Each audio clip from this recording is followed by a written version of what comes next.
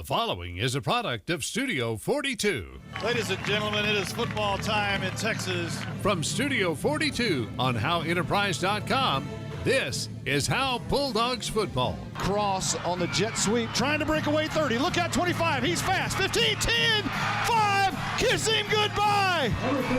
Touchdown time in Texas. Howe Bulldogs football is brought to you by Scoggins Funeral Home, Baker Air Conditioning and Heating, Independent Financial, GCEC, Sonic of Howe. Tank Turner wrapped him up, took him behind the woodshed. Also brought to you by Brother Plumber, Hit, Roof and Exteriors, Michelle Carney Photography, the Llama Realty Group. It's long enough. It's good. 31 yards for Johnny Garcia. Also brought to you by Howe Athletic Booster Club, TechWave, Knight Furniture, Ed Meacham State Farm. 75 yards for Braden Omer on 4th and 1. Quit it. Also brought to you by All In Custom Gutters and Christmas Lights, Texoma Land and Home Realty Team, Rapid Electric. Great tackle on the edge by Garen Langford. G-Force. Also brought to you by MTE Fence, the crazy AC guy, Anchors Boat and RV Storage. Strong kept it. He pulled it out of his gut like a magician, and down the sideline he goes. Now let's open the Rapid Electric tailgate party and join the voice of the Howe Bulldogs, Monty Walker. Yeah! I love winning, man. I love winning. You hear what I'm saying? It's like better than losing. A come-from-behind homecoming win against Pilot Point and a dominating thrashing of S&S means one thing. It's Andrew Harvey's first winning streak as a head coach. Last week, the game story might have highlighted sophomore quarterback Rylan Strong's 4 touchdown passes and sophomore receiver Ryken Cross's 3 touchdown receptions, but it was the offensive and defensive lines that severely strong-armed the Rams. The road gets bumpier from here, and the 4-1 Leonard Tigers enter Bulldog Stadium with maybe the district MVP in junior quarterback Jacoby LeCook, who a year ago against Howe amassed 6 touchdowns against the Bulldogs. This matchup has a lot riding on it. Leonard wants to light up the scoreboard, and Howe wants to play ball control in order to light up the V.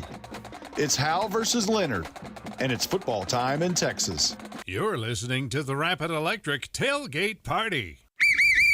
Here's some things to never mess with if you're not a trained professional. Caging a bulldog.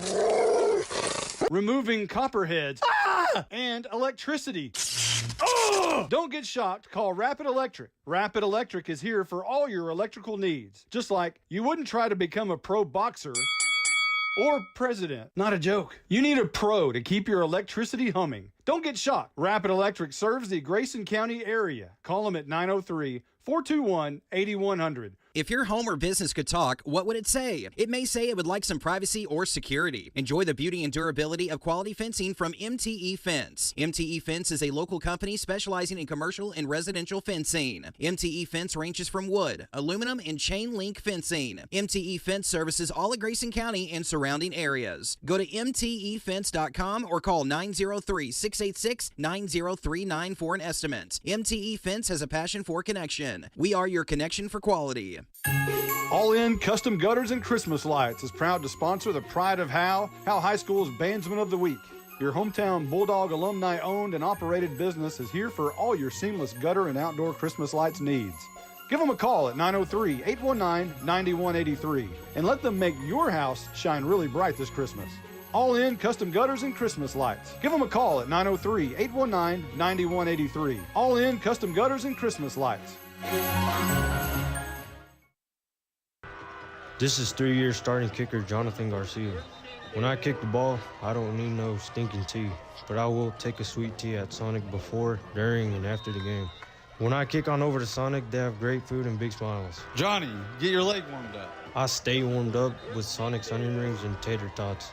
Not to mention the great drink specials. Hey, Johnny, we need you to drill this one. Let's go. Bring your tea. Nah, Coach, I just finished it. It's not just good. It's Sonic good. Johnny Garcia bangs it through. Hey, Steve here, the crazy AC guy. We raise top-notch AC units and train the finest service techs west of the Mississippi. And we got a truly crazy deal for you. Get a free furnace with the purchase of a qualified AC condenser coil package. You'd have to be crazy like me to miss this deal. So for all your AC and electrical needs, call us at 903-465-2665 or visit us at crazyacguy.com. The Crazy AC Guy, where crazy meets quality. You're listening to the Rapid Electric Tailgate Party. Let's join Monty Walker with the Crazy AC Guy, Senior Spotlight. This week's Senior Spotlight is Jonathan Garcia. We call him Johnny Garcia.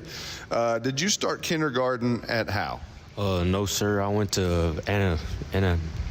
And when did you get to Howe? I got a Howe in middle fourth grade. I'm assuming you grew up playing soccer. Talk about that. Yes, sir. I started playing soccer since I was like 5, and I'm still playing somewhat. I still play it. So where do you play now? Right now, I play in Anna. It's in the Anna soccer team. Tell us about the story how you became a football player. I played in middle school. I started 7th grade. Then freshman year came up, and I stopped playing because I didn't get to play kicker. Then sophomore year, Coach Brian recruited me from the gym, told me to come try out, and I started kicking ever since sophomore year. I think he made a pretty good decision there. Last week at SNS, okay, you're known for your kicking, okay? But you absolutely destroyed a returner on a play on the sidelines. Kickers aren't known for that. What happened over there? Oh, yeah, no, I don't know, I was feeling different that game. It felt good winning, so I just decided to go in for the hit. So how did your teammates react to that? Oh, the sidelines went crazy. It felt good. Who's your favorite teacher? My favorite teacher, I'd probably say Miss Nell. She's helped me through English and all. What about favorite coach? Favorite coach, I'd probably have to say Coach Harvey, Coach Blanton, or Coach Holland also, one of those three. Okay. We're going to take a quick timeout. We'll be back in 30 seconds with Jonathan Garcia. Hey, Steve here, the Crazy AC Guy. We raise top-notch AC units and train the finest service techs west of the Mississippi. And we got a truly crazy deal for you. Get 0% financing for 60 months for any qualified air conditioning and heating system. You'd have to be crazy like me to miss this deal. So for all your AC and electrical needs, call us at 903-465-2665 or visit us at crazyacguy.com. The Crazy AC Guy, where crazy meets quality. We're here with Jonathan Garcia. The all-important question, your Sonic commercial. It points out that you don't need no stinking tee. Tell us why you don't use a tee. I don't use a tee because I'm used to kicking off the ground because I play soccer, so I'm just used to kicking it off the ground. Have you ever tried using a tee? Yeah, I've tried in practice, but I just miss it. Either it goes wide left or wide right, so I just kick it on the ground. Just do what you do. So what about using a tee on kickoff? I know you do that. What makes that different? It just makes it different because no one's holding it. Like, it feels like I'm going to just like kick their finger or something, so I just kick it. Your team has back-to-back wins. Is this team improving, and can it reach its goal of playing 12 games? I think it's improving. Like, if we play hard and work our butt off, I think we'll be good. We'll play 12 games. Who's someone on the team that we might find you hanging out with? Someone on the team I might be hanging out with will probably be Alex Mejia or Braden. So on Friday night after the game, are you one of those that goes to Whataburger going out, or are you just trying to get some rest? No, I just go home and get some rest. I don't like going out like that. Do you have to go to film session? No, I don't go to film session. You know, they don't review your kicks. I mean, it's like, okay, Johnny made another one. Okay, very good. What are you going to see from Leonard tonight? Tonight I just hope I go in and kick and win the game. That's the goal. What is your range? What's the longest field goal you think you can hit? I think in practice I hit 47 yesterday. I think that's what it was. Okay, the school record's 42, so you can do it. Yeah, I hope to hit it one of these games.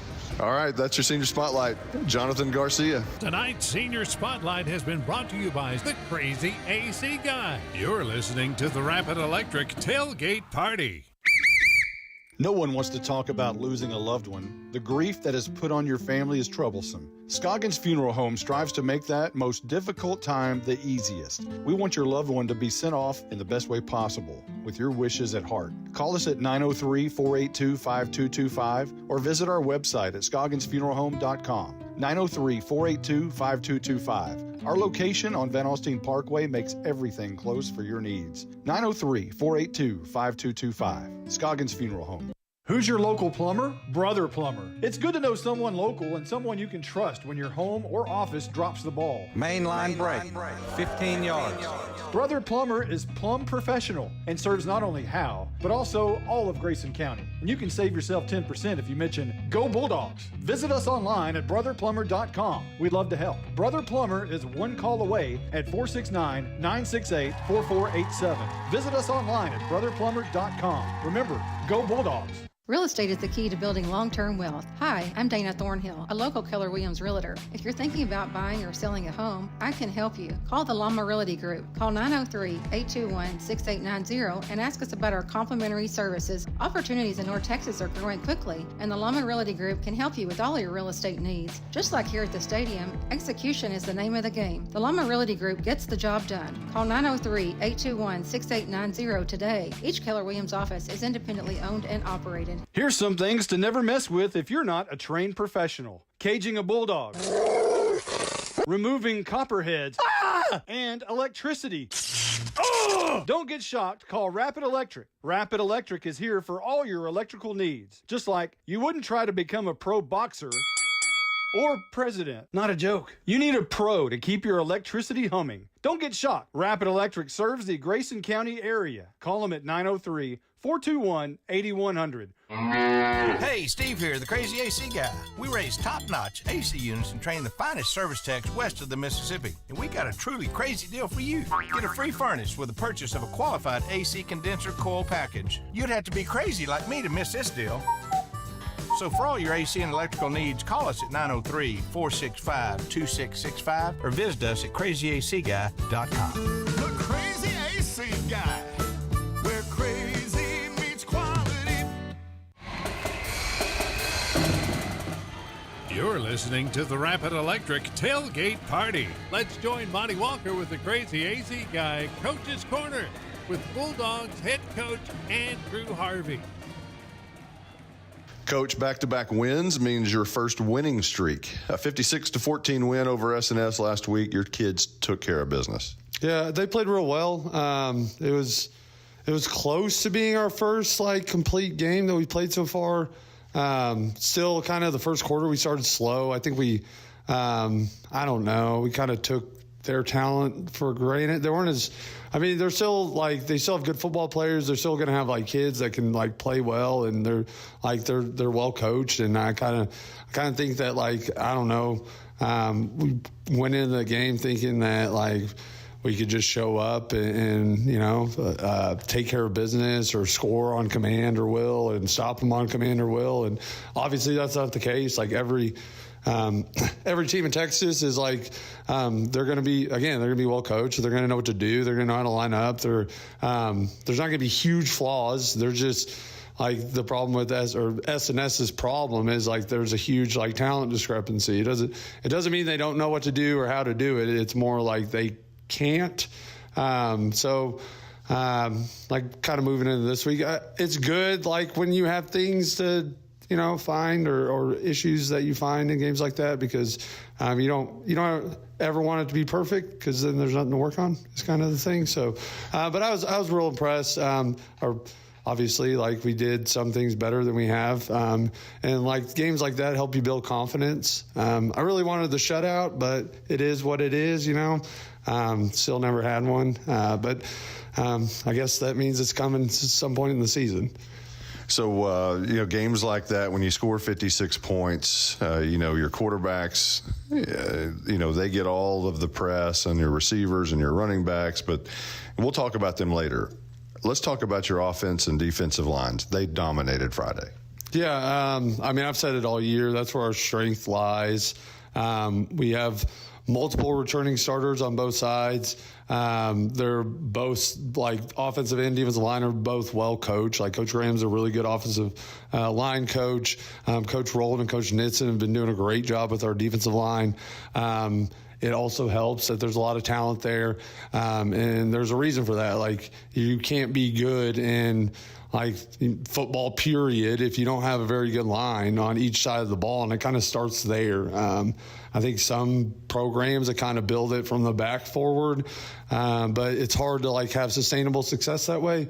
So, like, our thought process has always been, like, we got to have a great offensive line, great defensive line, and they really showed that. Like, again, SNS, their talent level's not as good, but, like, they are still not, like, they still had some dudes that could do some things, and, like, for us to, like, completely shut down the running game and be able to run the ball at will shows, like, yeah, that those are our strengths, and, like, that moving forward throughout the season, like, those are two things you have to be able to do. You have to be able to run the ball and stop the run, and then also, like, protect the passer, and, like, we're not giving up very many sacks right now either. One of the greatest psychological coaches of all time, Bill Parcells, always said, be hard on your team when they win and not as hard on them when they lose. I noticed in your post-game interview you were immediately focused on things to correct more so than celebrating the win. Is that kind of your philosophy as well? Yeah, I mean, internally I'm celebrating, I guess, but, like, outwardly I can't, you know, it's just how it is. There's always the next game, the next opponent, the next thing that you need to prepare for. So as soon as the game ends, in my mind, like, that's done, and my mind's like automatically switching over to Leonard and, like, how we need to prepare for them and things that we need to be better at if we're going to beat better teams. Because I don't think I'm breaking any news saying that, like, SNS is probably the worst team in our district. We're not going to play a team like SNS moving forward. So if we're going to beat the teams that are coming up on our schedule, we have to improve in certain areas. And, like, again, it's a great win. It's a great, like, yay, first district win, all that stuff. But, like, that's not the goal was never to win, you know, a few games or win a district game or have a win. The goal is always to, like, play 12 games. And if we're going to play 12 games, we have to get better in certain aspects of, like, offense and defense, special teams as well. And if we're not improving, then, like, we're not going to be able to beat those teams. Your sophomore quarterback, Rylan Strong, and your sophomore receiver, Ryken Cross, had monster games. Are we starting to see flashes of what we are maybe going to be able to see over the next couple of years? Yeah, 100%. And, like, what I'm privileged to get to see every day in practice, like, yes, y'all saw it, like, again, but I've been seeing that, like, progression for weeks. Actually, yesterday was probably the best I've seen Rylan throw the ball since, like, I've seen or watched him play quarterback, or he started playing quarterback. Again, we have a great quarterbacks coach. There's plenty of weapons around Rylan, which, again, like, is going to help guys like Ryken. Like, if you have better receivers around a very dynamic receiver like Ryken Cross, like that, if you only have one Ryken Cross, then they can just, like, put all their attention on him. But if you have guys around him that can go get balls, like Garen Langford had a long touchdown against SNS, that's going to allow, like, more space for Ryken to work. And obviously better receivers and better routes and stuff like that is going to help a quarterback like Rylan. And, again, he's progressing every day. And he's probably, I don't know, he hasn't got close to where his ceiling's at, but, like, he's well above his floor. And, like, that's what we're just looking for, like, improvement each day, each week, kind of like everything else with our team. Like, just make sure we're getting better every day, every week. We're going to take a quick timeout. We'll be back in 30 seconds. Hey, Steve here, the Crazy AC Guy. We raise top-notch AC units and train the finest service techs west of the Mississippi. And we got a truly crazy deal for you. Get a free furnace with the purchase of a qualified AC condenser coil package. You'd have to be crazy like me to miss this deal. So for all your AC and electrical needs, call us at 903-465-2665 or visit us at crazyacguy.com. The Crazy AC Guy, where crazy meets quality. Coach, the schedule this year is home, away, home, away, home, away. You're home tonight, and you face a really good Leonard team. They have a junior quarterback that you've faced twice so far, one good one and one bad one. What are you going to see from Jacoby LeCook tonight? Well, the bad one, I'd say I'd throw that out because he was a freshman, and, like he played about half the snaps. They had that other quarterback, number 4, the taller guy. He played some too. So like freshman quarterback stuff, like I'm not really thinking about that. But like last year, obviously, like he's the reason why like they beat us by 4 touchdowns. I honestly think he's the best player in our district, period, plain and simple. Like if you polled all the coaches in our district, like what's the one guy you could take off a team and like they don't have him anymore, or you could take him and put on, like it's that guy. He's special. Like he does special things. He's very accurate throwing. He's got great vision. He reads defenses well. He's a really great athlete too. So like, there's multiple things with him that you have to prepare for. You can't just like, hey, I'm going to go full bore into coverage and make sure they doesn't beat us like deep or into the flats or wherever. Because if you put too many guys into coverage, well, if he gets outside the box and scrambles, like he can go 100 in a second. Like he's already had multiple like 50+ runs this year, and they're not even design runs. Like that's kind of the crux with him is like you don't know what you're going to get. He doesn't really make mistakes. He's only thrown 2 picks on the year, and both of them were his receiver's fault. So like you think gunslinger, you think athlete, like he's going to force the ball, and he doesn't really do that. They offensively, they do a really good job of like spreading you out and then attacking numbers. It's all a numbers game with them. If there's 6 on the left and 5 on the right, they're going to attack the right because that's where the numbers are. And that's just kind of how their offense is predicated or their offense is based on. And he does a really good job facilitating that offense. And he's kind of been the focus all week. Like, hey, we got to contain him. We got to, like, there's different things we're doing defensively to make sure that like we can keep him in the pocket. And also they have like good receivers. The McCarthy kid, number 4, he's a really good receiver. So like we're going to do different things so that like try to take him away because like he's the number 1 target for him. And like this is, Leonard is probably the most goes into like the defensive scheme all year. Leonard is averaging nearly 400 yards of offense per game, but also are giving up a lot of yards and points. How do you attack them offensively? Slowly, I hope. That's kind of the plan and the goal. Like I've said, like number 3 is a special guy, but it's hard to be special if you're standing on the sideline. So kind of our offensive philosophy this week is like, hey, we want to score as much as possible. And obviously, like if we can break a run for 80 yards, that's great. But like if we can drive it and we have 15-play drive and hold on to the ball for 6-7 minutes, that's even better. And obviously still score. But that's even better because that means their quarterback is staying on the sideline for 6 or 7 minutes. Like that's probably 1 or 2 series that doesn't even get the ball in his hands. So I don't know, like a great offense can be a great defense, or a great clock control offense can be a great defense. And again, like they are an offensive team. I guarantee if you ask most of them, like, what do y'all spend most of your time doing? They're going to say offense. Like you could tell on film, there's a different energy that is like or a different vibe or whatever a word you want to use. There's a difference between how they're playing offense and how they're playing defense. And they're a type of team that's just, their mindset is, hey, we're going to outscore you. Well, our mindset is, hey, we're going to hold you under whatever we score. And so like we're kind of 2 drastically different mindsets, and hopefully like our mindset wins out. 2 other district games tonight. One would think that Blue Ridge would take care of S&S, and one would think Bells would knock off Callisburg, although that might be more of an interesting matchup than we think. Do your coaches update you on scores during the game? When do you find out about what else is going on around the district? No. Most games I got to make sure that I'm paying attention to like halftime adjustments, stuff like that. And like I'm not even really thinking about whatever else is going on in the district. There are special circumstances, obviously, like if you're going into last week and you're in a tiebreaker situation, then yeah, you'll want to be updated on scores. Or I've been in situations where like, hey, if this team scores this many points and we have to score this many points, like the point differential stuff, again, that's like a completely different situation. But for the most part, like, no, I don't want to be updated on scores. I don't really care what's going on. I need to make sure, like, what's the most important thing, that we win that game in hand. When do I learn about it? As soon as the game's over. I'm starting to check my phone because again, that's when my mind flips. Like, that game's over, I'm moving on to the next opponent, and usually our next opponent is playing.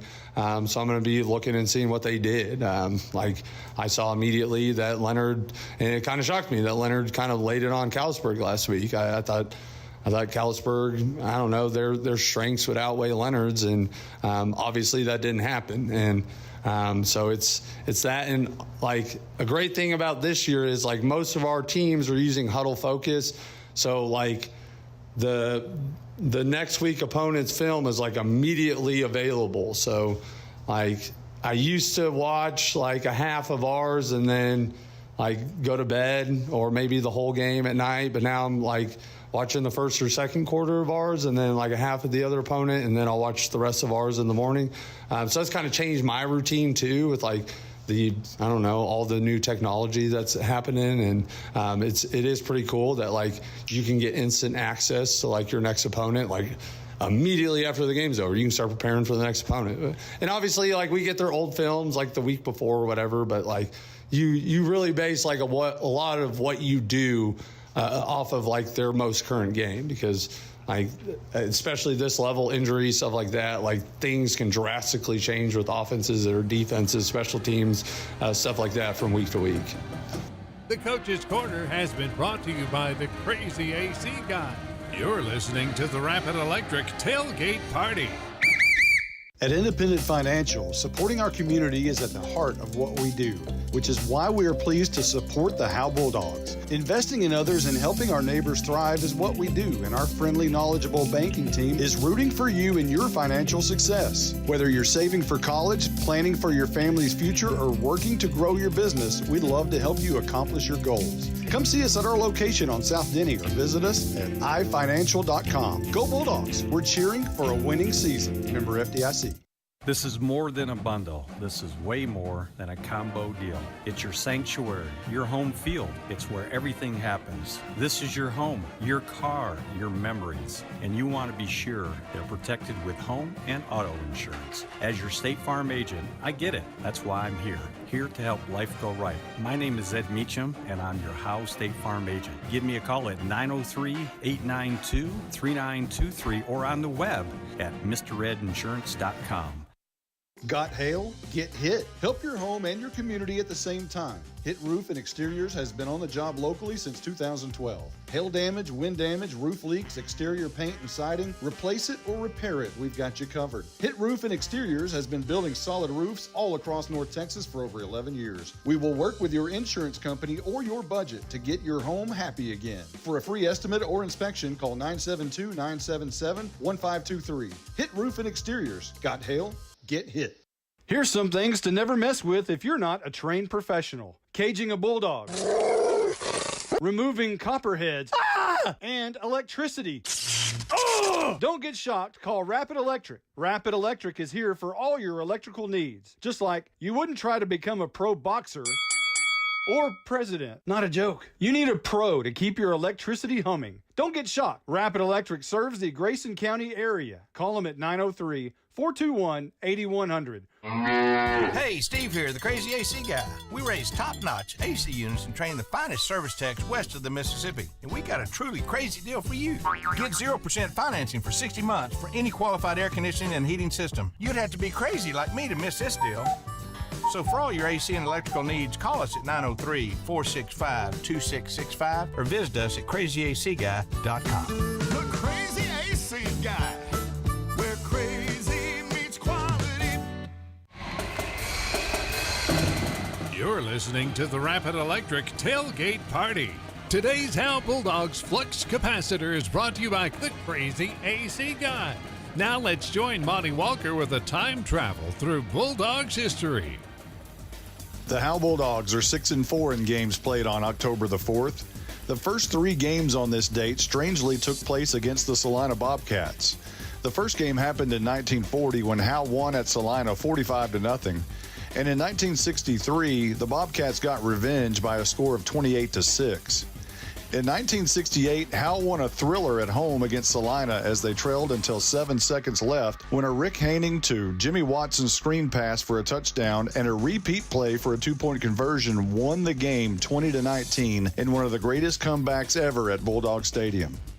On this date in 1974, Howe lost at Whitewright, and the Dogs would lose in 1985 at Springtown 20-0. On this date in 1991, Howe set the school record for points with 76 at S&S, as Howe's punt return team scored 3 touchdowns. In 1996, Howe beat Prosper 34-0 behind Devin Mize's 2 touchdowns. Howe beat Bells 14-12 on this date in 2002 on a Dusty Womack from Del Boyd score. The last game played on this date was a 55-28 loss versus Raines in 2019. This is the 30th matchup between Howe and Leonard. The Bulldogs are 12-17 against the Tigers. The first game took place at Leonard in 1961, where Howe was shut out 41-0.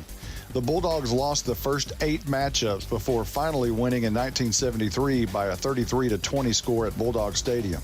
The last matchup at Bulldog Stadium was in 2022 when the Dogs nearly shut out the Tigers 34-3 in Jacoby LeCook's freshman year. Today's Howe Bulldogs Flux Capacitor is brought to you by the Crazy AC Guy. You're listening to the Rapid Electric Tailgate Party. Buying and or selling your next home or property should be an enjoyable experience. At Texoma Land and Home Team, our commitment to the personal relationship of each transaction ensures communication you expect, while assuring that we'll be here the next time you need us. We're not a big box real estate company by design. This freedom allows us to be fully at your service. Texoma Land and Home Team, Renee Nichols Broker, 903-818-1645. Texoma Land and Home Team, for all your real estate needs, 903-818-1645. Hi everyone, my name is Presley Harrell, class of 2025 cheerleader and cross-country runner. This is Talon Haley, senior basketball player and Howe High School record-setting golfer. Hi, this is Camry Snap, and I'm a graduating volleyball and softball player. This is Braden Ulmer, class of 2025. I play football, baseball, and I run track. We would like to thank the Howe Athletic Booster Club for their support and encourage anyone wanting to be a part of supporting Howe's athletes to reach out for more information. Go Dogs!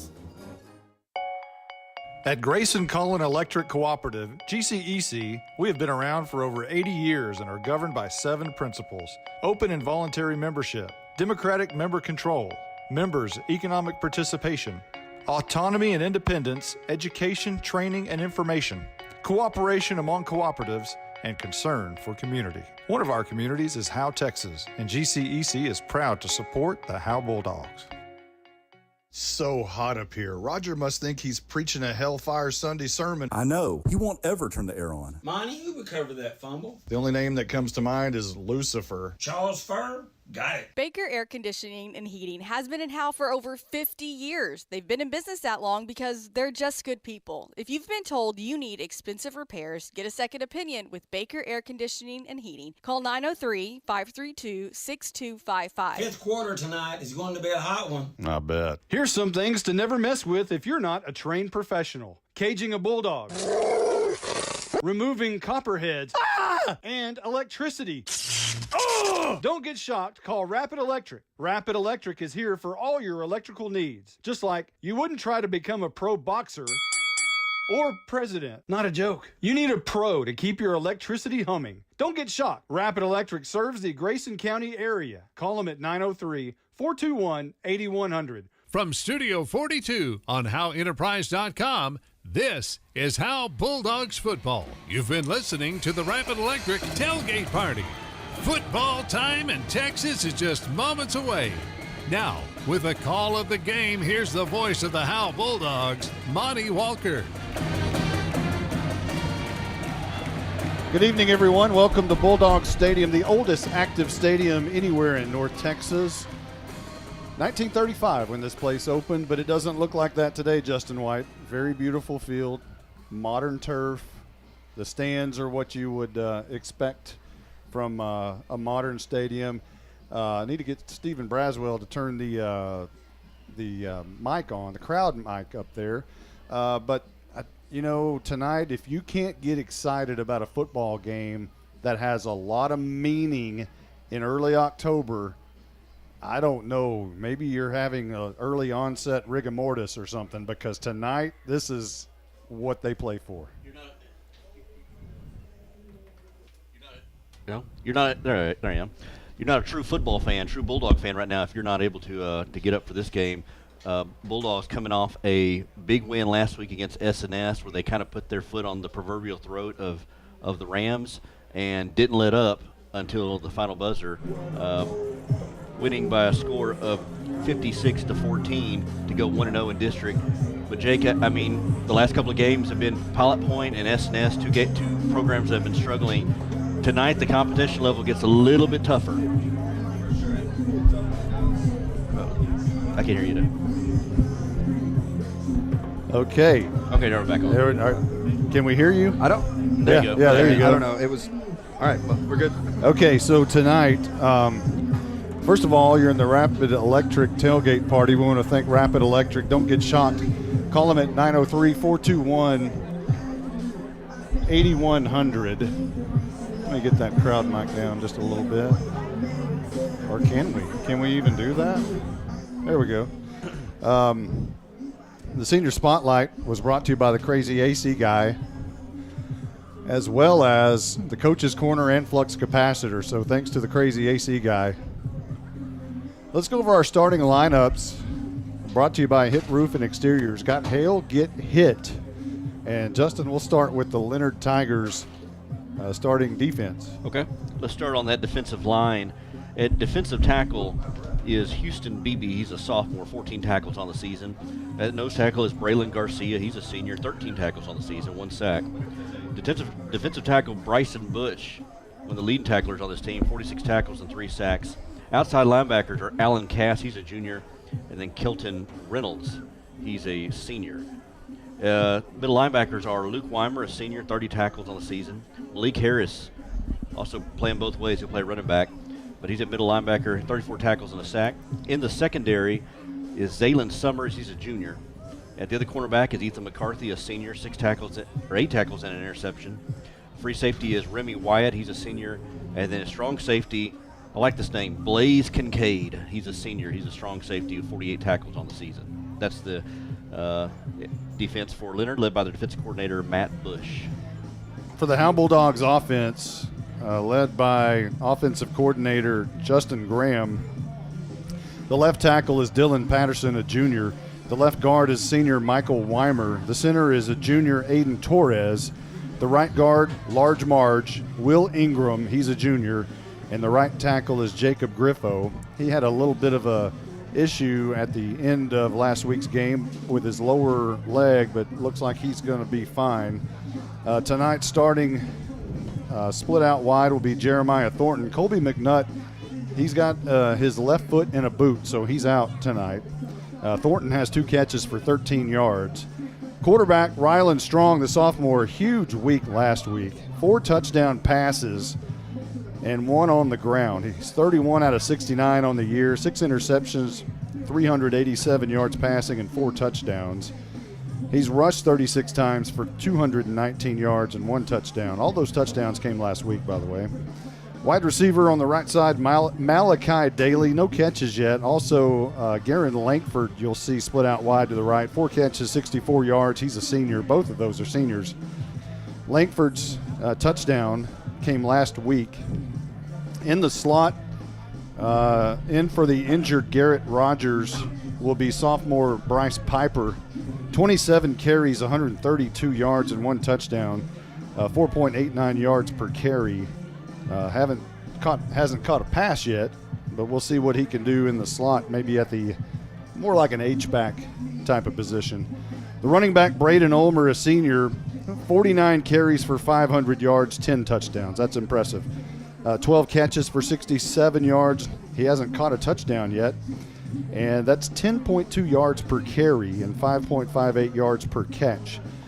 And then the sophomore, Ryken Cross, 10 catches, 221 yards, 3 touchdowns. Most of that damage came last week. 3 rushes for 25 yards. The sophomore tandem played a huge portion into last week's 56-14 win over S&S. That's your hit, roof, and exterior starting offense for Howe. Justin? All right, let's go to the starting offense for Leonard. On the offensive line, at left tackle is Bryson Bush. He's a senior. At left guard, anchoring that offensive line, Braxton Armstrong. He's a senior. At the center is Carson Thompson, also a senior. Right guard is Houston Beebe. He's a sophomore. And fellow sophomore at right tackle is Kenyon Summers. At the wideout, a senior is Remy Wyatt, 10 catches, 58 yards. The other wideout, Ethan McCarthy, 18 catches, 282 yards, leading receiver on this team. He's a senior with 3 touchdowns. H-back is Jaden Bush. He's a senior. At the other slot is Zaylin Summers, 12 catches, 198 yards, 1 touchdown. Also ran 4 times for 91 yards and 2 touchdowns. Their running back, their big hoss, is a senior, Malik Harris, leading rusher on the team. I'm sorry, LeCook will be actually the leading rusher, but Malik Harris running for 54 carries for 414 yards, 3 touchdowns, averaging 7.7 yards a carry. And then at quarterback, the signal caller, junior Jacoby LeCook, who is the leading rusher on this team with 71 carries for 733 yards, 9 touchdowns. He's thrown for 768 yards, 7 touchdowns, 2 interceptions, a 56.7% completion rate.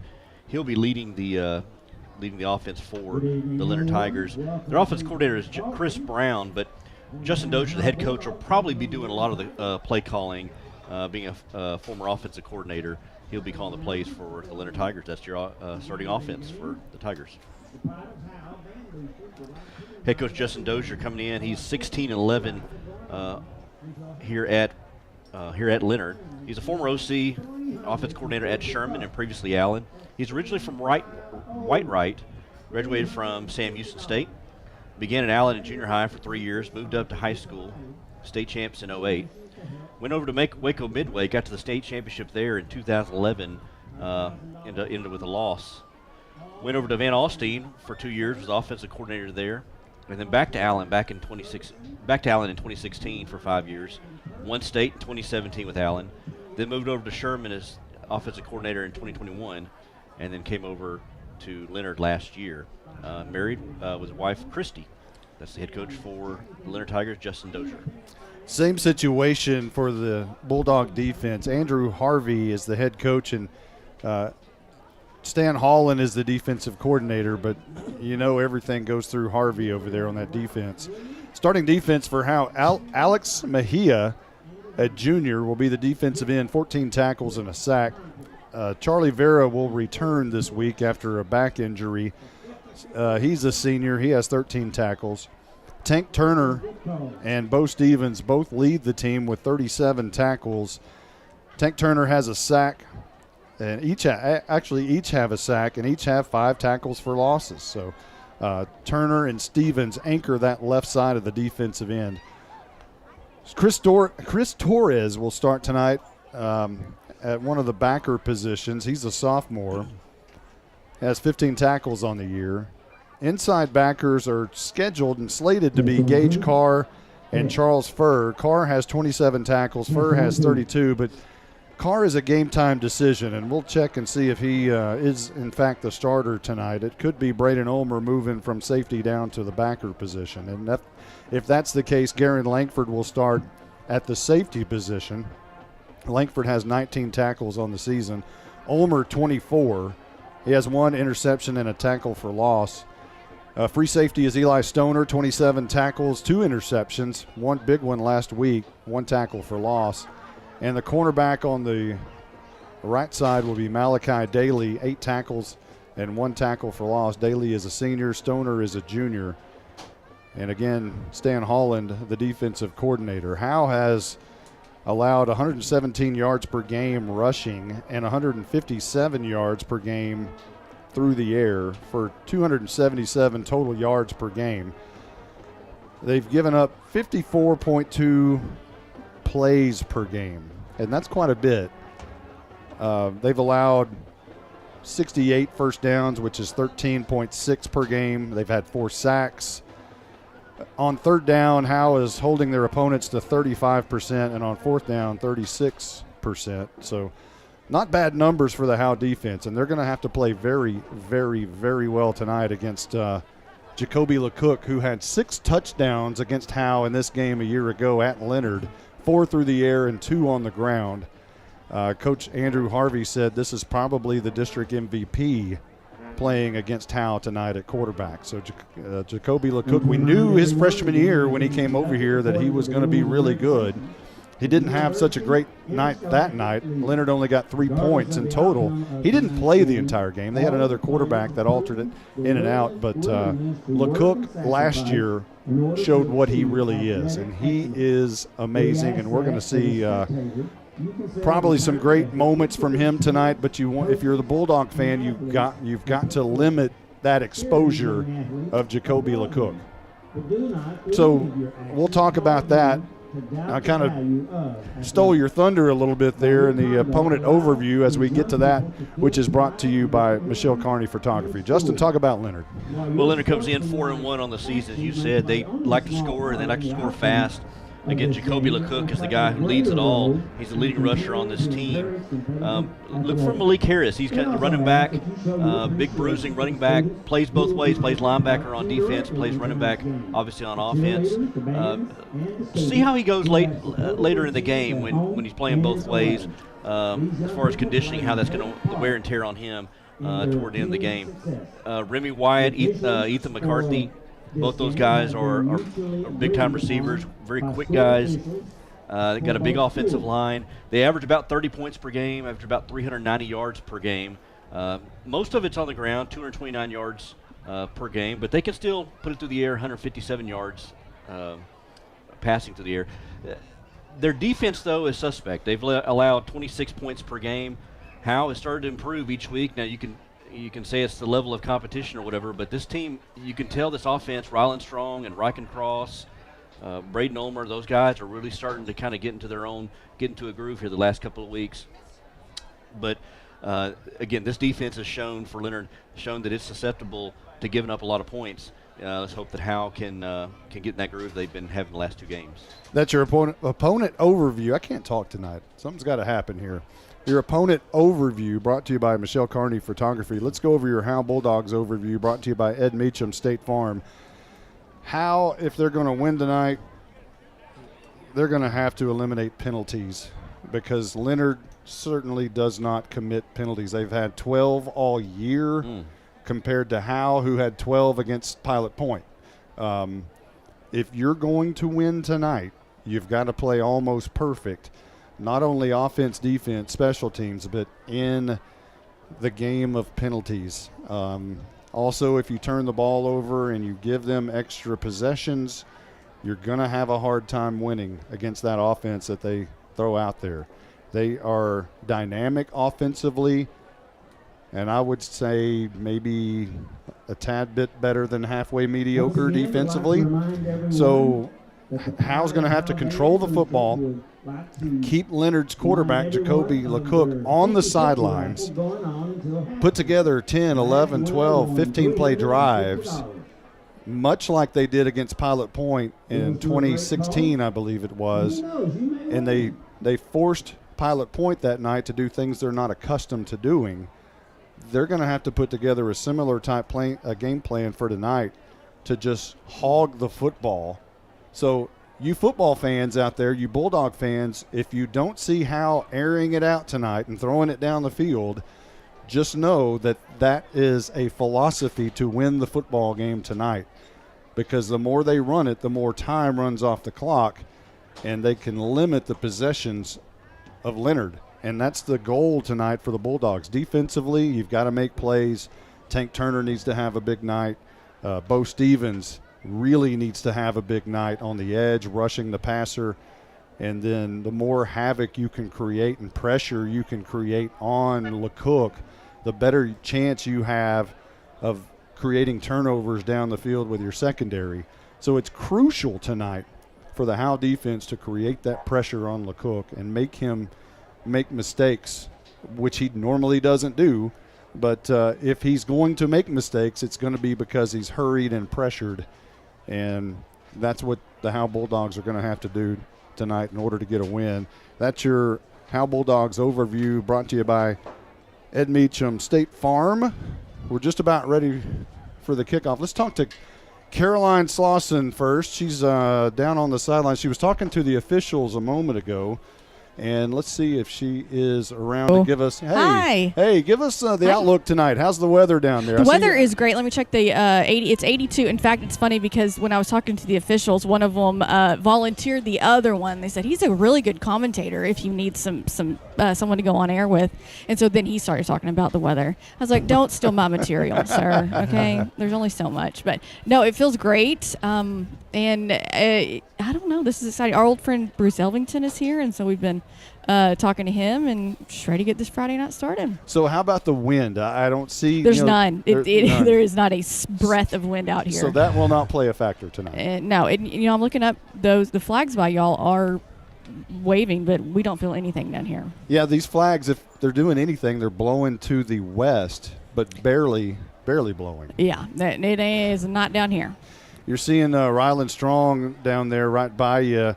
What is his demeanor right now? He really pretty calm. It's so weird to see Ryland in this position, but very calm. And I don't know if y'all can see his throws from up there, but he looks really good, and I'm excited to watch him play. All right, thank you, Caroline. That's our Night Furniture sideline report. Hal will be in all black tonight: black pants, black jerseys, and black helmets, white numbers. Leonard on the other side will be in white pants, white jerseys, and white helmets. So very contrasting look from either side tonight. We're going to take a quick timeout, our first timeout of the broadcast. We'll be back right after this. If your home or business could talk, what would it say? It may say it would like some privacy or security. Enjoy the beauty and durability of quality fencing from MTE Fence. MTE Fence is a local company specializing in commercial and residential fencing. MTE Fence ranges from wood, aluminum, and chain link fencing. MTE Fence services all of Grayson County and surrounding areas. Go to mtefence.com or call 903-686-9039 for an estimate. MTE Fence has a passion for connection. We are your connection for quality. All In Custom Gutters and Christmas Lights is proud to sponsor the Pride of Howe High School's Bandsman of the Week. Your hometown Bulldog alumni-owned and operated business is here for all your seamless gutter and outdoor Christmas lights needs. Give them a call at 903-819-9183 and let them make your house shine really bright this Christmas. All In Custom Gutters and Christmas Lights. Give them a call at 903-819-9183. All In Custom Gutters and Christmas Lights. Welcome back to Bulldog Stadium. Monty Walker along with Justin White. We've got officials for tonight's game. The referee is Ken Linto. The umpire is Stephen Rachel. The head linesman is Chip Anderson. The line judge is Adam Diaz. The back judge, Tommy Manning. And the field judge is Dadrian Updike. And the side judge is Myron Clayton. So that is your umpiring crew tonight. And they are at center stripe right now. They've already visited with Caroline. Caroline will be in the coin toss tonight, our Night Furniture sideline reporter. And here comes Leonard through their tunnel.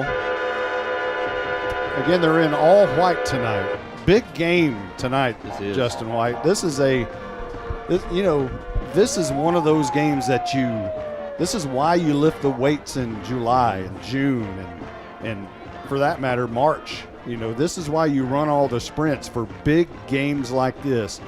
Because if the winner tonight, whoever wins this game tonight, has a leg up on getting into the playoffs. I was going to say, this has got playoff implications written all over it. I mean, you got teams in the district that are going to be tougher, the Gunners and the Bells. This is definitely a winnable game here for the Bulldogs, but they're going to have to bring it. Again, they've improved over the last couple of games, but tonight's going to be a big test. And here come the Bulldogs through the tunnel, led by Bryce Piper, the sophomore. The Tank Turner right behind him, and Braden Ulmer. The first three, and they'll line up now, either preparing for a coin toss, which I think they'll do first, and then the national anthem. The TV crews are here. They were making big promos last night, even on the Channel 10 and 12, talking about this matchup and how big of a game this is. as we were just talking, huge implications, playoff implications. And this is a big one. Caroline is out there. She's got her little boy Nash with her out there. Look at that. Little Nash is going to be in the coin toss. Junior broadcaster. You thought Malin was young. Well, how about Nash? He gives a high five to the umpire, Steve and Rachel there. Our median age of our broadcast crew is going down. It is. Let's go ahead and check in with Caroline down there as they're starting to talk. Good luck tonight. Okay, good luck. Good luck tonight, gentlemen. This is the visiting team, Leonard. I'm your lead official tonight, Ken. That's Steven. Rachel, he'd be umpire. So you get to call the coin toss. My coin has tails and heads written on it. Tails and heads. Make a mistake. What would you like to call? Tails. Leonard calls tails.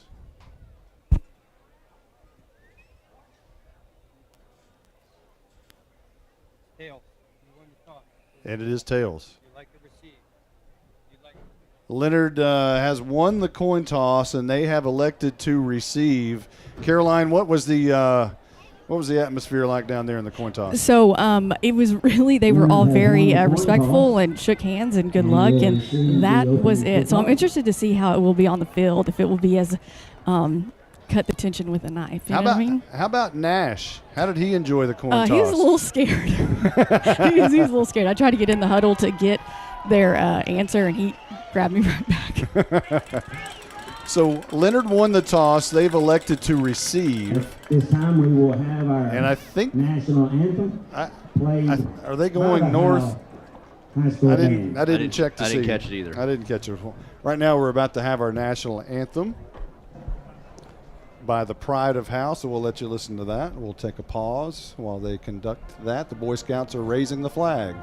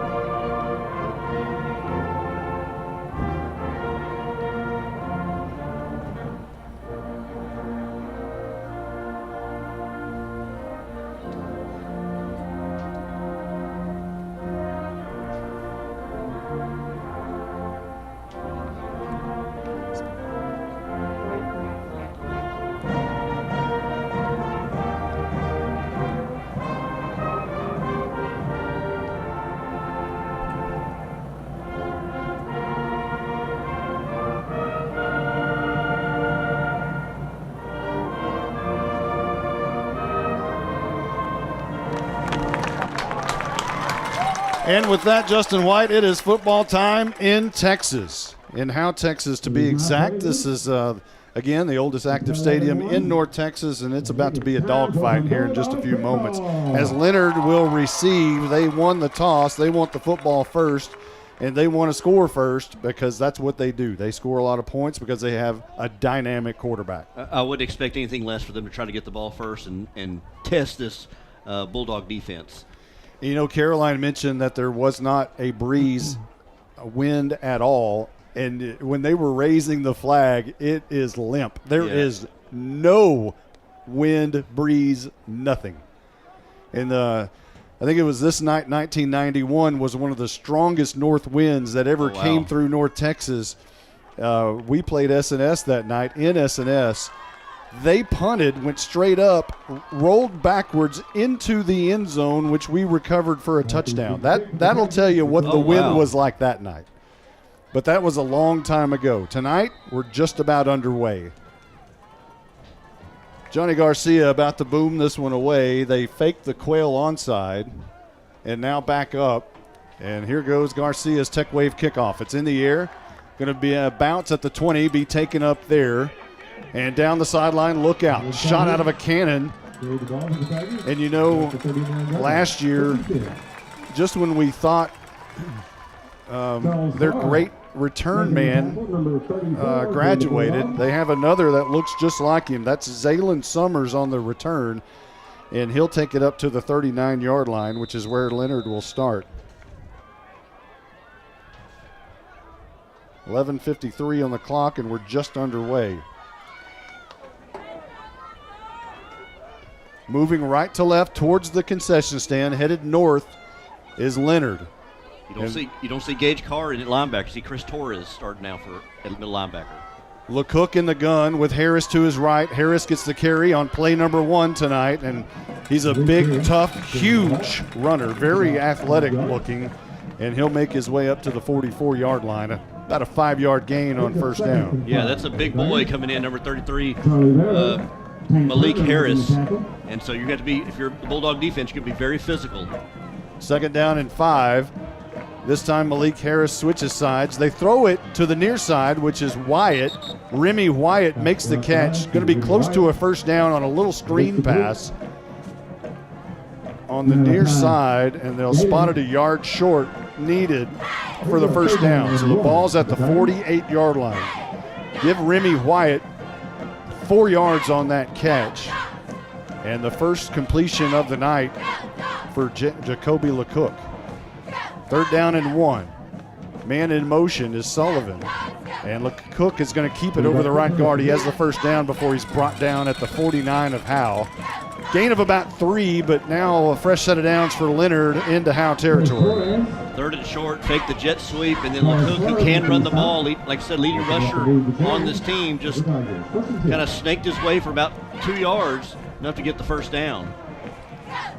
First and 10 as LeCook drops back, 5 steps, steps up in the pocket, throws down the field. It's incomplete. He overshot his intended receiver, Ethan McCarthy, who's a former Howe Bulldog. Good protection by that offensive line for Leonard, but Bo Stevens was starting to get pressure, had to make LeCook step up in the pocket and kind of overshoot his receiver. Give Stevens credit for that hurry. Second down and 10 with 2 receivers to either side. Harris will get the handoff here over right guard. Met at the line of scrimmage. Not much doing there. He might have got back to the line of scrimmage, and he's going to get up slow after running into Tank Turner and Bo Stevens on the left side of the defensive line. On the right side of that offensive line was Kenyon Summers trying to run behind that big boy, and the defensive line for the Bulldogs just stood Malik Harris up. 6th play of the drive for the Leonard Tigers at the Howe 49. It's 3rd and 10. LeCook rolling out near side. Chased down by Tank Turner, eludes that one. Now rolling far side, eludes Furr. He's on the move down the sideline. Could have a first down. He gets away from 2 defenders, and they'll move the sticks. A great job by LeCook to elude traffic and find the far side of the field, and that's a first down at the Howe 39-yard line. Something I totally forgot about Leonard is that loud horn they have. Y'all remember that golf cart? Yeah. Oh, no. Yeah. And it's here. It is on site. It always makes the bus, doesn't it? Oh, somehow. 3 receivers, but this is a handoff to Harris. Up the middle, breaks a tackle. Hanging on for dear life around the ankle is Braden Ulmer, and he finally has help from Eli Stoner. Minimal gain of about 3. Actually, they're going to give him 4 to the 35-yard line. Man, that third down conversion is just a backbreaker for the Bulldog defense. They had a couple of guys, had LeCook dead to right, but LeCook able to avoid tacklers and get just enough for the first down. That's a really hurts the Bulldog defense. Had a chance to get off the field on that third down, couldn't do it. Second down and 6 here, 9:38 on the clock here in quarter number 1.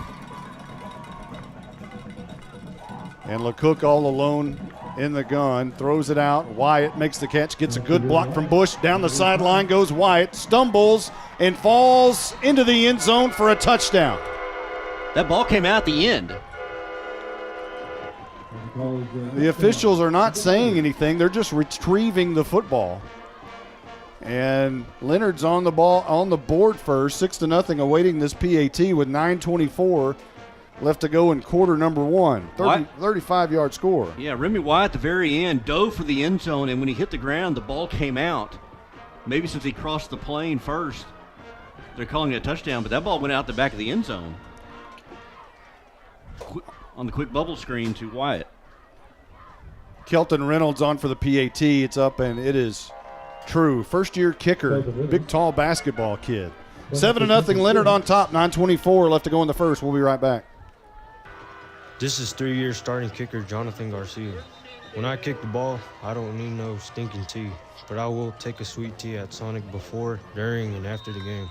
When I kick on over to Sonic, they have great food and big smiles. Johnny, get your leg warmed up. I stay warmed up with Sonic's onion rings and tater tots, not to mention the great drink specials. Hey, Johnny, we need you to drill this one. Let's go. Bring your tea. Nah, Coach, I just finished it. It's not just good, it's Sonic good. Johnny Garcia bangs it through. No one wants to talk about losing a loved one. The grief that is put on your family is troublesome. Scoggins Funeral Home strives to make that most difficult time the easiest. We want your loved one to be sent off in the best way possible, with your wishes at heart. Call us at 903-482-5225 or visit our website at scogginsfuneralhome.com. 903-482-5225. Our location on Van Alstyne Parkway makes everything close for your needs. 903-482-5225. Scoggins Funeral Home. 7-0 Leonard on top at Bulldog Stadium on their first drive. Howe has yet to touch the ball. That hit roof and exterior scoring drive recap, 8 plays, 61 yards for Leonard. And it was capped off by a 35-yard touchdown from LeCook to Remy Wyatt.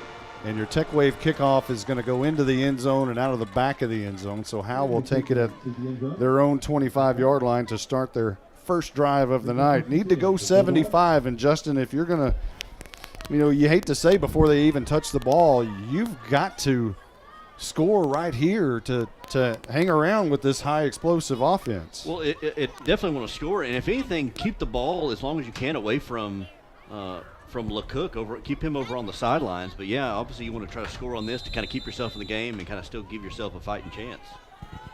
So Howe will come out with Ulmer in the backfield behind Strong. It's the pistol look, and here is Ulmer.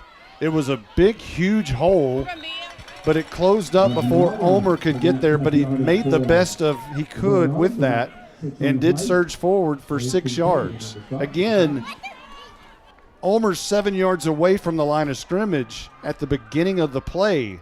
So that hole closed up just a little bit too quickly for him, and yet he still made his way to the 31. Strong's going to roll out to the far side, intentionally running with the football. He has perhaps the first down as he headed towards the Leonard bench. Moving left to right is Howe on their first drive, and that is going to be a first down.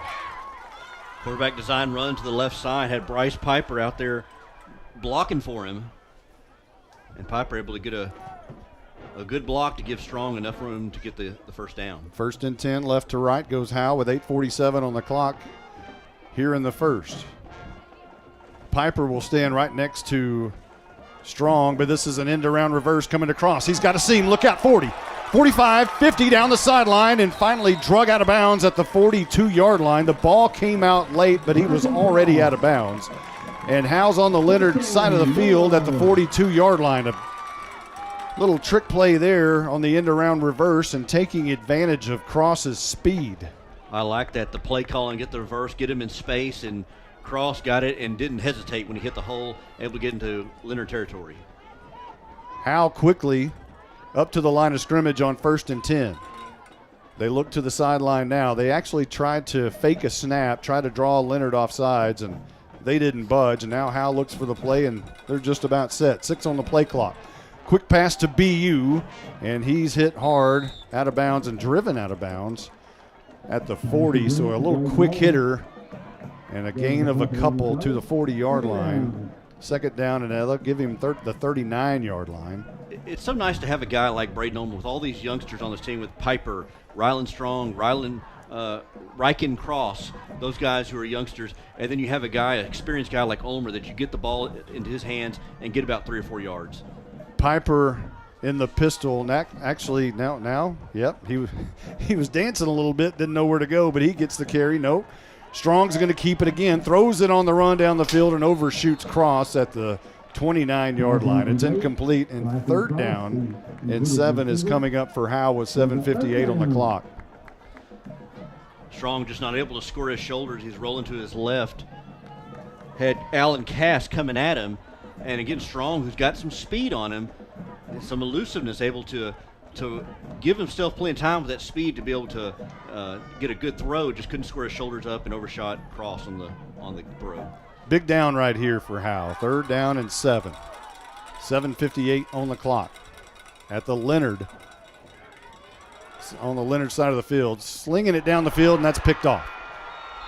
Picked off by Sullivan. Or Summers, rather. And Leonard will take the ball the other way. That's something you cannot have, and that is Ryland Strong's 7th interception of the season.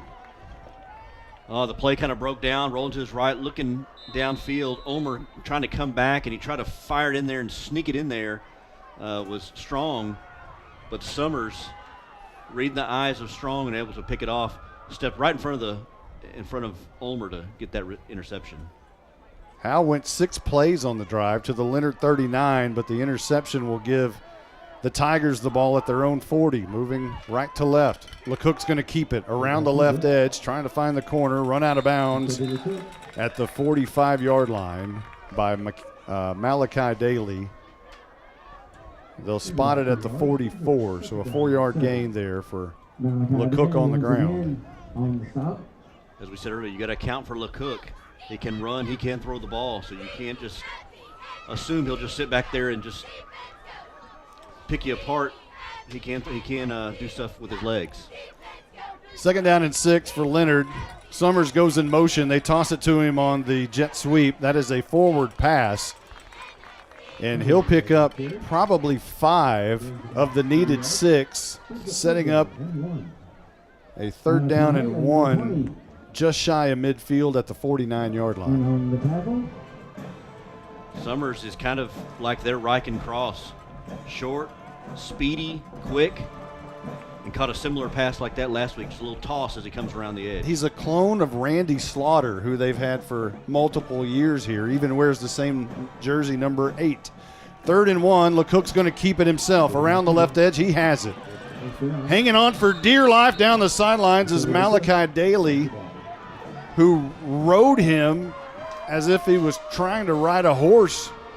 And LeCook said, no, just get on board. Let's go. They'll spot him down at the 37-yard line. And a new set of downs. Good block by Harris, and left tackle Bryson Bush sealed the edge, giving enough space for LeCook to get into Bulldog territory in that 1st down. Harris stands to the left side. LeCook fakes it to him, hammers it deep down the middle of the field. That one's going to be incomplete. No flag, as Summers wanted a flag there. Thought that the back of his jersey might have been grabbed by Garen Langford. But Langford had pretty good coverage, but the ball was simply overthrown a little bit. Actually, that was Stoner in coverage. And thing is, LeCook had plenty of time for his receiver for that route to develop. And good coverage by Stoner, whether he pulled on the jersey or not, but he's right there and the ball's incomplete. Hand off to Harris, trying to bounce it out on the right side. Slings it back in for a moment, down to the 33-yard line. And so a gain of 4 will set up a 3rd down and 6 thereabouts. Well, 33-yard line, 34-yard line. This is going to be probably 2 down, so 7 yards to get to the 1st down stick? I think it's right at 6. I think they're at the 33. So they're probably thinking 2 plays to get 6 yards. LeCook in the gun, as he always is. Harris moves from the right to the left. Man goes in motion as Summers. They fake it to him on the jet sweep. LeCook's going to keep it up the middle. He's got a lot of running room. 1st down and more inside the 20 to the 19-yard line. They'll give him the 18 and a new set of downs for LeCook. 15 yards on the carry. Offensive line starting to get bigger holes for Harris and for LeCook, especially LeCook that time. LeCook almost went 7-8 yards before he's even touched. Summers, Bush, and McCarthy on the right side. Remy Wyatt split out wide to the near side.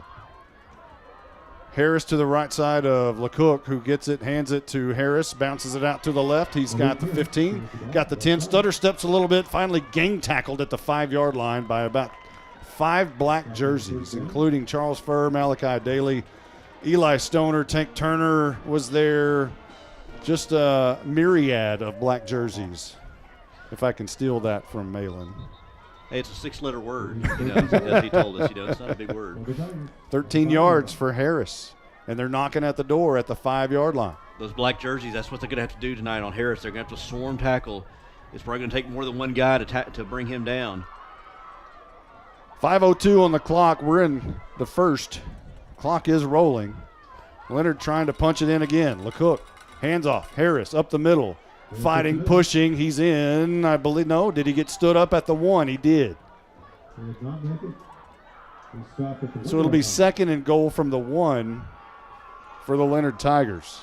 4-yard gain from Harris right up the middle. And all he needed was about probably 6 more inches to get the TD. I thought he was going to be able to walk right in, but somebody punched him in the mouth there at the last moment. He carried a couple of Bulldogs about a yard or 2 with him. 2nd and goal from the 1. Handoff, Harris, right side. This one, he just kind of walks the dog into the end zone. Touchdown, Leonard. 13-0 with a PAT coming up by Reynolds momentarily. There's 4:17 on the clock here at Bulldog Stadium in the first. Well, unfortunately, that's the result of a turnover from the turnover earlier. And good teams do that. They make you pay for a turnover, and Leonard marched right back down the field. 2 possessions, 2 touchdowns.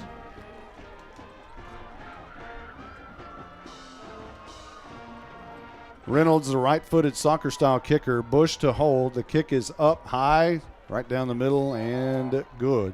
14-0, Leonard in the lead. 4:17 left to go in the first. We'll be right back. Who's your local plumber? Brother Plumber. It's good to know someone local and someone you can trust when your home or office drops the ball. Mainline break, 15 yards.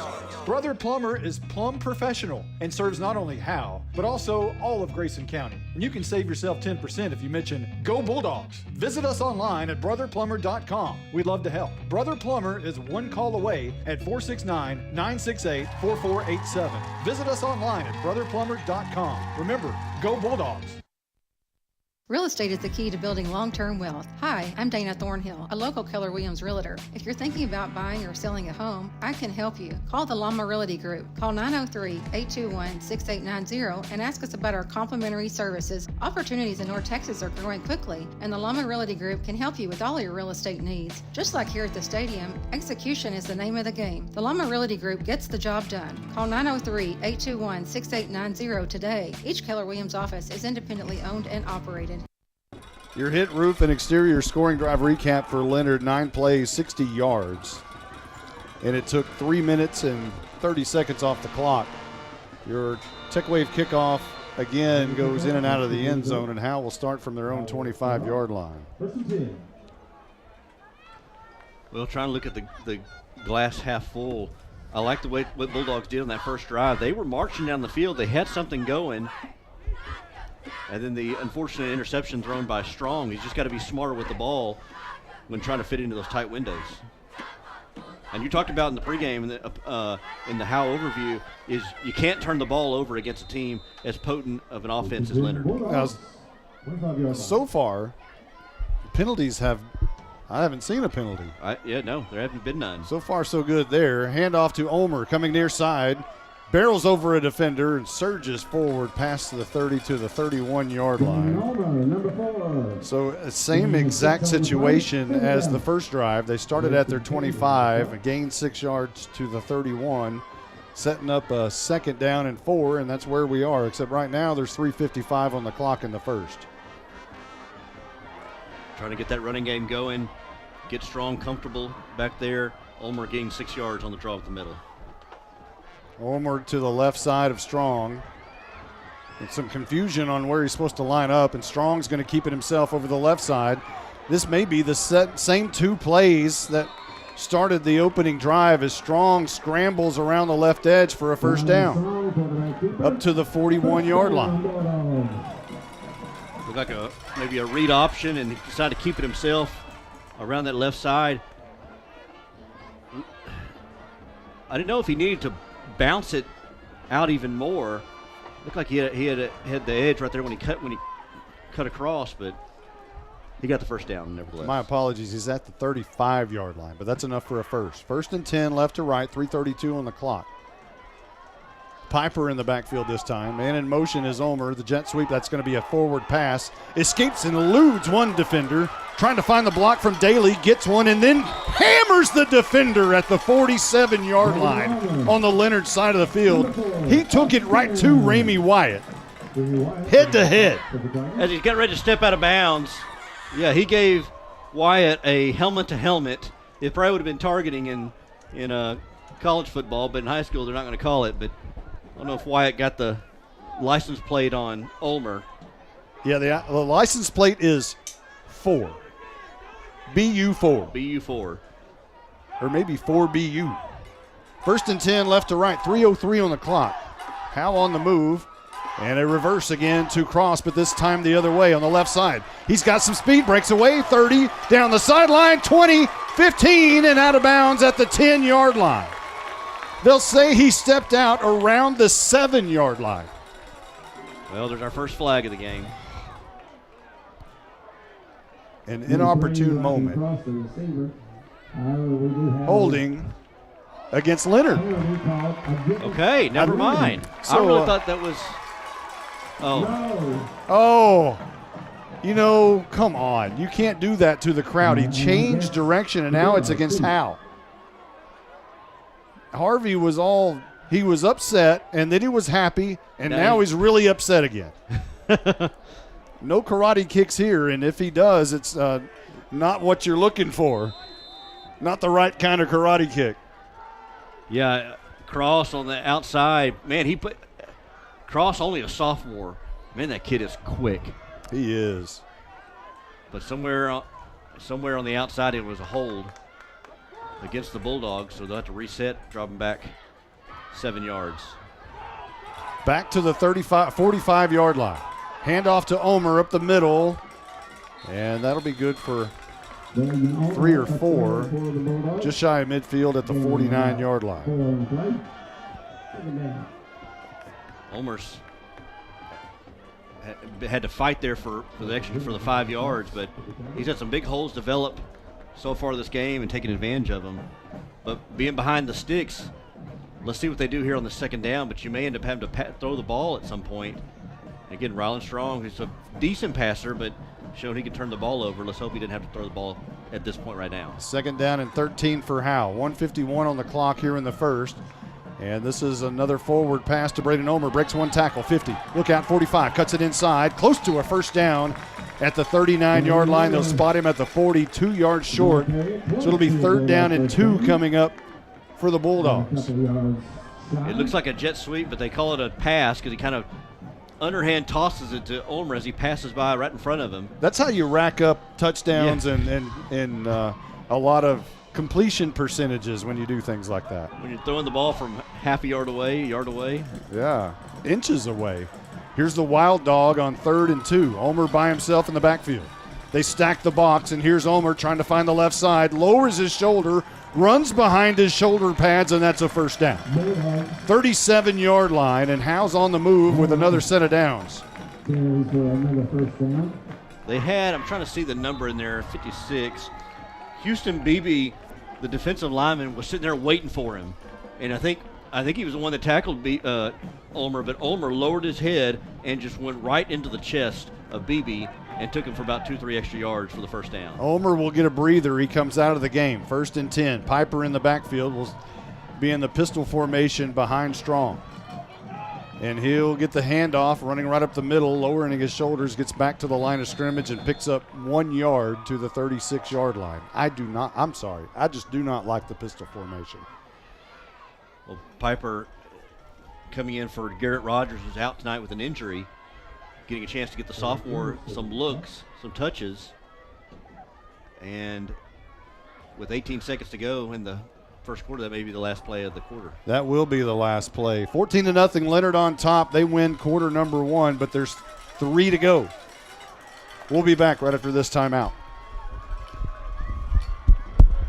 Who's your local plumber? Brother Plumber. It's good to know someone local and someone you can trust when your home or office drops the ball. Main line break, 15 yards. Brother Plumber is plumb professional and serves not only Howe, but also all of Grayson County. And you can save yourself 10% if you mention Go Bulldogs. Visit us online at brotherplumber.com. We'd love to help. Brother Plumber is one call away at 469-968-4487. Visit us online at brotherplumber.com. Remember, Go Bulldogs. Real estate is the key to building long-term wealth. Hi, I'm Dana Thornhill, a local Keller Williams realtor. If you're thinking about buying or selling a home, I can help you. Call the Llama Realty Group. Call 903-821-6890 and ask us about our complimentary services. Opportunities in North Texas are growing quickly, and the Llama Realty Group can help you with all your real estate needs. Just like here at the stadium, execution is the name of the game. The Llama Realty Group gets the job done. Call 903-821-6890 today. Each Keller Williams office is independently owned and operated. 14-0, Leonard on top as we switch sides, and Howe will be moving right to left now. Ulmer in motion. They'll fake the hand to him. Strong's going to keep it himself. He's got a little bit of room down the sideline, 30. Pushed out of bounds at the 31, actually, in Leonard territory. Close to a first down, but, well, not really. He's short by about 3 yards at the 31-yard line. Strong doing what LeCook was doing to the Bulldog defense. Fake that jet sweep and weaves his way through the defense. Here comes the Wild Dog. Ulmer all alone. They stack the box. This time he's going to run right side, breaks a tackle at the line of scrimmage, breaks free for a moment, fighting for the first down, and he has it at the 24-yard line. Ulmer, if you're going to try to tackle that young man, you better bring more than your right arm. Yeah, Kelton Reynolds, the outside linebacker, had a beat on Ulmer and would have dropped him back behind the line of scrimmage. But I wish we had a stat on how many, this is not a hint to Braswell, but a stat on how many yards he gets after contact. Yak yards. I mean, it is amazing how many yards he does after contact. Quick screen pass out to Lankford and quickly down the sidelines for about 9 yards. Strong to Lankford. And close to another first down. If it isn't, but it's going to be 8 yards to the 15-yard line. I like this one, Strong. He's not having to force the ball downfield. He just kind of gets it, these quick passes out in space to his playmakers and see if they can do something. That time got 9 yards from Langford. Second down and 1 as they do give him 9. Handoff, Piper met in the backfield, breaks that tackle, and he moves forward. And Piper, if there's one thing about Piper, he's a ball control fanatic, and he always gets positive yards, and that's a first down. And we saw a little bit of that speed from Piper last week too. He's got some speed. He's a strong runner, as you said. He protects the ball. Doing a good job filling in for Rogers tonight, for Garrett Rogers. Ball at the 12. Strong wants to throw, has cross down the sideline. 10 breaks a tackle. 5. Can't break the last tackle of Summers, and he'll be knocked down at the 3-yard line. That's very close to another first down. He needs 1 yard, so a 9-yard gain there from Strong to Cross to the 3. And it's second down. Need 1 yard. We're going to go Wild Dog again. You know what's coming. Can you stop it? Ulmer right up the middle, finds a seam. He's in the end zone. It's touchdown time in Texas. And the Bulldogs are on the board with 9:39 left to go in the second in this slugfest in District 7-3A Division 2. They line up in that Wild Dog. You know what's coming. Can you stop it? And no, you can't. I mean, they had everybody in the box. BU4 was coming downhill, and nobody was going to stop him. What a response by the Howe offense. Garcia on to kick. It's up, and it is through. Got a new holder. Garen Lankford puts it down on the ground, and Howe is down by 1 score, 14-7 with 9:39 left to go in the second. We'll be right back. Here's some things to never mess with if you're not a trained professional. Caging a bulldog. Removing copperheads. And electricity. Don't get shocked. Call Rapid Electric. Rapid Electric is here for all your electrical needs. Just like you wouldn't try to become a pro boxer or president. Not a joke. You need a pro to keep your electricity humming. Don't get shocked. Rapid Electric serves the Grayson County area. Call them at 903-421-8100. At Independent Financial, supporting our community is at the heart of what we do, which is why we are pleased to support the Howe Bulldogs. Investing in others and helping our neighbors thrive is what we do, and our friendly, knowledgeable banking team is rooting for you in your financial success. Whether you're saving for college, planning for your family's future, or working to grow your business, we'd love to help you accomplish your goals. Come see us at our location on South Denny or visit us at ifinancial.com. Go Bulldogs! We're cheering for a winning season. Member FDIC. Welcome back. You got to be very careful on that kickoff there, the Quail onside. Here's the Tech Wave kickoff, going to go back to Summers at the 10-yard line. Picking and choosing, trying to find a seam. Now he finds a big seam up the middle. Look out, he's fast. He's their version of Ryken Cross, and he goes down the sideline. This is a big return. Down to the 20, makes a escape at the 15, and just kind of strolls in. A 90-yard kickoff return for Summers. And that's not the answer you wanted if you're a Howe Bulldog. And the Leonard Tigers have answered right back as quickly as they possibly can. Man, just when you start the Bulldogs, maybe the momentum from the offense would go to the defense, but you got to play special teams, and Summers, a fast, dynamic returner, able to return that 90 yards. Another backbreaker for the Bulldogs. Reynolds on for the PAT to try to make it 21-0. Bush to hold. He does. The kick is up. Looks pretty good, and it is 21-7. Leonard answers right back. 9:22 on the clock here in the second. We'll be right back. This is more than a bundle. This is way more than a combo deal. It's your sanctuary, your home field. It's where everything happens. This is your home, your car, your memories. And you want to be sure they're protected with home and auto insurance. As your State Farm agent, I get it. That's why I'm here to help life go right. My name is Ed Meacham, and I'm your Howe State Farm agent. Give me a call at 903-892-3923 or on the web at mredinsurance.com.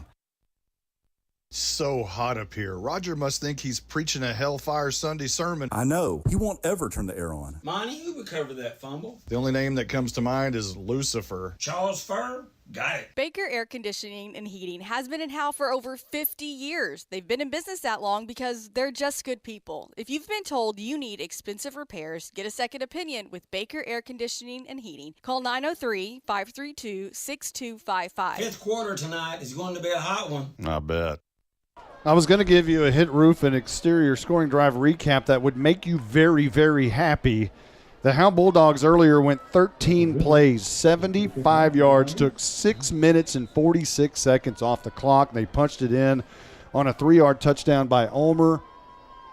But then the air came out of this crowd just moments ago as Zaylen Summers just went 90 yards on the kickoff return to answer right back. We're at 21-7. Here's the Tech Wave kickoff. Going to go to Cross. He kind of picks and chooses, and he's slung down at the 24-yard line. They'll actually give him the 25, I believe.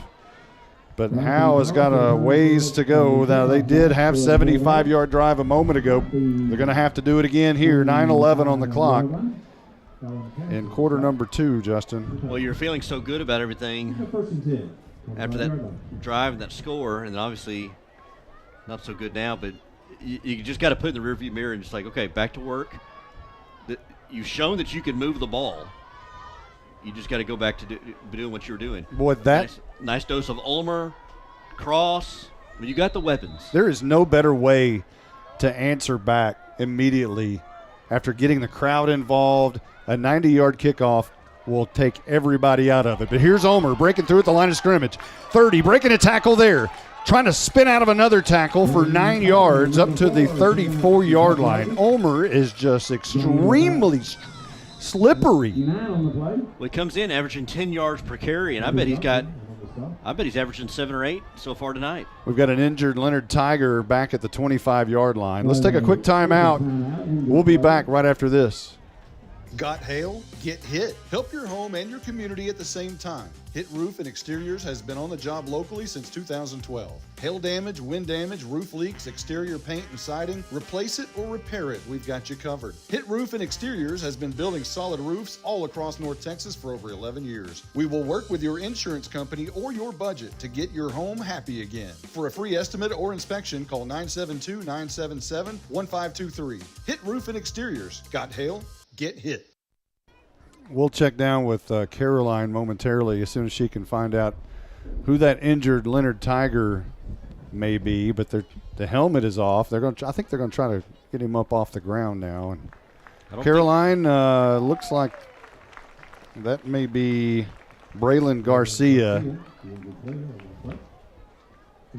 What are the what's going on down there on the sideline? Let me figure it out, and I'll get back to you. Okay, all right. They did look like cramps by the injury by Garcia. I want to thank Sherry Allison. She brought us a truckload of cookies tonight. She called or texted me earlier this week and said, "Hey, can I borrow that?" Their family had made this tank, a rattle tank, back in 1998 when they had that big year, and she donated it several years ago. Here's an end around, and this is, I'm not sure, that's Langford on the carry. He's going to be right at the sticks, right at the first down. That will be a first down as he gains 1 yard there, but that's enough. But Miss Allison said she wanted to borrow that back, and so she could use it tonight at the game because it's a big game and her grandson's playing. And so she said, "I'll bring you cookies." I said, "Well, that's a deal." It's a trade. Here's a handoff up the middle. Piper kind of hesitated a little bit at the line of scrimmage. He'll gain a couple of yards to the 37-yard line. Yeah, he got to the line and just kind of sat there and waited almost for. He was like, "Somebody's about to hit me." I know. The header's like, "Okay, there's a hole coming here right about now." Yeah. Only gets 2 yards out of it. But we've got chocolate chip and oatmeal cookies. We've got peanut butter cookies. And we have apricot cookies, which I've never had, but I hear they're really good. I'm so curious why I'm just not hearing about things. You know. We were munching in the pregame. Here's Cross on another quick pass to the right side, but it's one of those 1 yard passes, and Cross is going to be close to a first down, a yard shy at the 44-yard line. So it'll be 3rd down and 1 again. Is Howe's doing what they want to do offensively, chewing up clock, keeping Leonard on the side, their offense on the sideline. But I guess it doesn't matter if you're going to give up 90-yard kick returns. Yeah, this offense can show they can move the ball. Again, we talked about this defense for Leonard. It is susceptible to giving up points. Wild dog. Here's Ulmer looking left side. Runs behind his shoulder pads, has enough for the first down, and he just doesn't stop. All the way to midfield. It looked like he might gain 1, but I don't know how he bear crawled his way all the way to the 50. If you're going to tackle him, he's going to make you pay. He's going to make you feel it. 6 yards. So if you hit him, you just better be ready for a ride, because he may take you for a ride. I thought Ulmer was in the mode of, hey, I'm just going to get 1 yard here. He was almost parallel to the ground after 1 yard, and then all of a sudden he kept moving the pile. Strong, quick pass out to the right side. Cross makes the catch, 50, 45. Down the sideline, he breaks free. A jersey tackle hanging on by the jersey down inside the 30-yard line. Cross almost broke another one. He is slippery. So quick. The quick pass over to Cross. Alan Cass, number 7, came out and almost tipped that ball. He had a paw on it and just went to the right of his hand, and Cross got it and just again weaved his way behind blockers, and he's very short, he's very fast and very quick and hard to tackle. First down and 10. Strong looks to the side, wants to play. He gets the snap and a handoff to Langford on the reverse. And he'll be inside the 25 to the 24-yard line, a gain of about 4.5, maybe 5 yards.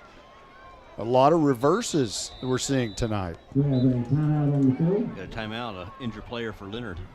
We're going to take one, too. 5:59 on the clock. Leonard leads 21-7. We'll be back after this. Got hail? Get hit. Help your home and your community at the same time. Hit Roof and Exteriors has been on the job locally since 2012.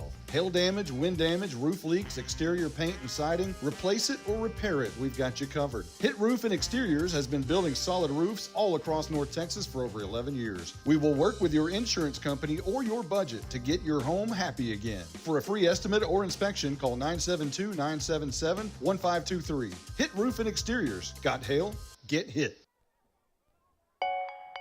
At Grayson Cullen Electric Cooperative, GCEC, we have been around for over 80 years and are governed by 7 principles: open and voluntary membership, democratic member control, members' economic participation, autonomy and independence, education, training, and information, cooperation among cooperatives, and concern for community. One of our communities is Howe, Texas, and GCEC is proud to support the Howe Bulldogs.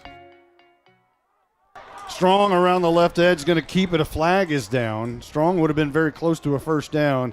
This is going to be holding against Howe, so it'll wipe off that play. 2 penalties so far tonight, both on Howe. As we said in the pregame that Leonard has only committed 12 penalties all year. But Howe has a flirtation with penalties each game. And they'll back it up 10. It's a spot foul, so they'll mark it at the 34-yard line. But give them credit. I mean, 5:45 left in the first half. You've only had 2 penalties compared to what it's been the last few games. My apologies to Ulmer, as if he needs it. He was on the reverse a moment ago and not Langford. 5:33 on the clock. Cross. A handoff, a little trap inside. That's Ulmer. And he'll make his way to the 28-yard line. That's a beautiful play. They ran cross as if they were going to run a reverse, kind of a jet sweep toss behind, but on the inside handed it off to Ulmer. It was almost like the slot T in shotgun. Very, very much so. Very much a slot T type of play. But it's 3rd and 10 after the penalty really hurt him there.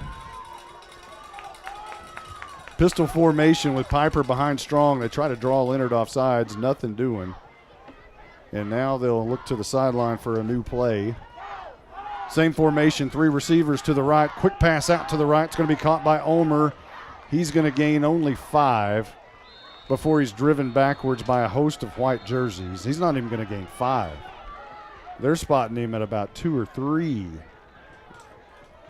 Well, Ethan McCarthy was real quick and couldn't not necessarily bring him down, but just kind of jumped on the back of his shoulders and then waited for the rest of the cavalry to come, the rest of the white jerseys to bring down Ulmer. Did they give him only 1 on that? I guess so, yeah. And now it's fourth down. 4th and 9. What do you do here? High roller Harvey? Well, Garcia hit from 47 in practice this week. And that's about what this would be. Actually, it would be 30, it would be about 43 if they were going to try Garcia. Timeout's been called. Dead ball foul, delay of game. No, a delay of game, so they're going to give Garcia some more room to punt here. That or make it a 52-yard kick. Field goal. Probably not. I would assume they're just giving Garcia some more room to punt. But now it's 4th and 14. Howe moving right to left towards the concession stand. Quick game, 3:35 but left to go before the half. But it appears they're going to go for it. Strong is going to roll out, throw it deep down in the end zone for Cross at the goal line, and it's in and out of his hands, just overthrown. They took a shot, but just barely over the outstretched fingertips of Ryken Cross. Oh. And a turnover on downs. It was a good throw, a pretty throw. I like the play call. I like the aggressiveness. I mean, he just overshot Cross by just about a yard. If he had longer arms, he probably could have caught it. Man alive. Yeah, great play call. Are you surprised they didn't try to punt there? I'm a little bit surprised, especially with 3:21 left to go in the half. But, you might figure, hey, it doesn't matter where they are on the field. You've got to stay on the scoreboard. LeCook will hand off to Harris up the middle, bounces it out to the left side, now bounces inside, running over Howe defenders for what appears to be a 10-yard first down run to the 42-yard line. Harris got a full head of steam. And I think it was Stoner who got the brunt of that, and enough for the first down. I think the kick return is going to be here's Summers on the jet sweep to the far side. He'll gain 3 up to the 45-yard line, but that is going to be, when we look back, if Howe does not come back and win this game, everyone will point to the kick return as the moment that turned everything in this football game. Right when you thought Howe was starting to figure things out. And they can move the football. They've shown that against this Leonard team, but only have 7 points to show for it. Very long drives. Harris again up the middle, dragging defenders another 9 yards. 8 yards to the 49-yard line. Comes in averaging 7.7 yards a carry. He's done almost that, at least 5 yards a carry. Howe has an injured player down, and that might be Tank Turner. So we'll keep it here for just a moment. Let's talk to our Night Furniture sideline reporter. Caroline, how go it? We were talking earlier about if things may get a little chippy, and I think they have not been until I think they're starting to. Number 20 for us, and I can't remember who, but they keep going back and forth at each other. I'm still trying to figure out about the other injured Leonard Tiger player. But my partner in crime tonight is making it a little difficult. Would that be Little Nash? I think he's got his eye on the cheerleaders. Well, they can have him. It is Tank Turner, but he's walking off, so he appears to be okay. He's walking very quickly, too. He's not slow walking by any stretch of the imagination. There's 2:16 left to go before the half, and Leonard will have a 3rd down and 1 from the Howe 49-yard line. They've got 3rd down and 1. McCarthy comes out split out wide right. 2 men in the backfield. And LeCook's going to keep it over the left side. He picks up the first down and about 5 yards more to about the 43-yard line. And the clock still rolls. Well, it stops momentarily to move the sticks, but it's going to roll now. We're under 2 minutes left to go before the half. 5-yard gain for LeCook to the 44-yard line. They're trying to take as much time as they can. Don't give Howe any time left. Howe will get the ball in the second half. LeCook wants to throw here, looking deep. He's in trouble, and he is sacked. Thrown down by Bo Stevens and Tank Turner, who beats his chest like Tarzan. Caused Leonard to have to call a timeout. Reset things. 1:30 on the clock. We're going to take a 30-second timeout with them. We'll be right back right after this. At Grayson Cullen Electric Cooperative, GCEC, we have been around for over 80 years and are governed by 7 principles: open and voluntary membership, democratic member control, members' economic participation, autonomy and independence, education, training, and information, cooperation among cooperatives, and concern for community. One of our communities is Howe, Texas, and GCEC is proud to support the Howe Bulldogs. So they'll spot the ball just inside the 50 on the Howe side. So I'm not sure if it's all the way at the 49. This is where I'd ask Malin, hey, is it a yard? It's a yard. You know what he did over to us that one game. Is that your Malin? My Malin, yeah. It's a yard. It's a yard. It's a yard. So officially it's at the 49-yard line and not the 50.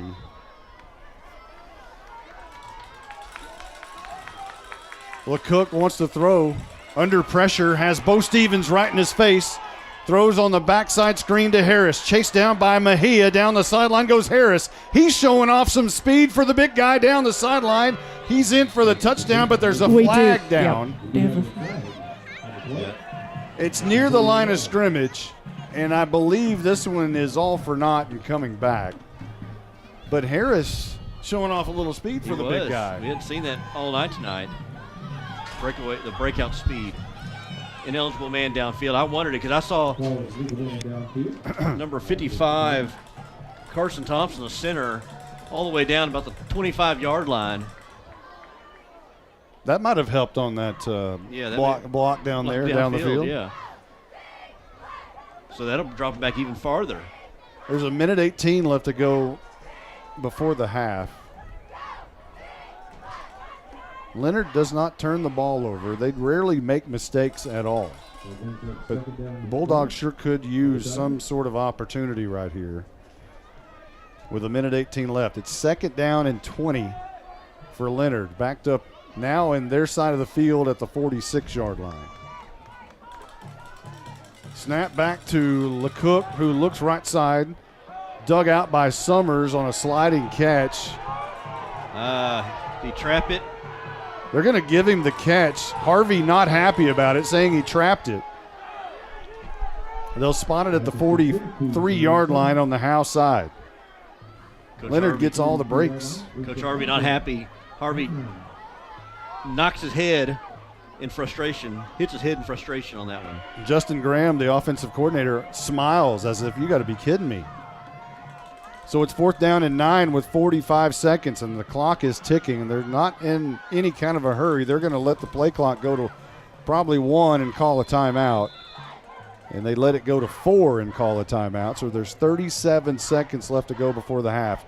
Leonard trying to punch it in from 43 yards away, but it's 4th and 9. And we'll see. What do you think they got up their sleeve here? I'm thinking like a screen pass like they just had a while ago where it was ended up calling back for a penalty.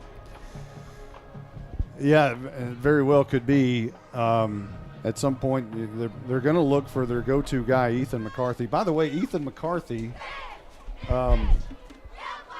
was from Howe. He's a Howe kid, huh? And he used to just idolize Austin Haley. Matter of fact, Ethan McCarthy, when he went to school in Howe, would get here. I get here very early for the game, like 4:30, 5 o'clock sometimes, to set up all the equipment. And I would get here, and Ethan McCarthy would be laying in the bleachers over here in the stands before anybody was here. One, I think, so he could sneak the gate and didn't have to pay. He'd get here super early before the gate started charging. But he was a big fan of Austin Haley. And then his freshman year in basketball got to guard Austin Haley. It was interesting to see that. He was guarding him in basketball. And I talked to him about that once upon a time. And that was a pretty neat experience for him. But his father, Larry McCarthy, was a quarterback here at Howe back in around 95, around that era, 94, 95. And he was a good one as well, good athlete, a good basketball player, and a baseball player. He's got called up to varsity his freshman year back in the 1992 season. So good athletes. McCarthy comes by it somewhat naturally. But the Leonard Tigers still in timeout. They have the lead here, 21-7. They're not in timeout. Yeah. Officials are debating something. I don't understand what they're. Do we think there's a chance they punt here?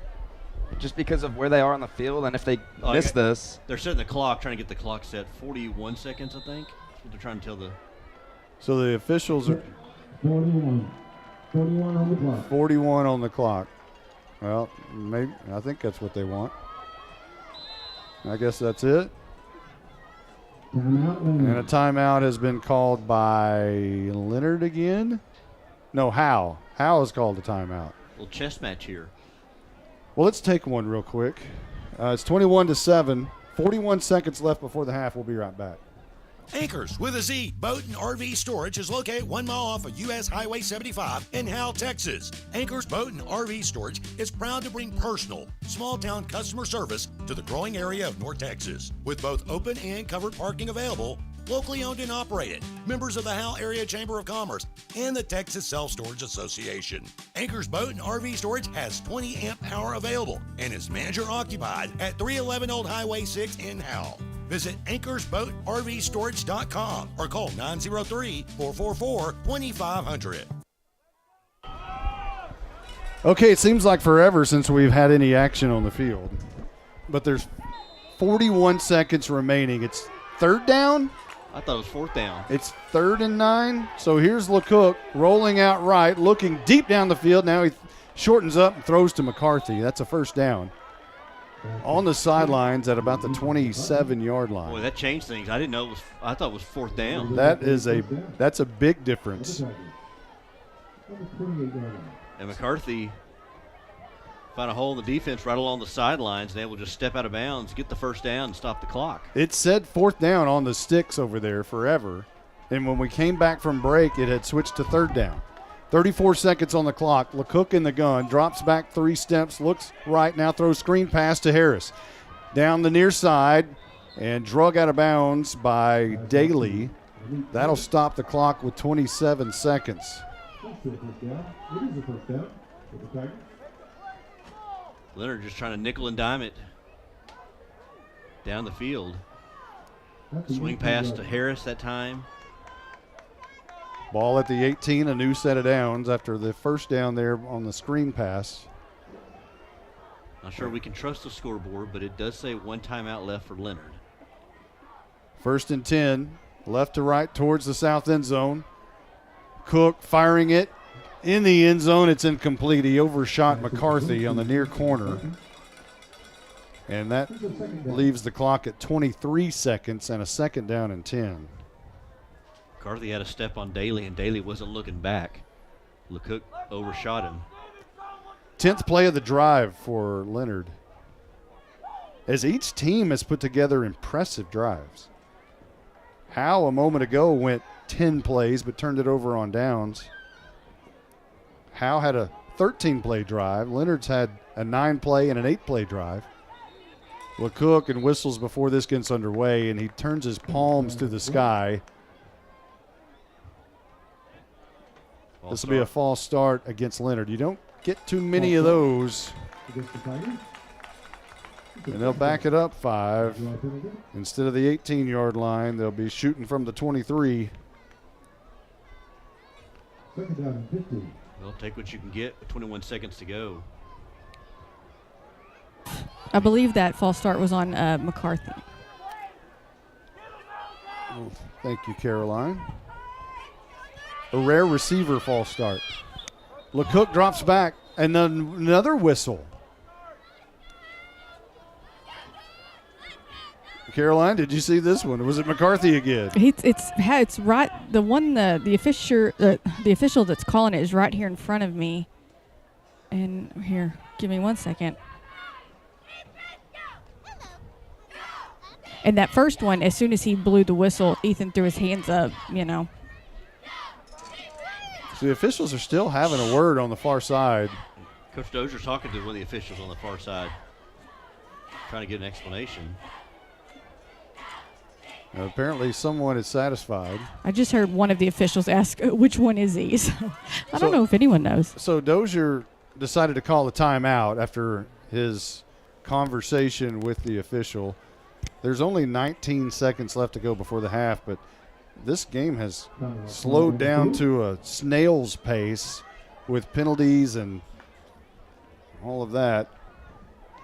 It's going at a pretty good pace. Howe will get the football first to open the second half, and that's important. And if they are able to, hold Leonard here and go into the locker room down by 14 and can score on the first possession of the second half, we got a football game. We do. But if you give up one here, now you've got a golden shovel in your hand digging that grave. Mm-hmm. Against an offense that has rarely been stopped, and you'd have to stop them on really consecutive drives to keep yourself in the ball game if they score on this drive. The 90-yard kickoff return That's took this crowd completely out of it just when they had got full throat. It's a killer. So here we go. 2nd down and 15 for Leonard with 19 seconds remaining before the half. LeCook drops back 3 steps, 5 steps, flushed out of the pocket. Tank Turner in his face. He escapes that. Now down the right side, flag down, and LeCook's ball sails on to lane 5 in the track. But a flag is at the 35-yard line. I think it's going to be a hold again on Leonard, I believe. Boy, Tank Turner is in the backfield, but he can't stay in the lane to get LeCook. He just sidesteps him. Holding against Leonard. The clock is down to 7, so maybe they don't really care about the penalties at this point. But I know they would like to punch it in here, but if your goal is to at least get out of here and take all the clock, they're doing that. And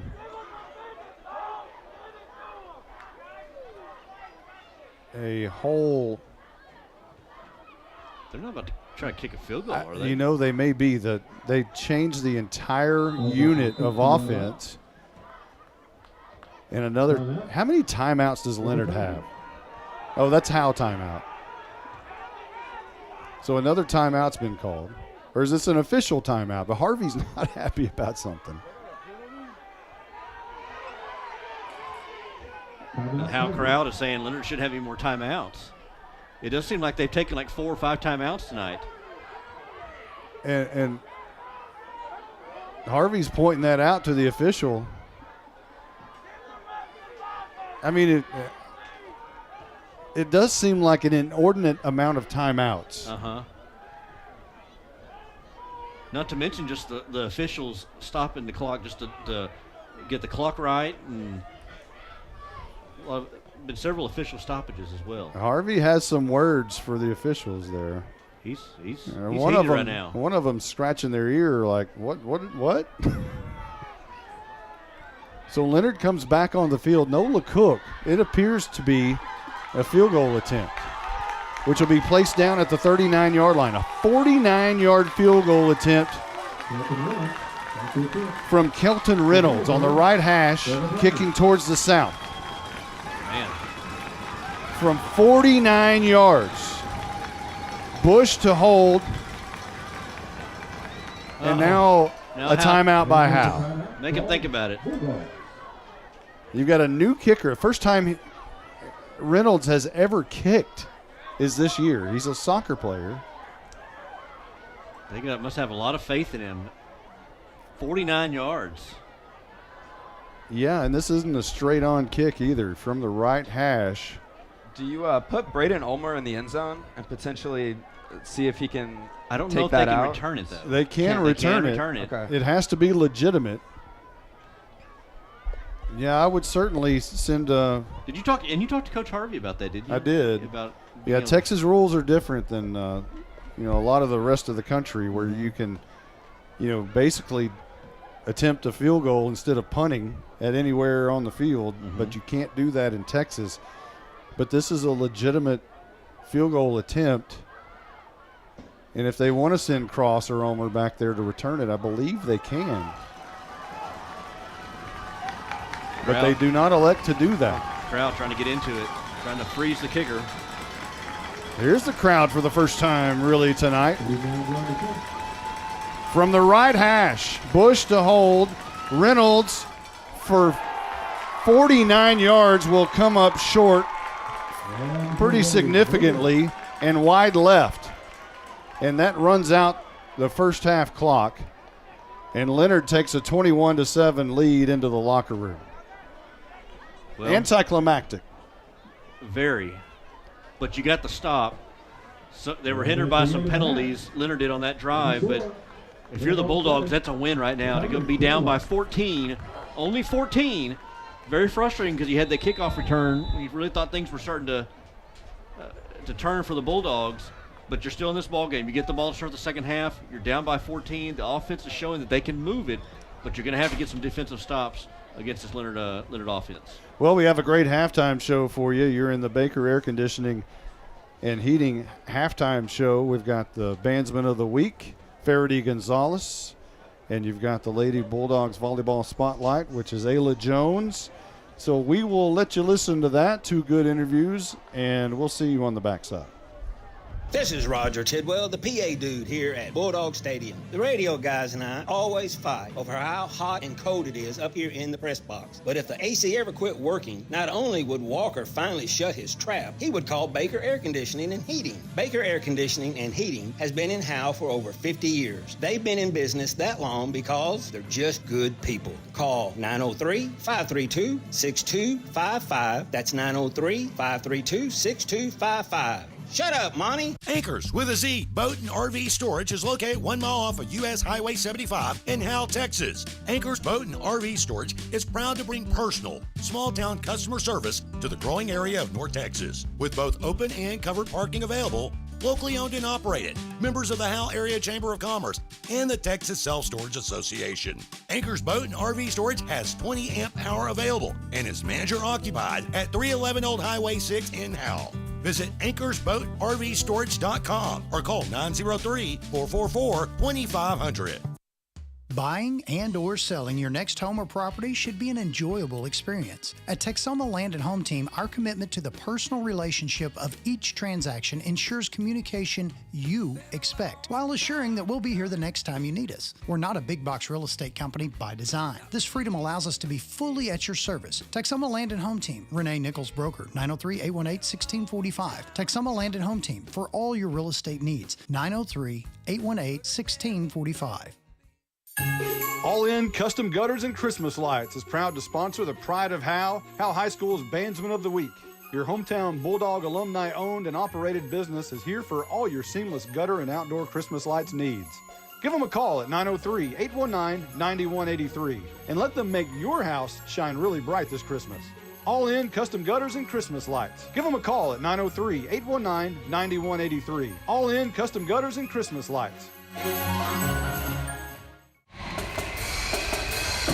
You're listening to the Baker Air Conditioning and Heating Halftime Show. Today's Bandsman of the Week is brought to you by All In Custom Gutters and Christmas Lights, a firefighter family-owned business. Call them at 903-819-9183. Now let's join Monty Walker with this week's Bandsman of the Week. This week's Bandsman of the Week is Faraday Gonzalez. Now, did you start school in Howe? Yes, sir, I did.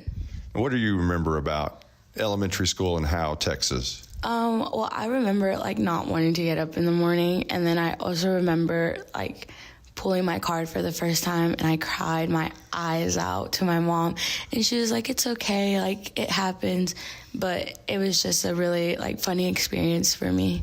What'd you get your card pulled for? Well, I was I don't really remember, but I think I was giving attitude to my teacher, and I was fed up because I used to write my B's and D's backwards, so I would write Farabee instead of Faraday, and I think she was just fed up with me, so yeah. Well, that's pretty harsh, actually. All right. Some things that people don't know maybe is that you've been working since the age of 9, since elementary school. Now, talk about that. Well, yeah, my mom's always been very hardworking, and she's always been putting us to work. Before we had our taco truck, which is still located in Howe, we used to sell cheese, and so I think at 9 p.m. we'd be sitting there kneading cheese balls and getting ready to sell them in the morning. So what's the best taco? Best taco would have to be beef taco. It's our most popular one, and just the toppings that go on it, which is cilantro and lime and all that, the flavors are delicious. Okay, what's your hardest class that you have right now in Howe High School? Right now, it would probably have to be physics. We're learning kinematics in that class, and it's a little hard to understand, but I know that if I do go to tutoring and stuff like that, I could manage to learn it, but right now it's have to be physics. Who's your favorite teacher? For this year, it would have to be Miss Anderson. She is very nice. She's very well-spoken, and I think I could just go to her whenever I need to. What else do you participate in at Howe High School? Besides band, I also participate in powerlifting and cheer. I'm a cheer manager, and I've been to regionals for powerlifting twice already, so hopefully this third time I can be there. And I'm also in clubs, so I'm in National Honor Society, Interact, and Stuco. How do you have time to make tacos? Sometimes we don't meet a lot. We only meet on Mondays for cheer. Powerlifting starts in mid-November, and my clubs, we don't meet up as often, so I still have time to make those delicious tacos. We're going to take a quick time out. We'll be back in 30 seconds. All In Custom Gutters and Christmas Lights is proud to sponsor the Pride of Howe High School's Bandsman of the Week. Your hometown Bulldog alumni-owned and operated business is here for all your seamless gutter and outdoor Christmas lights needs. Give them a call at 903-819-9183 and let them make your house shine really bright this Christmas. All In Custom Gutters and Christmas Lights. Give them a call at 903-819-9183. All In Custom Gutters and Christmas Lights. We're back with the Bandsman of the Week, Faraday Gonzalez. In your life, who is someone you look up to? I look up to my sister the most. She's in National Honor. She's in the National Guard right now, and she's always encouraged me to work hard mentally and physically. Tell us about this year's show. It's a celebration. The Pride of Howe turned 50 this year. Just kind of walk us through the show. So we have 4 parts in our show. The beginning part is just an opening hit, and then the second one's guard is out doing some parachute work while band is doing movements. They're doing like a dance break kind of, and it's so fun to watch them. Our third part is a little bit more soft, and it's like a slow movement, so guard has swing flags for that. And then our fourth part, it's more like getting ready to celebrate. So I'm really excited for this year because it is probably my favorite one. Now, Miss Liz says you're an amazing leader. Now, what makes you an amazing leader? I'm not sure I would call myself an amazing leader. I think I would call myself a great leader. I think it's because a lot of people can come to me whenever they need to. I'm just very easy to go up to, and I think a lot of people trust me to keep their secrets and not tell anyone. Now, she also says you bring the energy on Friday nights. Talk about that. Well, I bring the energy on Friday nights because in the stands, I love yelling to the football team, getting them encouraged, and we make a bunch of little sounds in there. And then, I don't know, I just love being in a good mood. I'm always in a good mood on Friday nights because it's my favorite. I love watching the football players defend and throw the ball. Do you have a favorite football player? No, not necessarily, but if I had to pick, it would be our kicker, Jonathan Garcia. He's a good one. I just talked to him a moment ago. Let's talk about life after high school for Faraday Gonzalez. Life after high school, I really want to go join the Navy, and then I want to serve for about 4 years. And then after that, I might want to go back to school, maybe Stanford. It's a pretty tough college to get into, but I want to go there to study law because they have a good law program. That's your Bandsman of the Week, Faraday Gonzalez. Today's Bandsman of the Week is brought to you by All In Custom Gutters and Christmas Lights, a firefighter family-owned business. Call them at 903-819-9183. You're listening to the Baker Air Conditioning and Heating Halftime Show. All In Custom Gutters and Christmas Lights is proud to sponsor the Pride of Howe High School's Bandsman of the Week. Your hometown Bulldog alumni-owned and operated business is here for all your seamless gutter and outdoor Christmas lights needs. Give them a call at 903-819-9183 and let them make your house shine really bright this Christmas. All In Custom Gutters and Christmas Lights. Give them a call at 903-819-9183. All In Custom Gutters and Christmas Lights. So hot up here. Roger must think he's preaching a Hellfire Sunday sermon. I know. He won't ever turn the air on. Monty, who recovered that fumble? The only name that comes to mind is Lucifer. Charles Furr? Got it. Baker Air Conditioning and Heating has been in Howe for over 50 years. They've been in business that long because they're just good people. If you've been told you need expensive repairs, get a second opinion with Baker Air Conditioning and Heating. Call 903-532-6255. Fifth quarter tonight is going to be a hot one. I bet. Real estate is the key to building long-term wealth. Hi, I'm Dana Thornhill, a local Keller Williams realtor. If you're thinking about buying or selling a home, I can help you. Call the Llama Realty Group. Call 903-821-6890 and ask us about our complimentary services. Opportunities in North Texas are growing quickly, and the Llama Realty Group can help you with all your real estate needs. Just like here at the stadium, execution is the name of the game. The Llama Realty Group gets the job done. Call 903-821-6890 today. Each Keller Williams office is independently owned and operated. Anchors with a Z Boat and RV Storage is located 1 mile off of U.S. Highway 75 in Howe, Texas. Anchors Boat and RV Storage is proud to bring personal, small-town customer service to the growing area of North Texas. With both open and covered parking available, locally owned and operated, members of the Howe Area Chamber of Commerce and the Texas Self-Storage Association.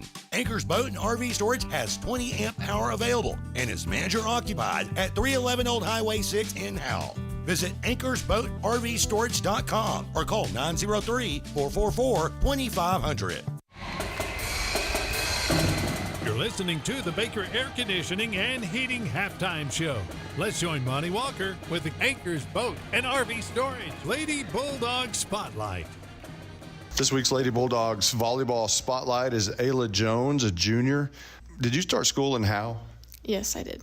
And what do you remember, if anything, about elementary school when you started here? I remember my kindergarten teacher and always getting in trouble. And who was that? Miss Arnold. Okay, well, she was there for a long time. Your mom is a nurse at the elementary school. Was she a nurse at the elementary school when you were there? And if she was, what was that like? She was. It was nice having her always close during the day. Hardest class you have now? A&P. Why is that so hard? I'm just not good at science. Hey, I'm with you. I can't do anything that has to do with chemicals or anything of that. Molecules, I'm out. All right. Favorite teacher? Tipton. Okay. Why Tipton? He's very relaxed and his class is fun. What else do you participate in at Howe High School? I'm in track. What are your events in track? I run the 4x1 and 4x2, and I do long jump. So you're a sprinter? Yes. And have you timed like the 100 meters? What's your time? It's been a minute, so I don't really remember. It must be pretty good if you're on the relay teams. We're going to take a 30-second timeout. We'll be right back with Ayla Jones. Anchors with a Z Boat and RV Storage is located 1 mile off of U.S. Highway 75 in Howe, Texas. Anchors Boat and RV Storage is proud to bring personal, small-town customer service to the growing area of North Texas. With both open and covered parking available, locally owned and operated, members of the Howe Area Chamber of Commerce and the Texas Self-Storage Association. Anchors Boat and RV Storage has 20 amp power available and is manager occupied at 311 Old Highway 6 in Howe. Visit anchorsboatrvstorage.com or call 903-444-2500. We're back with Ayla Jones, a Lady Bulldog Spotlight. District has been tough so far. How do you turn it around? Work hard during the game and work hard during practice. In your life, who is someone who you look up to? I look up to my mom. And you've had some JV players called up. How are they transitioning to varsity? They're doing pretty good. Just needs some work and we'll be fine. Volleyball. Let's talk about Coach Switzler. What kind of coach is she? She's good and hard on us. She tries her best to help us through everything. So when she leaves, she's very far along in pregnancy. Who's going to take her spot when she has to go? I have no idea. I'm guessing Coach Forkiller. Life after Howe High School. What's in store for Ayla Jones? I'm planning on being an ultrasound technician. All right, that's Ayla Jones, your Lady Bulldogs volleyball spotlight. Tonight's Lady Bulldog Spotlight has been brought to you by Anchors Boat and RV Storage. You're listening to the Baker Air Conditioning and Heating Halftime Show. This is more than a bundle. This is way more than a combo deal. It's your sanctuary, your home field. It's where everything happens. This is your home, your car, your memories. And you want to be sure they're protected with home and auto insurance. As your State Farm agent, I get it. That's why I'm here to help life go right. My name is Ed Meacham, and I'm your Howe State Farm agent. Give me a call at 903-892-3923 or on the web at mredinsurance.com. Buying and or selling your next home or property should be an enjoyable experience. At Texoma Land and Home Team, our commitment to the personal relationship of each transaction ensures communication you expect, while assuring that we'll be here the next time you need us. We're not a big box real estate company by design. This freedom allows us to be fully at your service. Texoma Land and Home Team, Renee Nichols Broker, 903-818-1645. Texoma Land and Home Team, for all your real estate needs, 903-818-1645. No one wants to talk about losing a loved one. The grief that is put on your family is troublesome. Scoggins Funeral Home strives to make that most difficult time the easiest. We want your loved one to be sent off in the best way possible, with your wishes at heart. Call us at 903-482-5225 or visit our website at scogginsfuneralhome.com. 903-482-5225. Our location on Van Alstyne Parkway makes everything close for your needs. 903-482-5225. Scoggins Funeral Home. This is Roger Tidwell, the PA dude here at Bulldog Stadium. The radio guys and I always fight over how hot and cold it is up here in the press box. But if the AC ever quit working, not only would Walker finally shut his trap, he would call Baker Air Conditioning and Heating. Baker Air Conditioning and Heating has been in Howe for over 50 years. They've been in business that long because they're just good people. Call 903-532-6255. That's 903-532-6255. Shut up, Monty. You're listening to the Baker Air Conditioning and Heating Halftime Show. Now let's go back to the stadium with Caroline Slauson, Justin White, Jake Roberts, and Monty Walker. We're at halftime in the Baker Air Conditioning and Heating Halftime Show. Got it. So let's start at the beginning. Let me grab this crowd mic just a little bit as the Howe band is playing. We're going to go over the highlights and recap the first half for you. Leonard won the coin toss, and they wanted the football first. They started at their own 39-yard line and drove 8 plays and 61 yards. Pretty impressive, and took over 4 minutes off the clock to start. 3 minutes off the clock to start the game. And it ended on this 35-yard touchdown from LeCook to Remy Wyatt. And LeCook all alone in the gun, throws it out. Wyatt makes the catch, gets a good block from Bush. Down the sideline goes Wyatt, stumbles and falls into the end zone for a touchdown. That ball came out the end. Yeah, but they did not see that, or it came out after he was already in. So that made it 7-0 with 9:24 on the clock. Leonard in the lead. Excuse me. Howe took it on their first possession at their own 25-yard line after Reynolds kicked it out of the end zone. Howe drove 6 plays before Ryland Strong was picked off for the 7th time this year. At the Leonard. On the Leonard side of the field, slinging it down the field, and that's picked off. Picked off by Sullivan. Or Summers, rather. Summers, it was. Zaylen Summers.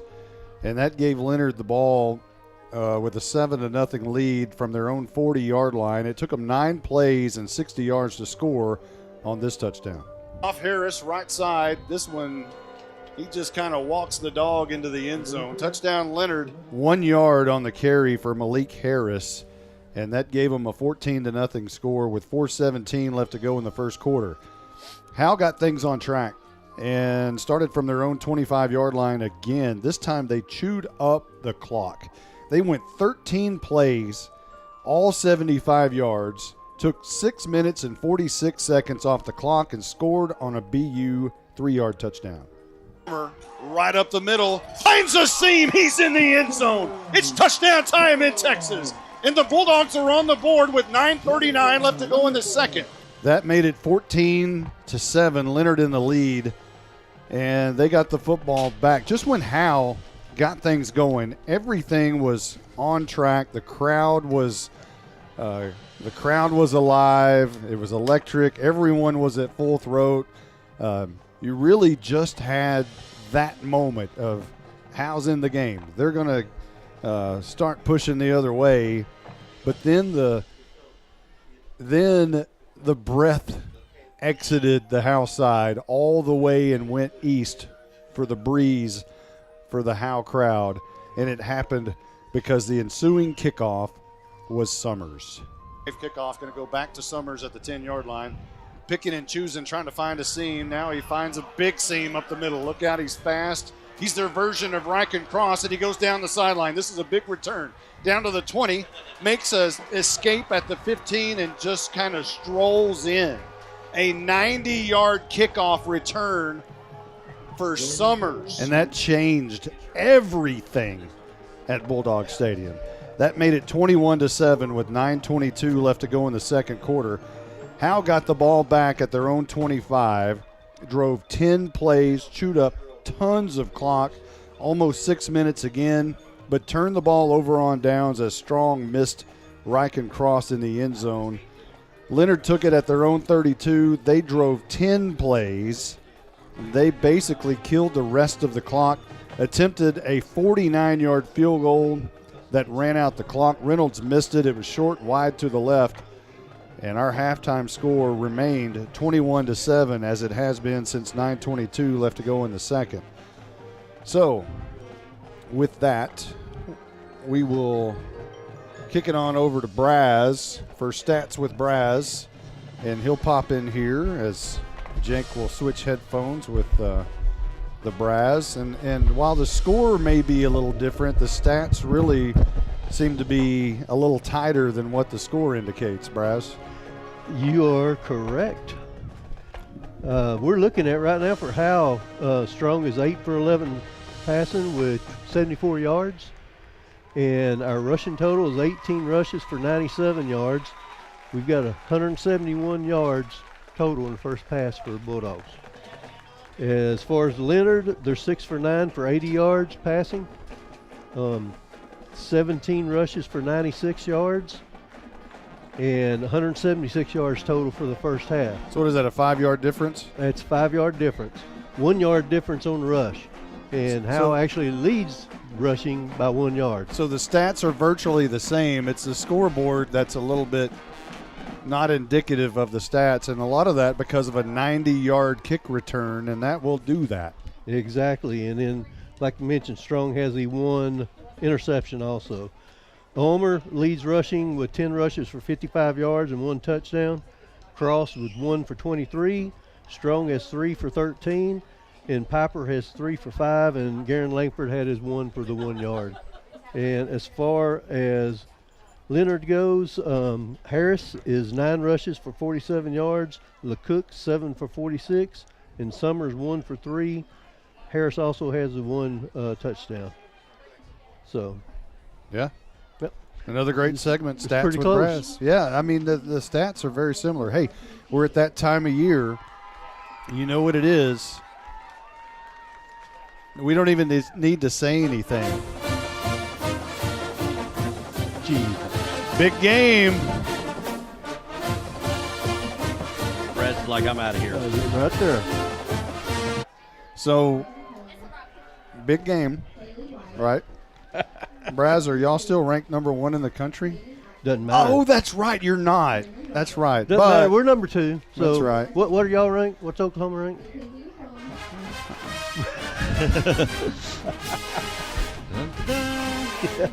That's what we want to hear right there. I'm sure that's what all the listeners want to hear right there. Yeah. So, I'm not. Hey. Senator Stealing all the Seagroves is cookies. stealing all of our cookies. Man. Okay, well, Angie can have one, but the rest of you, there's a 25-cent charge. We're gonna make some money tonight off Sherry Allison. But Caroline, we haven't talked to you yet, here at halftime. We've got cheerleaders are dancing and all of that. So talk to us. You're on the field. You see what's going on down there, the sideline, the mood. I mean, they've got to feel like they're into this game. They're just making some mistakes. Uh-oh. There you go. It's just like y'all mentioned earlier, man, when they really fought back to get our score. And, I mean, Leonard just really obviously took it to the house. So that really did take the air out of the cells, unfortunately. But hopefully they can get in. I mean, I don't know what everyone else expected, but this is still a close game. And hopefully they're going into the locker room and getting whatever pep talk they need, and we're going to get it done. I think I don't see why we can't. I mean, I think this offense and defense is doing a great job against a really good team, and it's fun to watch. It is fun to watch, and, Justin, this Howe Bulldog team is going to have to catch a break to win this football game, and that means you're going to have a turnover. You might need some more penalties by Leonard. I mean, these two teams are not that far apart. The scoreboard indicates that they're further apart than what they really are. These two teams are kind of neck and neck. They really are. At least it looks like that on the sideline. And I am, like I said, I don't know what I expected, but I'm just really surprised by the offense and how well they're doing, how well Ryland's doing, and BU, of course. It's like you said, when you want to tackle him, you better tackle him. You better bring more than a right arm. Yeah, may lose an arm. Yeah, you might lose one. Thank you, Caroline. You're welcome. That's our Night Furniture sideline reporter. The Bulldogs are back onto the field as we're just about ready for the second half. Howe will get the football to start the second half. They, Justin, need to score. Yeah, I think it's imperative. This first drive, you need to come out and set the tone for the second half. You've made the adjustments at halftime. And it's interesting to see this kind of chess match between the two head coaches that are – Coach Harvey is more of a defensive guy. Coach Dozier for Leonard, he's more of an offensive guy. And they're basically kind of calling the plays for their respective units and just kind of seeing the chess match and how they're going to make adjustments here at halftime. What we've seen is the game plan for Howe was to chew up the clock, have put together long drives. They've done that. But what I don't think anybody expected tonight was for Leonard to kind of do the same thing. They've kept things on the ground more so than what we anticipated. Here is the Tech Wave kickoff, going to be taken by Cross at the 10-yard line. Coming near side, moving left to right. Stutter steps for a moment, can't escape the tackle of Remy Wyatt, and he'll get forward progress to the 23-yard line, which is as deep as Howe has started any drive so far tonight. Well, David Cross got hammered on that kick return. He was slow getting up. By the way, it was confirmed by the clock operator that Ryan Snapp that Leonard did get 4 timeouts in that first half. Wow. Can you get 15 yards on the official? Yeah. Can they throw a flag on themselves? And which way do they go? Right. Which way does the team go? So here are the Dogs back on the field. Strong will hand off to Omer over left guard. He's got a lot of room and makes use of it for nearly a first down run. Close to it for 9 yards up to the 32-yard line. I think with Omer, running that pistol, he's going downhill. There's not a lot of holes, but it's like he forms his own holes. He's going to squeeze through something. He's going to make somebody pay. Just underway in the third quarter. Hand off to Omer again. First down at the 35-yard line. 3 yards there. Omer carries again. This time for Bulldog first down. Omer had 10 carries, 55 yards and a touchdown. Already got almost 70 now. Mejia will check out and Bryce Piper checks in. And we'll check the formation. Generally, that means BU moves over to a slot or an H-back.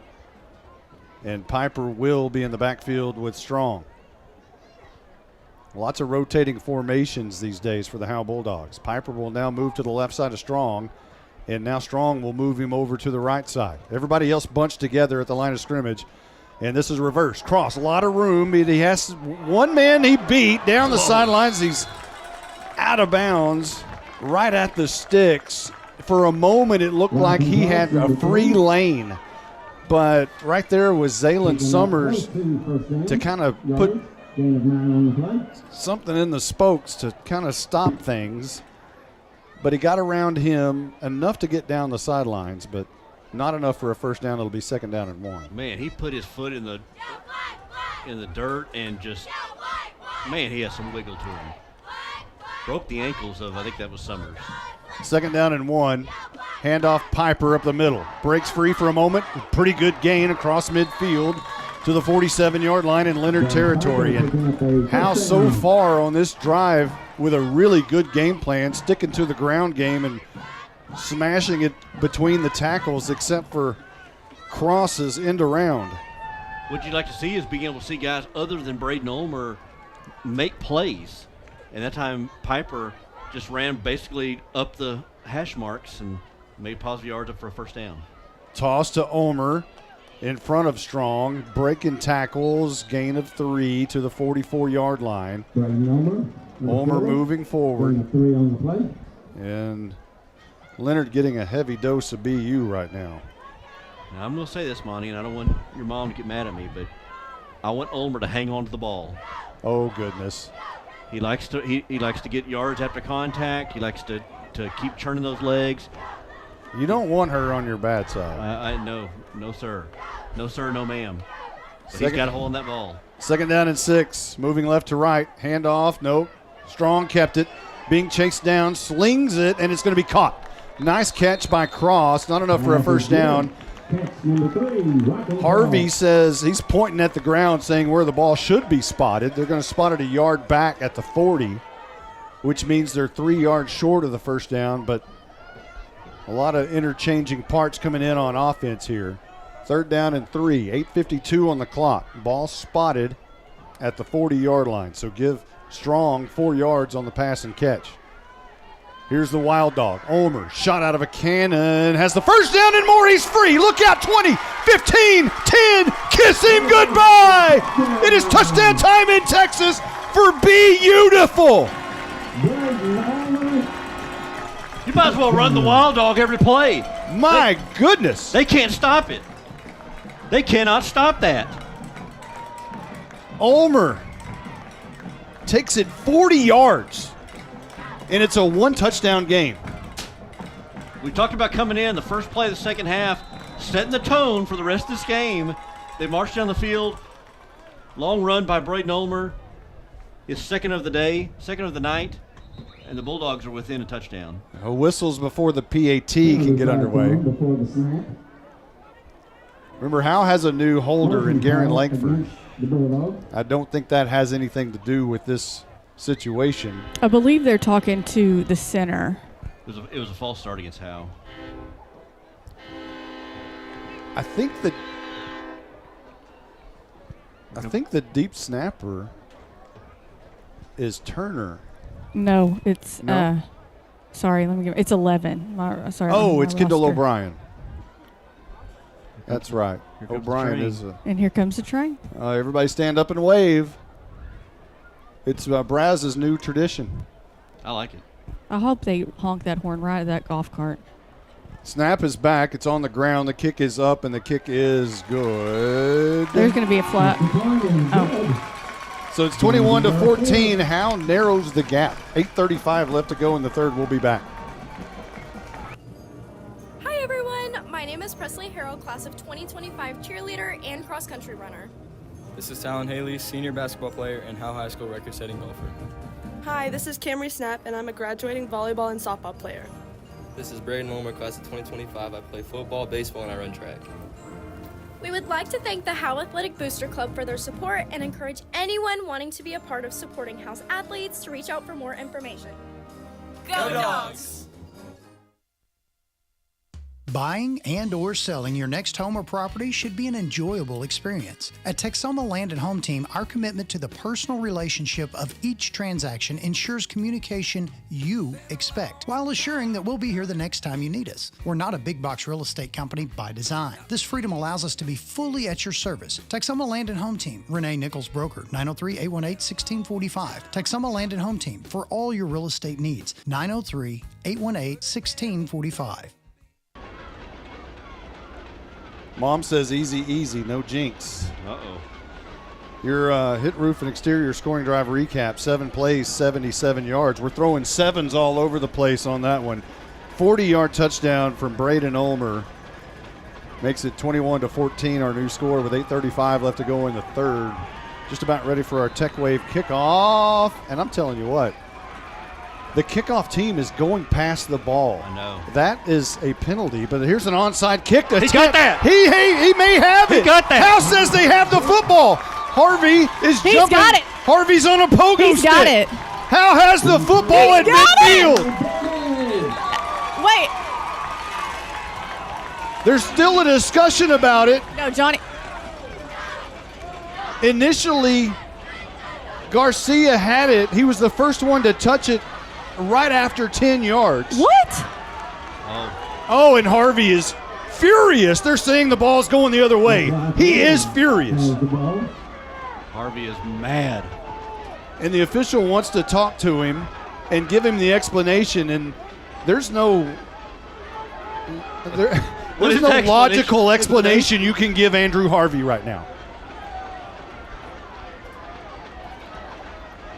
Man, I would really like to see the replay there. Harvey's lost his glasses, or taking them off. Now he's put them back on. They may be broken. He's still having words with the side judge. So I guess they're saying the ball didn't go 10 yards. That he touched it a yard early. And I don't know how. I don't know that could be the case. So here goes LeCook on first down, spinning out of tackles, and he'll gain 6 or 7 yards. They started at Howe's 49-yard line and moved down to the 42-yard line. So a 7-yard gain there for LeCook on first down. Yeah, guys, they're saying on that kickoff that it did not go the 10 yards. That is, I had a clear, even Mr. Magoo can see that. That is insane. That's insane. Right in the middle of the H, just right there in the smack dab center of the Just field. right here for everyone to see in the stadium. Yeah. Second down and 3. LeCook's going to keep it around the right edge. Now he's forced back inside, taking the black pile with him, and he's going to be close to a first down, which I think he has inside the 40 to the 38-yard line. Boy, that is a call that changes everything. And we talked about how much Howe needs to get some breaks. That appeared to be a break. That's the opposite of break. Well, it appeared to have one, but that's the opposite of a break. I mean, it clearly went 10 yards. Things have certainly turned. Even the train is headed north, and you never see that here. Wow. First and 10, right to left. 3-step drop for LeCook. Looking in the middle of the field. Now he's trapped, escapes the tackle. He's going to run. He's got a lot of space. 30, look out. 25 down the sidelines. Wrestled out of bounds by Garen Langford. A little extracurricular at the end of that, but Langford did a good job of putting his hands up in the air and showing the officials that he wasn't doing anything. But there's still some jawing going on, even 30 yards away from Langford and LeCook. Starting to get chippy out there. And LeCook, and he had enough time out there to do a school project back there in the pocket. Saw nobody downfield and escaped. And while the coverage downfield, he had a lot of green in front of him to get that first down. Ball at the 22. 16-yard gain on the run by LeCook. Again, last year he had 2 rushing touchdowns and 4 passing touchdowns in this game.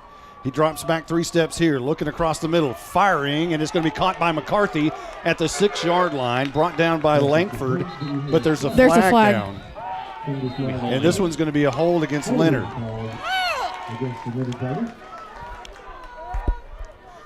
And that Bulldog defensive line was really starting to close the pocket on LeCook. Bryson Bush is not happy. He slaps his head, and that's the left tackle. So you would imagine if he's a little upset like that, he's more than likely guilty of the infraction. They're going to bring that back to the 33-yard line.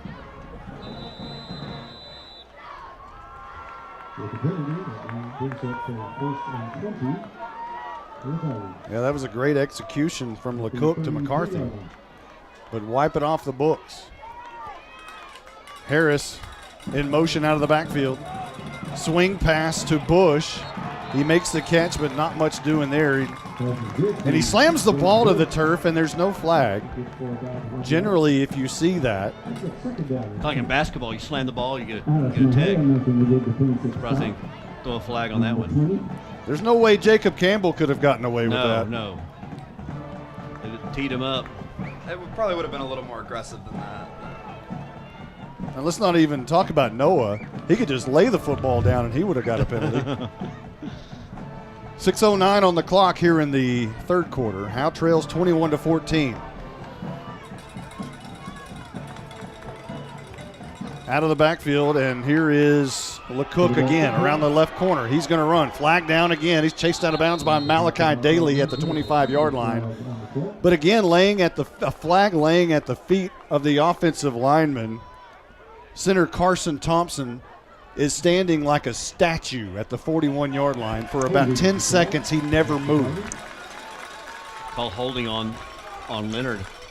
I'll tell you, for a team that we talked about was very disciplined, not a lot of penalty flags, they've been called for a lot of holding. Ever since the latter part of the second quarter, they've really been true to their yellow color here. Well, I think it's that this Howe defensive line is getting a push, and they're having to hold, or else they're gonna come through. It's second down and 31. LeCook wants to throw, looking down the field, chased out of the pocket. Charlie Vera on the move. Now LeCook is on the move, and he'll pick up a few. Now another late flag comes in, and Bo Stevens is happy about whatever that flag is. Bulldogs only rushed 3 that time. Looked like Braden Ulmer and Charles Furr kind of playing spy, watching LeCook. As he escaped the pocket, it would push him out of bounds. And this ball will go back even farther. Our photographer on the sideline, Michelle Carney, confirms that Johnny Garcia had it across the line. Really? Wow. She has photo evidence. Just photographic evidence of it? So this one is against Leonard also, and we'll go back now to the 46-yard line. Leonard on their own side of the field now. So it's second down and 41. 2 receivers to either side. LeCook has Harris to his right. Goes in motion out of the backfield. LeCook's going to keep it. Bounces out to the right side. A lot of room there. Charles Furr makes the tackle along with others, but not after LeCook makes his way to the Howe 40-yard line. A pretty good gain there. You're still a ways away, but 14-yard gain. It's going to be, what, 27? Third and 27. You've got to get a stop. Now, depending on how far they get, Leonard may be thinking this is 2-down territory. Oh, my goodness. They might try another 49-yard field goal. Maybe. They've got the leg for it. 4:41 and rolling. Reynolds, quarter number 3. LeCook in the gun on third down and 27. Looks down the middle of the field, fires a bullet, and a beautiful play by G-Force. The ball was going to be caught, but Langford laid the wood on him at the same time the ball got there. Summers was the intended receiver, and he gets up slow. Summers caught it in midair, and Langford, G-Force, hit him in the back and jarred that ball loose. What a pop by Langford. And they very well may have gone for that if that was completed at about the 30, 28-yard line, but instead they're going to have to punt the ball. Well, if you're going to get the Howe crowd back in the game, Langford may have done just that. The punt is in the air. Ulmer back to retrieve it. It bounces at the 10, goes towards the end zone, is going to die at the 1. You have to be kidding me. They were in great pursuit, so it's not like Ulmer could have done much with it. I mean, he could have came up and made the catch at the 10, but he would have been surrounded by white jerseys. So it was really good coverage, and it's just an unfortunate situation as Howe is backed up all the way at their 1-yard line. But let's not forget, I think the Wild Dog went for 95 a couple of weeks ago. That's the first thing I thought is they may do the Wild Dog here to get them out of the shadows of their own goalpost, give them a little bit of breathing room. If they do as such, and he breaks away, it would be 99 yards. Here we go. Ulmer on the Wild Dog. Runs up the middle. This one's not going to be 99. It's going to be more like 2, maybe 3 up to the 4-yard line. But a little breathing room. I need to do that again. Ulmer only keeper. I mean, if you want to, Gain of 3 on the play. it's on, if you had another, if you could clone Ulmer and had another one, you could run the Wild Dog all night long up and down the field. You know it's coming. You just can't stop it. Same formation, Wild Dog. They break out. Ulmer all along. At some point, they're going to throw the football on this, but here's Ulmer. This time he chooses the right side, and he'll gain 2 to the 6, or maybe 1 to the 5. So now this will be an interesting play call. 3rd down. From offensive coordinator Justin Graham, your 3rd and 5, you could really almost 3rd and 6. Do you go the Wild Dog a 3rd time? Gage Carr checks into the game. Bo Stevens checks out. And they're going back to the well one more time. Wild Dog again on 3rd and 6.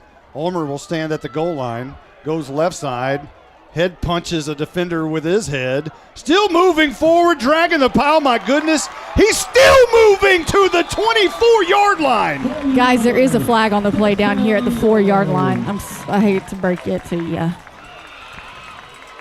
Not saying it's against Howe, but there is a flag. BU did not look set for that play. And it was kind of a high snap. He went to the left side of the line that time instead of the right side. So you know, they are moving it back, it appears. Illegal shift.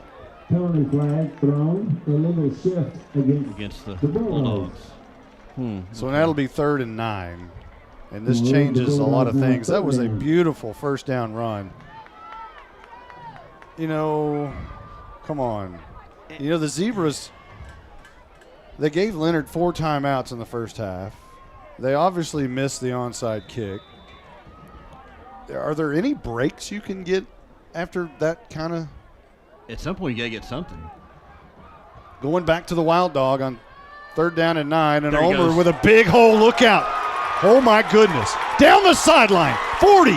He's to midfield. Being chased down by Wright.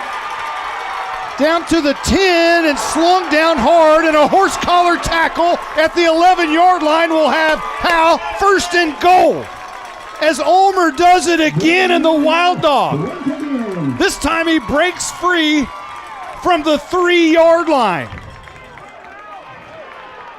The right side of that offensive line formed a hole you could drive a truck through. And Ulmer doesn't need much. Had the speed. I thought he was going to break that tackle again like he did 2 weeks ago and gets Pilot Point. 86 yards for Ulmer from the Wild Dog. Holy cow, Braden Ulmer. And the only way they could get him down was with an illegal tackle. You're going to make an old man out of me in a hurry. I've already got early onset rigor mortis going on here. Horse collar against Leonard. That's the official call. 1st and goal for Howe from the 5.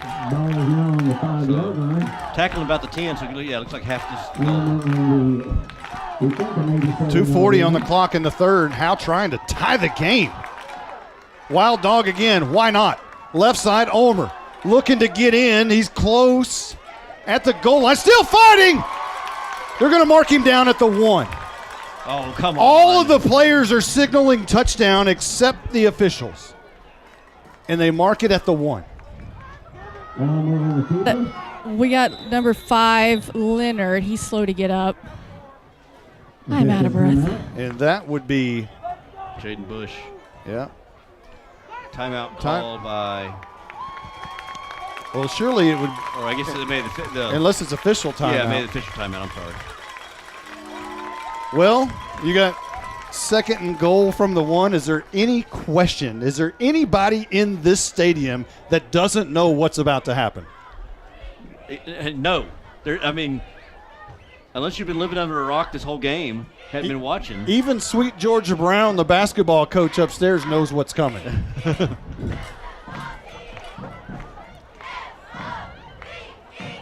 as we look upstairs and see Jay Forsyth. He knows what's coming. Run behind Large March. And Howe comes back on the field. Ladies and gentlemen, do you want the wild dog? If you do, here it comes. You're going to get it. Ulmer has it, right side, trying to penetrate over the line.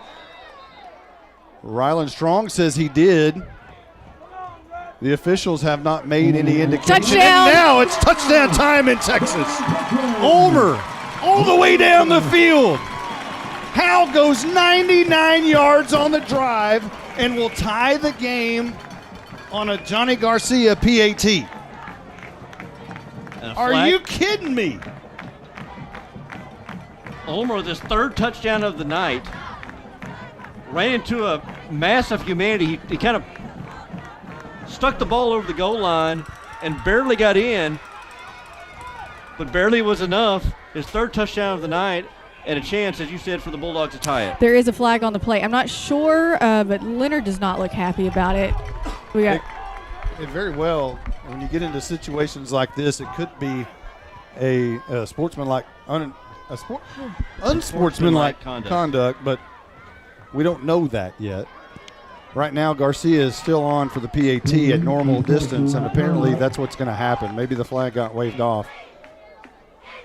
Langford to hold with his pink towel behind him on his rear. The kick is up. And ladies and gentlemen, we have a tie ball game at Bulldog Stadium with 1:53 remaining in the third. Put your seatbelts on. It's going to be a great finish.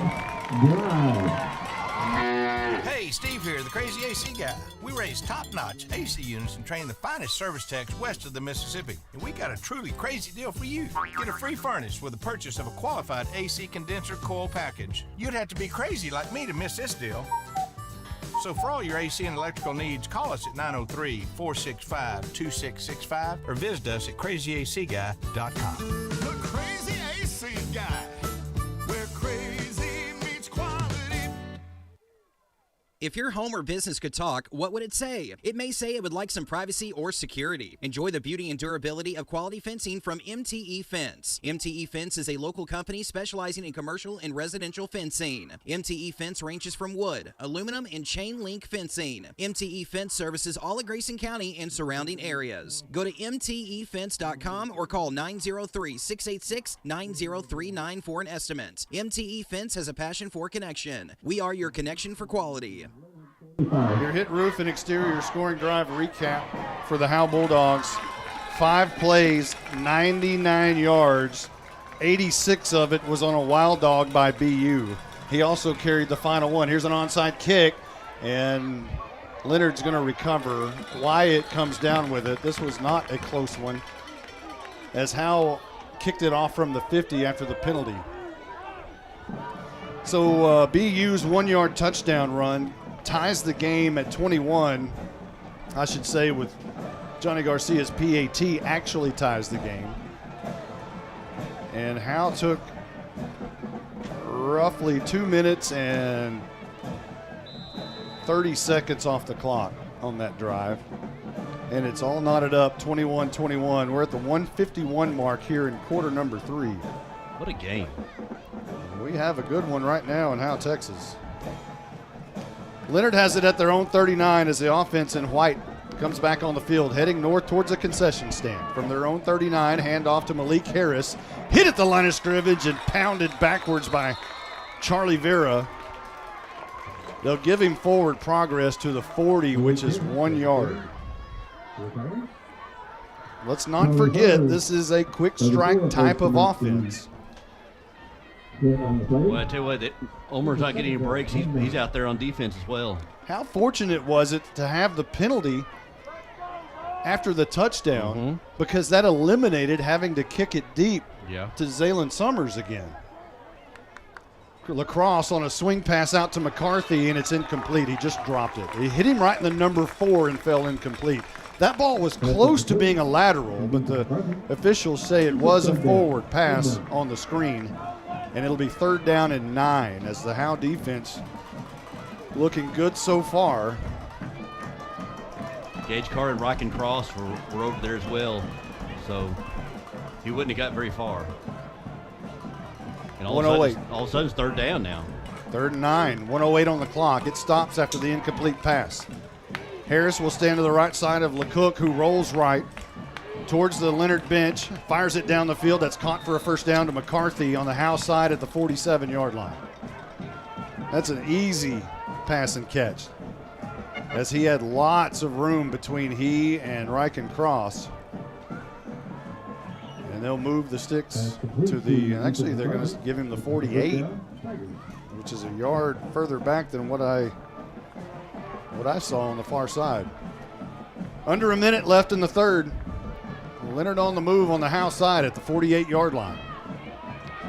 LeCook wants it. He's going to run it himself around the right edge. Lowers his shoulder and gains 7 or 8 yards. Close to the 40. Need to get to the 38 for a 1st down. They'll spot him and say his knee went down early at the 43-yard line. 5-yard pickup for LeCook on the ground. That's where you may start seeing LeCook step up and kind of put this game on his shoulders. Put this team on his shoulders. Andrew Harvey indicated that this young man could be the district MVP. Where, I mean, we've yet to see Gunner and Bells, but this young man is pretty spectacular. That's the end of the 3rd quarter. This game is knotted up. Grab your socks and pull. We're headed to the 4th, 21-21. All In Custom Gutters and Christmas Lights is proud to sponsor the Pride of Howe High School's Bandsman of the Week. Your hometown Bulldog alumni owned and operated business is here for all your seamless gutter and outdoor Christmas lights needs. Give them a call at 903-819-9183 and let them make your house shine really bright this Christmas. All In Custom Gutters and Christmas Lights. Give them a call at 903-819-9183. All In Custom Gutters and Christmas Lights. This is 3-year starting kicker Jonathan Garcia. When I kick the ball, I don't need no stinking tea, but I will take a sweet tea at Sonic before, during, and after the game. When I kick on over to Sonic, they have great food and big smiles. Johnny, get your leg warmed up. I stay warmed up with Sonic's onion rings and tater tots, not to mention the great drink specials. Hey, Johnny, we need you to drill this one. Let's go. Bring your tea. Nah, Coach, I just finished it. It's not just good, it's Sonic good. Johnny Garcia bangs it through. 2nd down and 5 for Leonard coming up as we start the 4th quarter. Now switch sides, moving left to right towards the south end zone. This is Malik Harris, who's met immediately at the line of scrimmage. They'll give him 1 or 2. Howe says they have the football. The officials do not say so. They say otherwise. And Harris is stopped after a minimal gain. Omer is on the sidelines right now on the bench. I thought he was just getting a rest, but now Ricky Ake is looking at. Well, he was stretching out his calves during the timeout. Yeah. I noticed he was. Rightfully so. He's got to be tired. Wore out. 3rd down and 4. LeCook's going to keep it around the left side. Nowhere to go. Stopped right there at the 40. Great play by the Howe defense. And it's going to be 4th down and 2. Another great stop. And a penalty. A late flag comes in. 4th and 2 is what we're looking at right now, but let's check the flag. And Andrew Harvey's clapping and says it's against Leonard.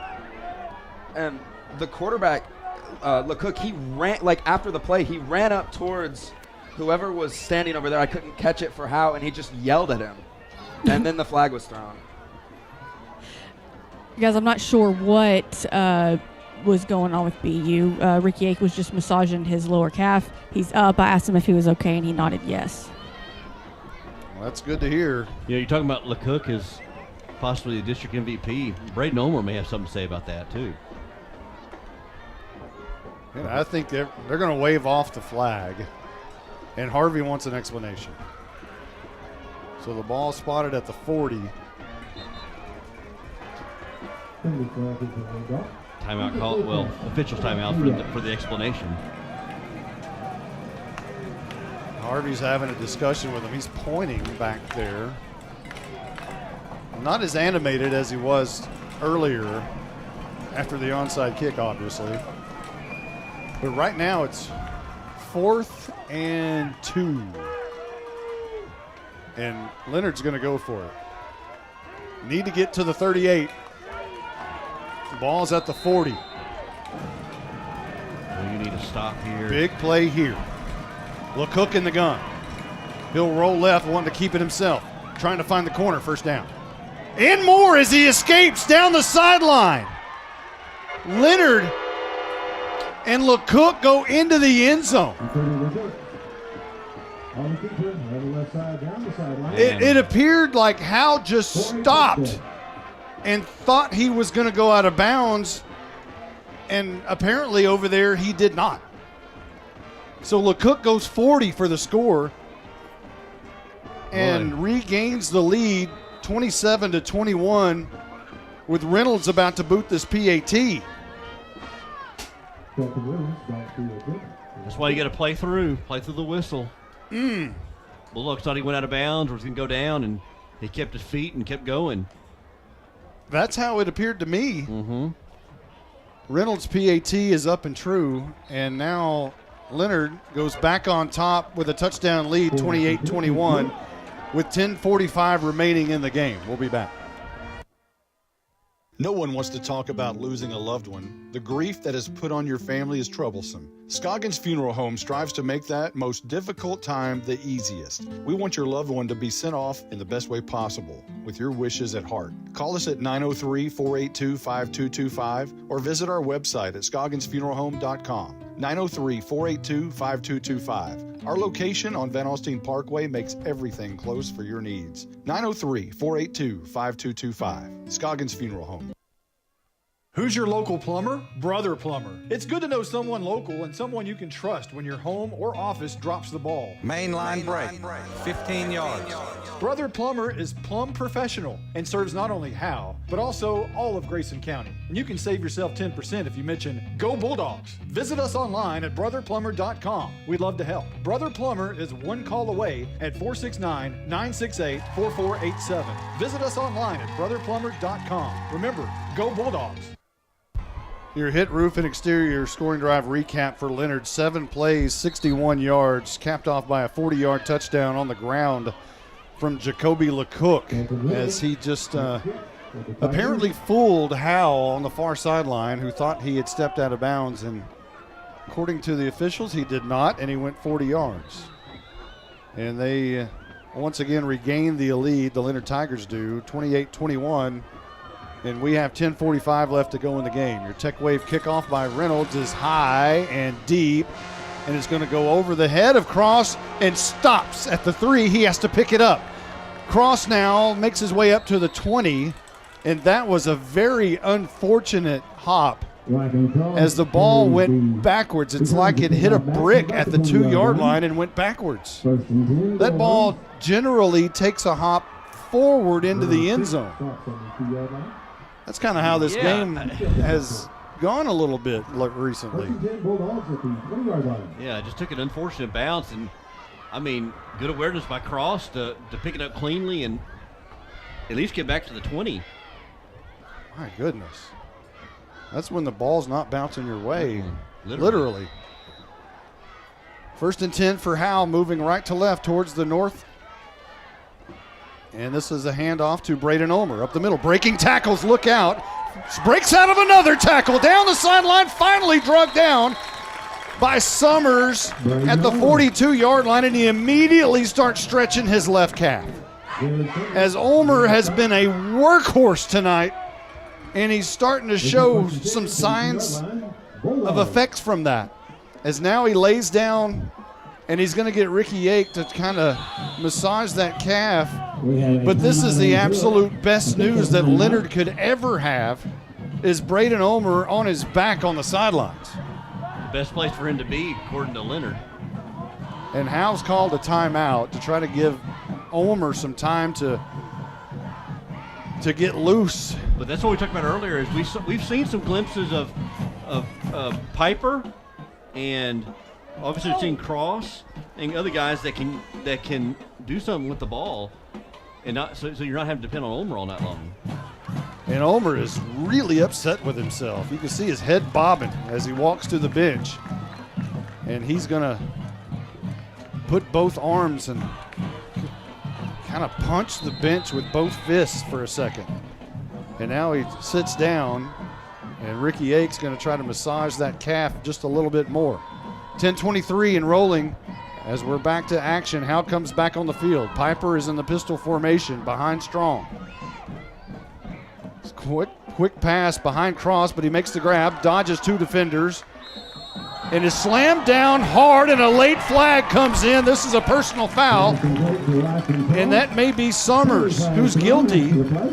But Cross was slammed down to the turf after a 3-yard gain, but this is going to turn into 18 yards. It was right in front of the Howe bench and the Howe fans and the official, and the Bulldogs finally catch a break. And the defensive coordinator, Stan Holland, raised both arms in the air like he won the Super Bowl when that happened, when the flag came out. Looked like Jimmy Johnson after he won the national championship. Personal foul against Leonard. We'll move this ball into Leonard territory. Guys, we were talking earlier about Bryce Piper, and y'all mentioned how when he gets the ball, he hangs on to it, and he always gets positive yardage. I talked to his dad about that, and if that's something he practices. His dad is a coach. He says the boy wants playing time, and he knows that's how he's going to get it. Very nice. That's our Night Furniture sideline report. Good job, Caroline. Here's a sweep around the right end. Quarterback keeper Strong for about 3 or 4 yards to the 36-yard line. Howe trying to desperately tie the game again, but they're 36 yards away with 9:45 on the clock. Still plenty of time. And if you ever want to ball hawk it, now's the time. 2nd down and 7 for the Bulldogs. Strong turns, hands, Piper up the middle. A pretty good gainer there. 4 or 5 yards. Not enough for the first, but about 2 yards short at the 32-yard line. Here comes Ulmer back on the field. Ulmer's been on the sidelines kind of doing some light jogging, trying to work out the cramp and the issues with his lower body, lower extremities. Looks like he's back in there, ready to go. Even just his presence on the field makes Leonard think about it, and he's going to Wild Dog on 3rd and 2 and whistles before this one gets underway. And one of the Howe linemen were thrown hard to the turf. Well, let's check the flag. So a 3rd and 2 is going to turn into a 3rd and 7. When the Bulldogs go to that formation, they come up the line and they kind of try to go fast. There's not a lot of looking at audible protections or anything like that. It's just come to the line, set, hut, go. So you got to make sure everybody is set before you snap it. Otherwise, you get these false start penalties, legal procedure. Wild Dog again, 3rd and 7, 8:41 on the clock. Ulmer to the right side, met in the backfield, gain of 2. Maybe a gain of 1. Ball at the 36. One of the few times that Leonard's got in the backfield on the Wild Dog, and even with that, he was able to maybe get a yard or 2 out of that. So we're at a 4th and 6. You're at the Leonard 36. I'm assuming you got to get points right here. Ulmer is split out wide to the right. This is the swinging gate. And Leonard's going to call a timeout. Andrew Harvey throwing out all the stops on 4th and 6, forcing a timeout. I think, if anything, just make them call a timeout, and you can rethink things and decide what play you want to go to, or if you wouldn't even want to go for it on 4th down at this point. Boy, that's a chess move right there. It really is. It's chess, not checkers, Monty. It certainly is. 8:02 on the clock. And Howe will be facing 4th and 6. What do you do here? Well, about every 3rd play for Ulmer goes about 11 yards on the Wild Dog. And sometimes it goes for 86. But you don't need 86, you need 36. But you only really need 6. You really need 6 right now. And your Wild Dog, Cog, has a bad calf right now. Ryland Strong's on the field. They're going for this. It appears the traditional offense. Or will it be? Yeah, it appears. Piper to the left of Ryland Strong. Cross goes in motion. They fake it to him. The trap to Ulmer on the right side. He's got the first down. On the far sideline, trying to escape the next tackle. Can't do it, but he's got the first down at the 26-yard line. What a play call. That was a beautiful trap. They faked the jet sweep toss behind Strong, turned inside and gave it to Ulmer going the other way, and a huge hole on the right side. It's kind of like we talked about earlier. It's like the slot T in shotgun formation. Man goes in motion, and then just an inside trap to Ulmer. Hole open on the right side, first down. 7:46 on the clock. Strong is going to keep it himself. Around the left side, can't escape tackles. This one might be a loss, and it is going to be back to the 28-yard line, so a loss of 2. Loss of a yard on the play. Strong just couldn't get going, and it Wasted carry on the stop. defense for Leonard. Summers came knifing through and able to take down Strong behind the line of scrimmage. So they're playing behind the sticks now, second down and 12. For the first 4 games of the season, Howe were playing behind the sticks almost constantly. Not the past 2 weeks. Handoff to Ulmer, met at the line of scrimmage, and he's going to be buried. He's going to be trapped for a loss. Back to the 30, and Howe's going backwards, and Strong's not happy. He's barking at the sidelines. He did not like that call or something. This is the 8th play of the drive, and Howe's taken off about 4 minutes of the clock here in the 4th,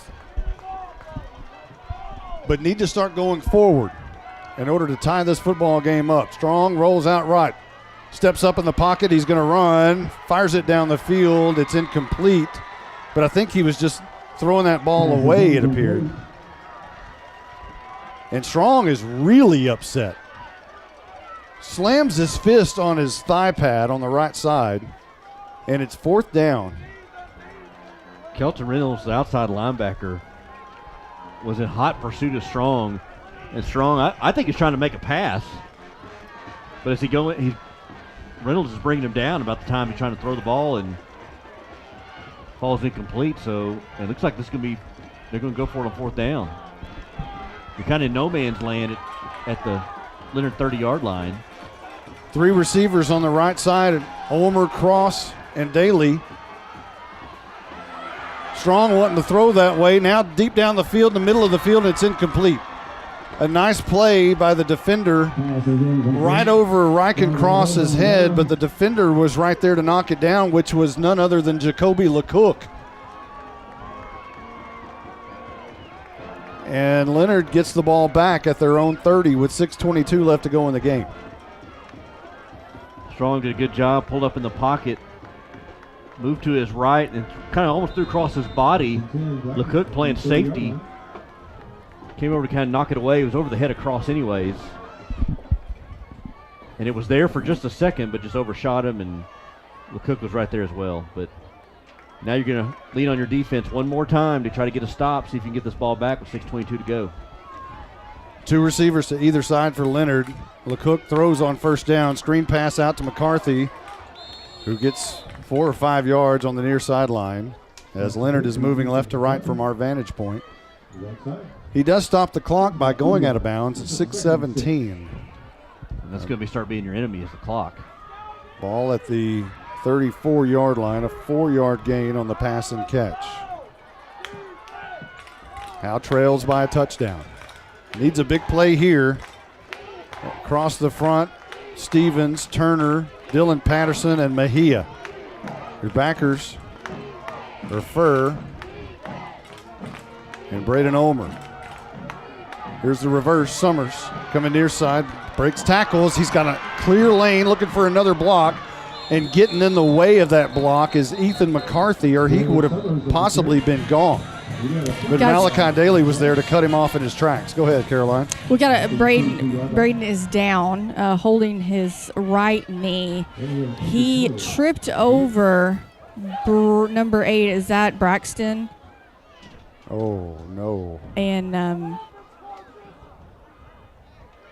Boy, he is in some serious pain holding his right knee at the Leonard 40-yard line, right on the number 0 of 40. An injury to Braden Ulmer, if it's as serious as what it appears to be, will change the entire season for the Howe Bulldogs. It's either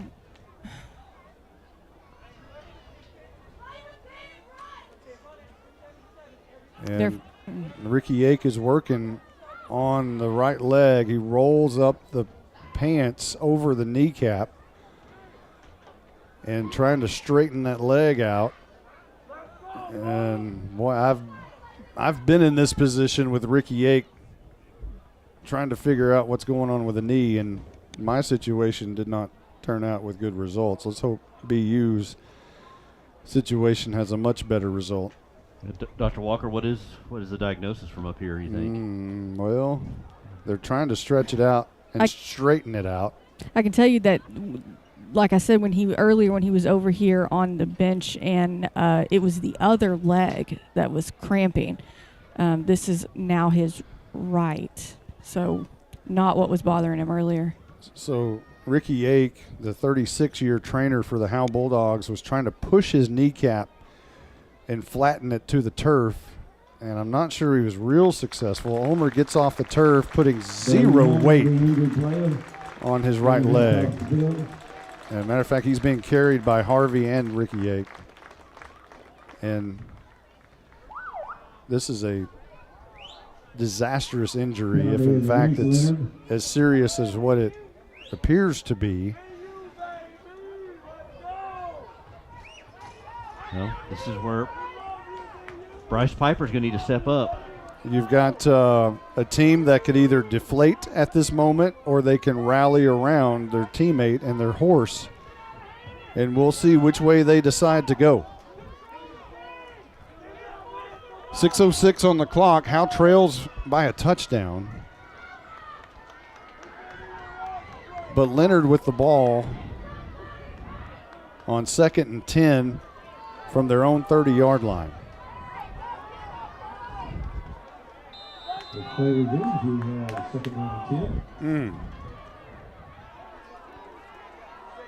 LeCook, empty backfields. Quick screen pass, almost intercepted by Charles Furr. He had a beat on it, but he was able to just get his paw there. He read that quick pass and knocked it away. If Furr would have been 5'9" instead of 5'5", he might have taken that to the house. Lucifer. Lucifer with the Charles Furr with the. I don't know that that's an official nickname. I know it's for the commercial, but with the knockdown. That's a big play. Sets up 3rd and 10. Good awareness by Furr. Boy, he almost took that to the house. That would have been something. 3rd and 10 for LeCook. He's going to run it himself around the left edge. Trapped in the backfield, but he escapes that tackle. Running up the middle of the field, hit hard, escapes that tackle too on his way to a first down. What a run by Jacoby LeCook. My goodness. What more can he do?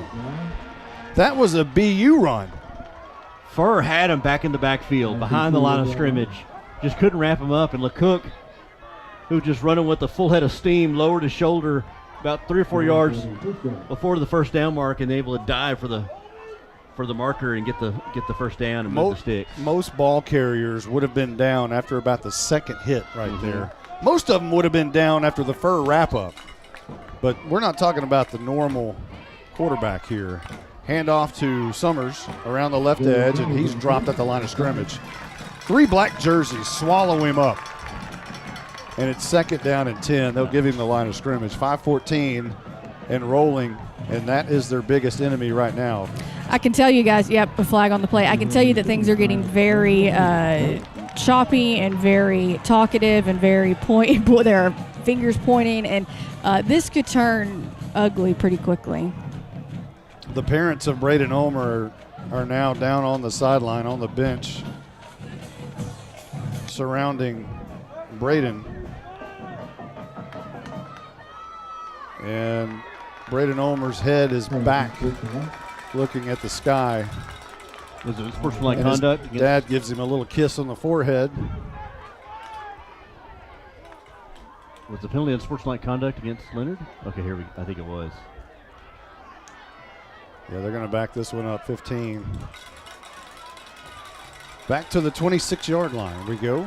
And give the Bulldogs credit here with all these flags and a little bit pushing and shoving. They've been able to maintain their composure and haven't got any personal foul penalties yet. It's been Leonard who's really lost their composure. Really?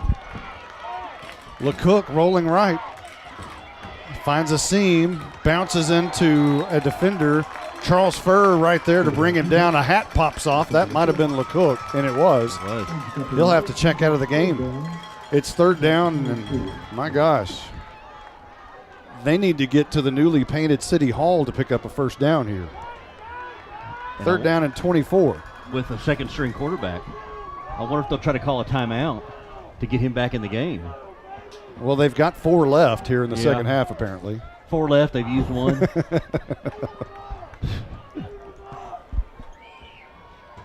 4:16 and rolling. Yeah, they're taking their time. They probably will call a timeout with about 3 seconds left on the play clock.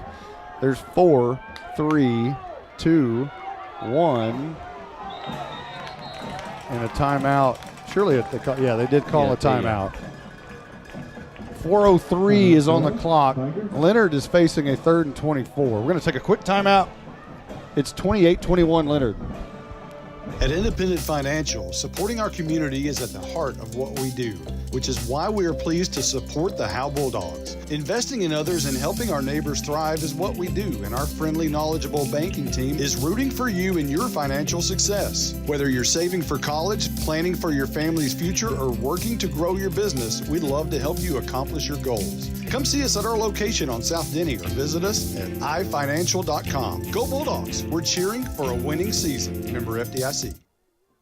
This is more than a bundle. This is way more than a combo deal. It's your sanctuary, your home field. It's where everything happens. This is your home, your car, your memories. And you want to be sure they're protected with home and auto insurance. As your State Farm agent, I get it. That's why I'm here to help life go right. My name is Ed Meacham, and I'm your Howe State Farm agent. Give me a call at 903-892-3923 or on the web at MrEdInsurance.com. 4:03 remaining in this football game. And Leonard is facing a 3rd down and 24. Hang on 1 second. Let's see what. Nope. Let's see what this does. Nope. Okay, so we have some audio. There we go. Okay. I don't know what goes on with our headphones. Takes a second to. Yeah, it's boot up. 4:03 on the clock. That's Howe's biggest enemy right now, trailing by a touchdown, 28-21. Leonard facing a 3rd and 24. With the timeout, LeCook can come back on the field, I believe. No, it's Bush, and he's going to keep it around the left edge. Bush falls forward after maybe 5 or 6 yards to the 33-yard line, and it's 4th down. Does Harvey call a timeout? He does. Howe appears to be getting the football back here. I think this is a good timeout. Gives you stops at 3:48. Still got 2 timeouts left. So I would imagine returning this punt, well, obviously it's going to be somebody other than BU. Cross. Reich and Cross, you would imagine, will go back there. And even if you have a situation, you need to be mentally aware of the clock. And if you're for some reason able to break out on a punt return, you need to stop at about the 2-yard line and take a knee. Yeah. You got to have the wherewithal of the situation. Mm-hmm. And I hope that's being conveyed. Even in that certain, it's not a probable situation, but just in case, you need to think about that. Because Cross can fly. Oh, yeah. So on 4th and 19, Ethan McCarthy will drop back to punt, and he'll stand at about his 19-yard line. With his toes maybe touching the 20. Now he takes one step back. And now one step back forward. Cross, meanwhile, stands at his own 33-yard line. It's a high kick. It's going to bounce in front of Cross and take a Howe bounce, goes backwards. And it's fielded there by Bush at the 42-yard line. And Howe will start there. Be Euless from their own 42-yard line. You got plenty of time. 3:40 to go. 2 timeouts in your back pocket. Injury timeout. Plenty of timeout. We got an injured Howe player. Down. Charles Fur. He's back at the line of scrimmage, and he's now holding his right leg.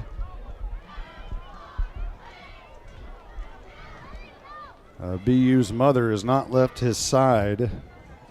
She's squatting behind the bench, right behind him, and now she finally gets up and she has a seat right next to him. Ulmer in some serious pain, it appears. And he's kind of leaning on his mother. 3:40 on the clock, 28-21. Leonard in the lead. Howe is from their own 42-yard line. As Fur gets up off the field and he walks off. 58 yards away from tying the game are the Howe Bulldogs with only 3 minutes and 40 seconds to do so. And without their playmaker.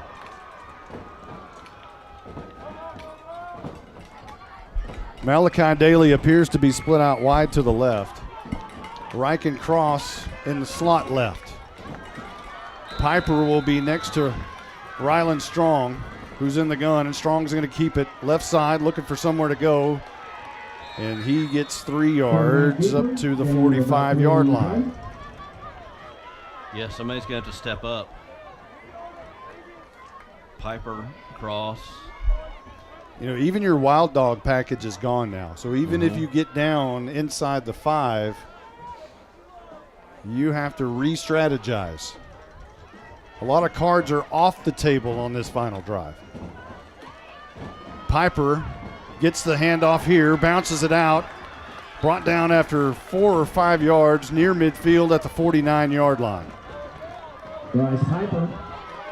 Just shy of mid. Piper And the had clock rolls under 3 minutes.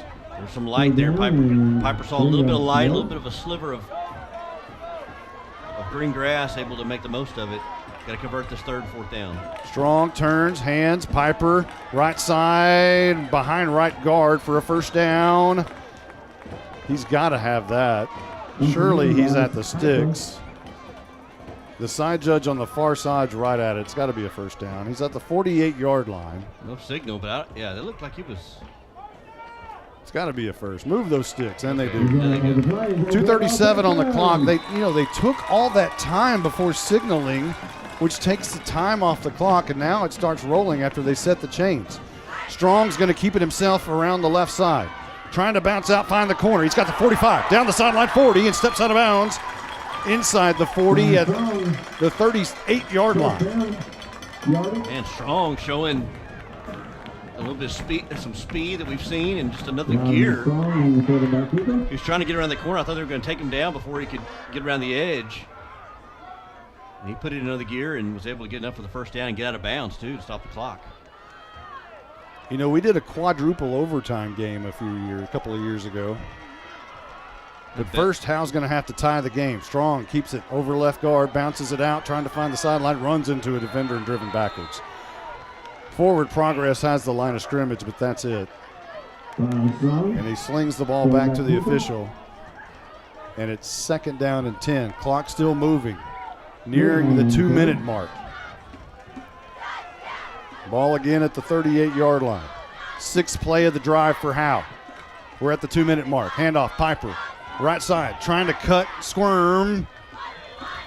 5 yards to the 34. Piper doesn't hit those holes as fast as Ulmer does, and that's not a knock on him. He's kind of more of a patient runner. Official timeout for an injured Leonard Tiger on the field. At some point, you're going to have to see Ryland Strong's arm come into the play here as we're at 1 minute and 47 seconds. I think they're going to continue the run game and try to convert this first down by at least hoping that you can set up a 4th and short. But depending on how much Howe gets right here, you're going to see Strong try to throw it pretty quickly. Even on this 3rd down, you think? It's possible, but I really feel like they will keep it on the ground. 3 timeouts in their back pocket if the scoreboard is correct. Right. I thought it was 2 because they used one earlier. Because they used the one for it could have been an injury timeout. Yeah. But an injured player here again. This time a Leonard Tiger. We're going to take a quick timeout. Well, you know, every time we do that, they pop right back up. So it is the H-back for Leonard, which is Jaden Bush. And he's walking very slowly to the Leonard bench. Meanwhile, Howe back on the field and on offense, facing a 3rd and 7 with $1:47 left to go in this football game, trailing by a touchdown. No one has left after the Pride of Howe show. Still waiting on Bush to make it over to the sideline, and he takes his time. And now we're ready. 3rd and 7, big play here. Strong in the gun. He's going to keep it over left tackle, breaks free for a moment, slams into white defenders. The pile still going. Trying to push forward. He's going to be close to a first down. Inside the 30 at about the 28, they're going to move the sticks. What a run by Strong to keep his feet moving. Yeah, just kept it going. Inside run, in between the tackles. And they're going quickly here after the first down. Strong wants it, gets it, hands. Piper, left guard, breaks free for a moment, dives forward inside the 25 to the 23. Alex Mejia get a good block, good leap block there from that H-back spot to free Piper. We're at 1 minute, 15 seconds. Hurry up offense. Another handoff to Piper. Same play, left tackle, slung down by LeCook at the 22-yard line. That time a gain of only 2, and I believe we're going to see a timeout by the Bulldogs as there's 1 minute and 4 seconds left to go in this game. Boy, it's so close you can taste it. Well, the Bulldogs are only getting 3 or 4 yards a carry here these last few plays with Strong and with Piper, which is good, but the clock is ticking. The clock is moving. You've had plenty of time, but now it's starting to become time is of the essence now. How big is the onside kick right now? That appeared to go Howe's way. Should that be, if they lose this, should that be the front page of the Howe Enterprise this week? Yeah, and well, the photographic evidence of. You know what? I'm that guy. I just might. 3rd down and 4 for Howe. 1 minute 4 left to go in the game. Cross is going to get it on the reverse. Trying to go from left to right, fighting forward, squeezing through, close to a first down. He has it. Clock will still roll under a minute, but it'll stop for them to move the sticks. 58 seconds, it'll start now. 1st and 10. Strong in the gun. Hands off. Piper slams into the white wall inside the 15 to the 13-yard line, and a timeout's been called with 46 seconds left. My, oh my, what a game we have on our hands. And we knew it was going to be a good game. We warned you. We tried to tell you. We told everyone. So Howe has the ball inside the 15 at the 13-yard line. Man alive. And it's all on the ground. There's been no passes thrown in this drive. Cross a moment ago with the huge first down. Yeah, it's been all ground. Because you can't make a mistake. You can't afford any kind of a mistake right here, you have to be perfect. And so far on this drive, the Howe Bulldogs knock on all kinds of wood that you have anywhere around you. They've been perfect to this point. Here's a reverse. That's Langford runs into the white wall. No gain there. Hurry up. And they got to get back on it. 37-36. Scrambling to the line of scrimmage. Piper in the pistol. Behind Strong. He gets the carry up the middle. He's stopped at about the 10, maybe 11-yard line. The clock is at 26 and rolling. You're going to have to throw the ball. 13th play of the drive coming up here. 20 seconds. 19. 4th down and 6. This is your game. Strong throws a screen pass to Cross. Trapped behind the line of scrimmage. A masterful play on the edge by Remy White. And Leonard turns Howe away with 8 seconds left to go in the game. And Howe comes up 13 yards short of tying the game. They tried to go quickly over to Cross, and Leonard was ready for it. I think that was Remy Wyatt. I think that was too. And it was a great tackle. Open field tackle on Cross. And Cross, as elusive and slippery as he's been, he just couldn't get away from them. One play remaining in this game, and it's going to be a knee. Last year, you know, the theme when, there it is, there's your ball game. Leonard wins tonight 28-21 and has a severe edge in the playoff race over Howe. But if Howe is able to somewhat play like this moving forward, there's a chance for them to reach their goal of playing 12 games. But unfortunately, it appears that they may be doing so without the big bag of Braden Ulmer. Well, this is where you wish you had a bye week. Unfortunately, you don't get one to about week 9. That is unfortunate. So Howe will walk out of here with a loss. Which, by the way, is insane that our bye week is not till week 9, but, you know.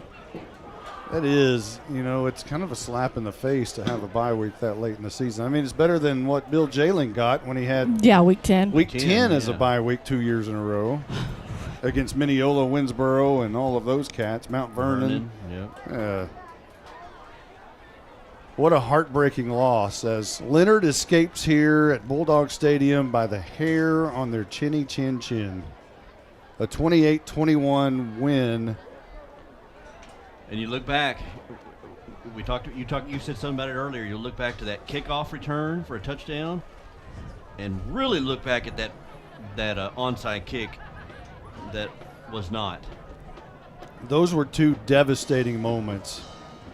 Especially the onside kick. I mean, the kickoff return, I mean, give them credit. They did what they had to do. But the onside kick, I mean, it appeared Howe did exactly what they needed to do to recover that onside kick, and they didn't get the call. That's a robbery. I mean, it was just. That is just, you know, you talk about the ball not breaking your way or bouncing your way, and that's a clear evidence of that. And then it literally happened on a kickoff where Reich and Cross had to pick it up at the 2-yard line as a kickoff appeared to be going in the end zone. Wow, what a football game. Nothing less, it's a great football game, Justin White. And, you know, we've done a lot of football games here over the past 4 or 5 years that have not been great football games. No.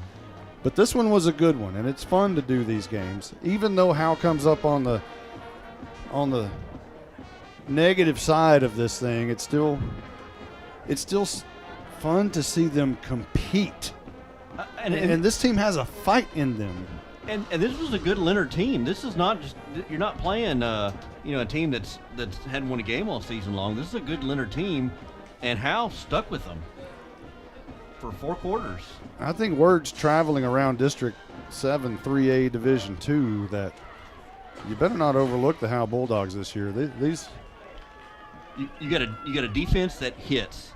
I mean, this defense, it feels like the intensity they have and just the toughness the discipline is the best I've seen in a while since I've been here. You got a legitimate quarterback. You got a good receiver in Cross. You got some weapons in Piper, and even though we didn't see him, McNutt, G-Force, Garen Langford. Ulmer's the guy you're kind of just like, as Ulmer's getting helped off the field. Actually, his dad and Billy Ingram are carrying him to the postgame speech by Andrew Harvey.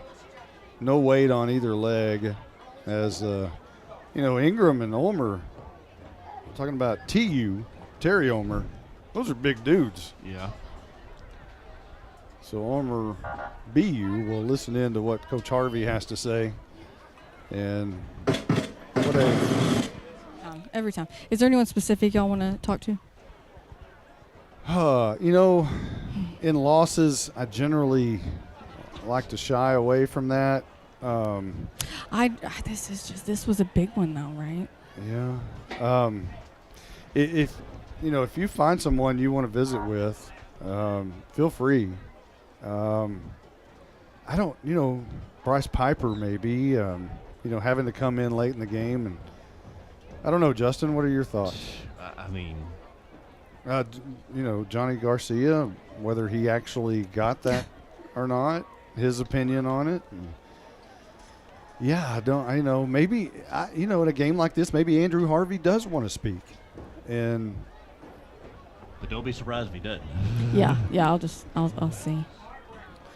And I think it's worth the ask to see if Andrew Harvey will talk to us. Last year, Ethan McCarthy, we talked about him being from Howe, and since Lance Bryan got here a few years ago, his theme was "Light It Up" for the victory light, and there was a hashtag "Light It Up." You hadn't seen too much of that this year, but hashtag "Light It Up" was everywhere. And after last year's contest with Leonard, and they took it to Howe pretty good. Ethan McCarthy on Facebook shared a post that said hashtag "Light It Up." So, it's a competitive spirit. Right. And I'm sure he's got some buddies over here on this side. And then, there's some others that went to school here. The BBs. Okay. Houston BB was a Howe Bulldog at one point. Bruce Elvington was obviously a coach here for quite some time. Our Night Furniture sideline reporter, Caroline Slauson, is moseying on up that way to kind of see if Andrew Harvey wants to talk. She's taking her time a little bit. Do you even try to talk to BU? I don't know that I would. All the players are surrounding him. He's got his head down. He looks as if he knows something that's not good. And he's got crutches down. They get him some crutches. Of course, I obviously wouldn't speculate, but I just pray that this is not the last time we see Braden Ulmer on a football field for the Howe Bulldogs. And, he's a Saturday player too, and he's talking to a lot of schools. Really? Okay, yeah. And there's a couple of schools that have him highly on their radar. And you feel for a kid going through something like this in your senior year in what amounts to the biggest district game to this point. Caroline is kind of moseying through there. And we'll see if she's going to talk to anyone in that area. I think Andrew Harvey's all alone by himself around the 30-yard line. No, that's not. That's Graham, I think. What a game, Justin. What a game. Yeah, what a game we had. Bulldogs. I still say that this Bulldog team is competitive. They've got some weapons. They're growing up here right before our eyes. It just takes some experience, and they're getting it. And there's a lot of young guys on this team. All right, guys, I got Coach Harvey. Coach Harvey, this is one of the most emotional games I've ever seen. This is like an end-of-the-season game. Everyone's crying. Obviously the scoreboard is not what we wanted, but just your thoughts on the game, on this team, and the dedication and the fight they have. That's a playoff winning team. They made it to the second round last year. It's a really good football team, a really good quarterback. So to be able to play with a team like that shows that like we've made massive growth from last year. Like last year we weren't in the game at all, and like it's baby steps, building block. Like we're getting better, okay, and like it's. I don't know if that's going to make anybody feel better. It doesn't really make me feel better when I just said it, but like that, there is positives to be brought out of it. Like we're in a tough district. We got a lot of tough teams coming up. But like other than like, I mean, the obvious one, like every game that we have coming up is winnable. Like the playoff hopes are not gone. Like we're still a really good team, and we just need to keep moving forward. Absolutely. Just a quick, can you give us an update on BU? I don't know as of right now. I've heard it's not an ACL, and that's all I've been told. All right, thanks. Probably not an ACL. All right, thanks, Coach. We'll see you next week. Not an ACL. That's good news. That's good. That's very good news. But an MCL sometimes can be just as bad. Mm-hmm. Obviously, we're not speculating. Right. Or I don't want anybody to think we're speculating. I might be thinking, what's the less thing worse than an ACL? But gosh, I just hope we see that young man back. Lots of blue jerseys over there with Howe in the post-game wrap-up because there's so many former coaches on that staff, and there's family over there. So this is not just a Howe parent group. This is also some Leonard parents into that mix as well. I mean, they're Leonard parents now, but they were once Howe Bulldog parents. They once wore the black and white. Now they're wearing the blue and gold. And hats off to the Leonard Tigers. They played a great football game tonight. They earned the 28-21 win over Howe. But if you're a Bulldog fan, you just came up a little bit short tonight. And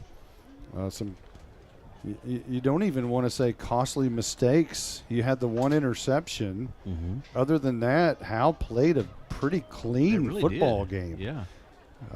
But it just didn't turn out the way you wanted it to. And sometimes the ball doesn't bounce your way, and maybe that works its way into the headline on Monday. Mm-hmm. Xavier Summers came over and kind of shook hands with Bo Stevens and kind of motioned over to Ulmer, make sure he's okay. So good sportsmanship from Summers for Leonard. But yeah, they played a good game. Well, we're in the Texas Land and Home team post-game show. We're going to take a quick timeout, and when we come back, we may have more interviews, but we'll certainly have the stats and highlights and all those kinds of things. So we're going to take a quick timeout. You're in the Texas Land and Home team post-game show.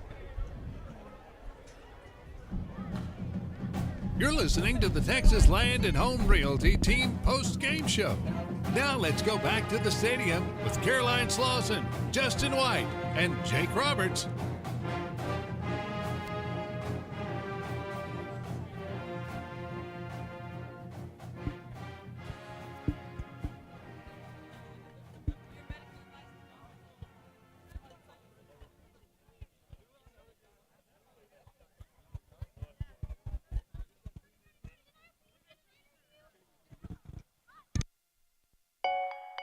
At Grayson Cullen Electric Cooperative, GCEC, we have been around for over 80 years and are governed by 7 principles: open and voluntary membership, democratic member control, members' economic participation, autonomy and independence, education, training, and information, cooperation among cooperatives, and concern for community. One of our communities is Howe, Texas, and GCEC is proud to support the Howe Bulldogs.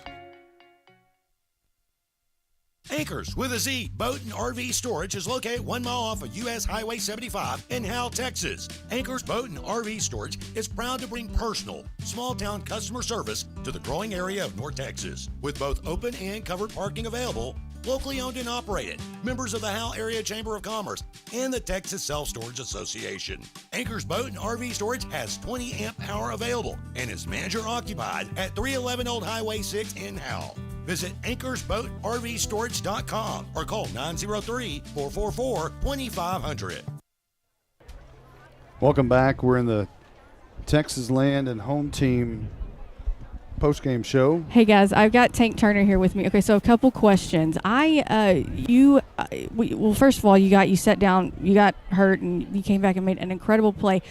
This defense is, I know y'all been working together since summer. Y'all are really, y'all come together. Can you describe y'all's defense and what it means? It's electrifying, honestly.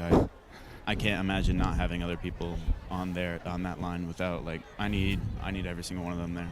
Have you seen, there are still people all around here. There are several of these players crying, several kids crying. Have you been to an emotional game like this before? I've been emotional, but mainly I try to hide it. You're a senior, and can you just tell me what BU means to this team and as a leader?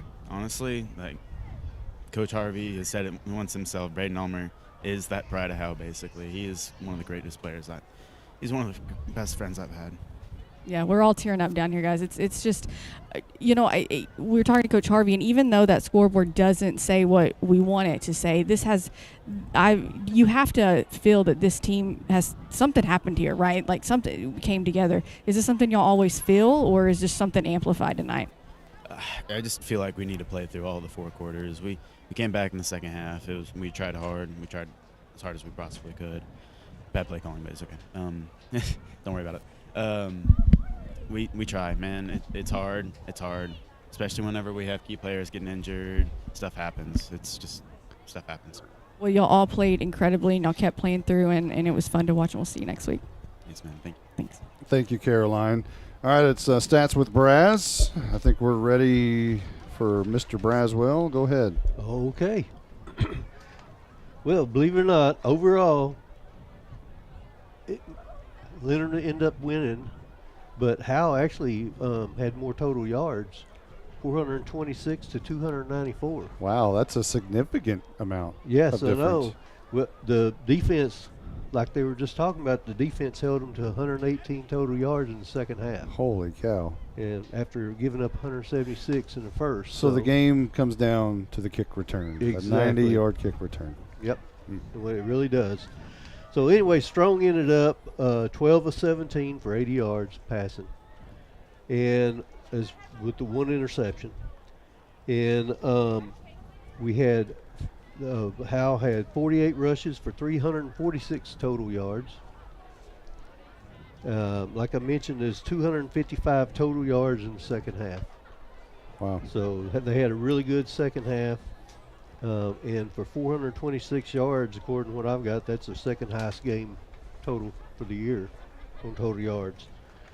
As far as Leonard goes, they was 8 for 14 passing with 96 yards, 32 rushes for 198 yards.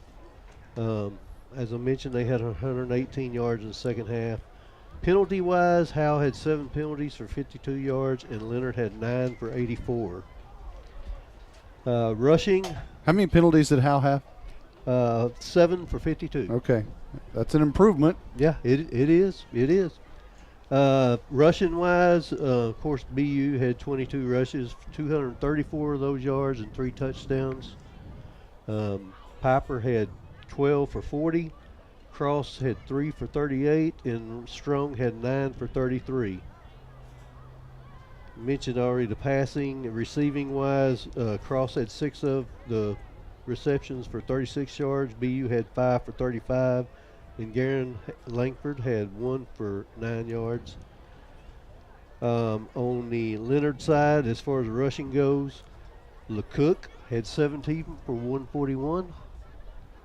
He is an athlete. He is. Say that. With 1 touchdown. Harris had 11 for 49. He seems like he slowed down a little bit in the second half. But he had a touchdown also. Bush, 2 for 5, and Summers, 2 for 3. As mentioned, LeCook had 8 for 14 passing, 96 yards, 1 touchdown. Receiving wise, White had 2 for 39 with a touchdown. McCarthy had 3 for 31. Summers 2 for 16, and Harris 1 for 10. All right. That is Stats with Braz. A good night on the in the stat book for Howe. It just turns out that the 90-yard kick return by Summers basically is the difference in this football game. And That's when you win the stat board, but you lose on the scoreboard. 28-21, Leonard gets the win here at Bulldog Stadium. I think we're ready for highlights as Jake Roberts will come in here. And we'll take a 30-second timeout if I can find the right spot, because this is what Jake does so well. If I can't do it, we'll just stay here. But, Jake, you want to pop in here? All right, there we go. So let's recap this football game for you. Leonard won the toss. They wanted the ball first to start the game, and they started at their own 39-yard line. Drove 8 plays and 61 yards down to the 35-yard line of Howe, and took the first lead of the game 7-0 with 9:24 left in the first on this play. And LeCook all alone in the gun, throws it out. Wyatt makes the catch, gets a good block from Bush. Down the sideline goes Wyatt, stumbles and falls into the end zone for a touchdown. That, as mentioned, that gave the Leonard Tigers a 7-0 early lead. Howe's next possession started at their own 25. It went 6 plays but ended on this play. At the Leonard, on the Leonard side of the field, slinging it down the field, and that's picked off. That was Summers who picked it off. That gave the ball back to Leonard at their own 40-yard line. And Leonard went 9 plays, 60 yards, and scored on a 1-yard touchdown by Malik Harris. Off Harris, right side. This one, he just kind of walks the dog into the end zone. Touchdown, Leonard. That made it 14-0 with 4:17 left to go in the first quarter. Howe's next possession was a very long one. 13 plays into the second quarter, and it went 75 yards, took 6 minutes and 46 seconds off the clock, and it ended on a 3-yard BU touchdown. Right up the middle, finds a seam. He's in the end zone. It's touchdown time in Texas. And the Bulldogs are on the board with 9:39 left to go in the second. And that cut the lead by Leonard to 14-7 after the Jonathan Garcia PAT. Ball went back just as Howe had all momentum. And it looked like they were going to get back into this football game, eventually tie the game. The crowd was at full throat, and the ensuing kickoff went like this. Going to go back to Summers at the 10-yard line, picking and choosing, trying to find a seam. Now he finds a big seam up the middle. Look out, he's fast. He's their version of Ryken Cross, and he goes down the sideline. This is a big return. Down to the 20, makes an escape at the 15, and just kind of strolls in. A 90-yard kickoff return for Summers. And that made it 21-7 with 9:22 left to go before the half. Howe got the ball back at their own 25-yard line, drove all the way to the 32-yard line, but turned it over on downs as Strong tried to hit Cross in the end zone, and it was just off his fingertips.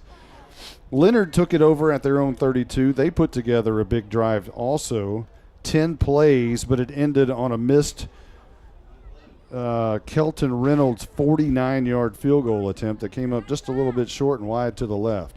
We move on into the second half. Howe took the ball first at their own 23-yard line, drove 7 plays before handing the torch to BU. Here's the Wild Dog. Omer, shot out of a cannon, has the first down and more. He's free. Look out, 20, 15, 10. Kiss him goodbye. It is touchdown time in Texas for Beautiful. 7 plays, 77 yards for the Howe Bulldogs as they cut the lead 21-14 with 8:35 left to go in the third quarter. Leonard took it at their own 49-yard line, drove to the 40, gave it back to Howe at their own 1-yard line. Howe was trapped at their own 1 after the punt. Let's see. Let me mark that down because I didn't at the time. So Howe at their own 1-yard line. They get up to the 4, back to the 3, up to the 5. Right there was an 86-yard run by Braden Omer. Going back to the Wild Dog on 3rd down and 9, and Omer with a big hole. Look out. Oh, my goodness. Down the sideline. 40, He's to midfield, being chased down by Wright. Down to the 10 and slung down hard, and a horse collar tackle at the 11-yard line will have Howe first and goal. And that took Howe within the 1-yard line eventually, and it was Braden Ulmer. Who else? Get it. Ulmer has it, right side, trying to penetrate over the line. Ryland Strong says he did. The officials have not made any indication. Touchdown! And now it's touchdown time in Texas. Ulmer all the way down the field. Howe goes 99 yards on the drive. And they went 5 plays, 99 yards, tied the game at 21-21 with 1:53 left to go in the third. The Howe defense kept going as Leonard took it at their own 39-yard line, but eventually it was too much LeCook as he broke away from the 40. LeCook in the gun. He'll roll left, wanting to keep it himself. Trying to find the corner, first down. And more as he escapes down the sideline. Leonard and LeCook go into the end zone. Howe thought that he had stepped out of bounds. Apparently, we haven't reviewed the film, but Howe's defense stopped. But LeCook did not. He kept going all the way down the sideline, and that was the eventual deciding touchdown. And Leonard went 7 plays, 61 yards for the score at the 10:45 mark in the fourth quarter. Howe went all the way down the field from their own 20 down to the 30, but turned it over on downs. Leonard got it at their own 30, drove 6 plays, and the Howe defense forced a punt. And then Howe made one final hurrah from their own 42-yard line, went 13 plays on the drive, and every one of those were rushing plays except the final one, and Howe turned it over on downs, and that ended the game 28-21. Leonard with the victory tonight. No victory like downtown this week, and they walk away with a 28-21 win. Let's bring everybody back in for a final thought. Jake Roberts, you want to go ahead and give us your final thought of this football game? Yeah, for sure. And I think that what Howe can take away from this is that, again, improvements from last year. I mean, I know it's a loss on the scoreboard, but they look so much better and so much – I mean, they're competitive this year, and that's been a trend that hasn't been in their favor. And so you've got to be able to look at this game and just be proud of the progress of where they're at, but just know there's still more work to do. Justin? Similar to what Jake said, they're getting better each game.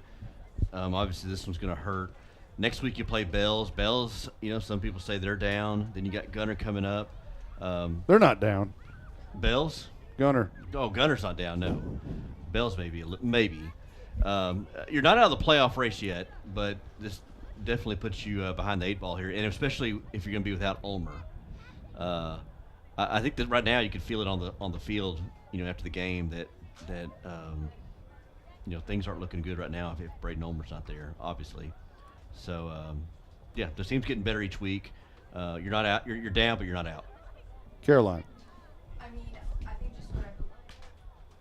I think just what everybody has said here, and as Coach Harvey said, that, obviously that's not, the L is not what we wanted. However, I don't remember in the seasons that I've been here to see a team fight the entire time.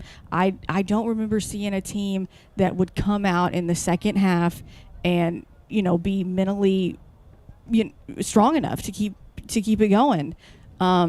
So it's really sad. I was telling the guys that a lot of them were crying out there, and it was really, they put it all out there, and it was a hard loss. But it's like you said, you love doing these games. It was a good game, and you love to see it.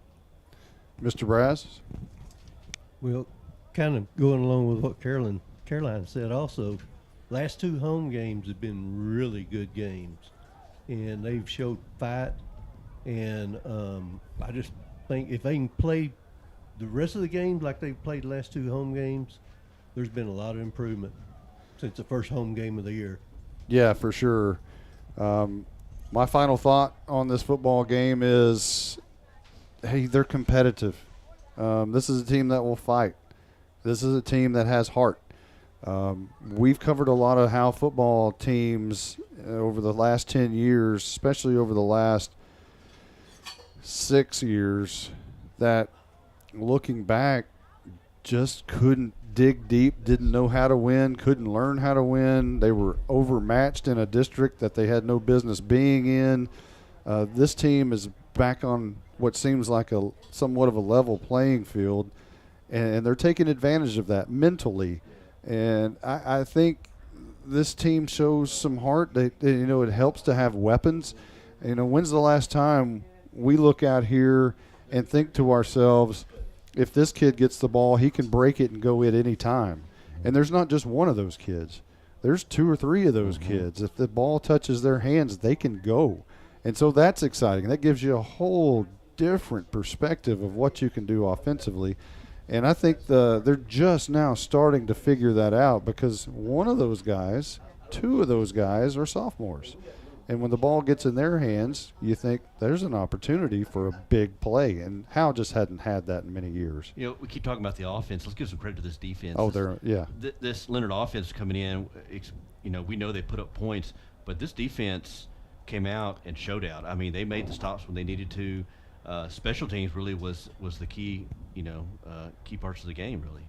Yeah, the 90-yard kickoff return was really the difference in this football game. As Braz mentioned in the stats with Braz, Howe outgained them by a fairly large margin tonight. And then especially in the second half, Howe's defense virtually shut down that high-powered offense, and that was impressive to see. So even though Braden Ulmer, you don't know the status and you don't know the future of what may be with him coming back, when, if, all those are unknowns at this point. But even if you take that out of the picture, I still believe there's enough here to be competitive and try to get to where they want to go. And, they're just because of a loss tonight, I know it's a big loss. They put themselves behind the 8 ball and trying to get into the playoffs, but there's still beatable teams in front of them. This puts Leonard in a great position to grab the number 3 spot, perhaps, with a win over Callisburg and a win over Howe. Now, if you beat S&S, you're virtually in, and that will happen. So Leonard virtually clinched the playoffs tonight. So congratulations to them. But Howe's got more work to do, but the good news is I think this is a team that can put in the work and put in the heart to do so. So for everyone who's been a part of this one, including Jake Roberts, Justin White, Stephen Braswell, and Caroline Slauson, I'm Monty Walker. So long, everybody. You've been listening to the Texas Land and Home Realty Team post-game show. Howe Bulldogs football is a product of Studio 42. The full replay of the game will be available within minutes on this same link on YouTube and HoweEnterprise.com. Howe Bulldogs football is brought to you by Scoggins Funeral Home, Baker Air Conditioning and Heating, Independent Financial, GC Easy, Sonic of Howe. Also brought to you by MTE Fence, Rapid Electric, Brother Plumber, the Crazy AC Guy. Also brought to you by Howe Athletic Booster Club, Michelle Carney Photography, HIT, Roof and Exteriors. Also brought to you by Ed Meacham State Farm, the Llama Realty Group, TechWave, Night Furniture, All-In Custom Gutters and Christmas Lights, Texoma Land and Home Realty Team, Anchors Boat and RV Storage. Turn out the lights.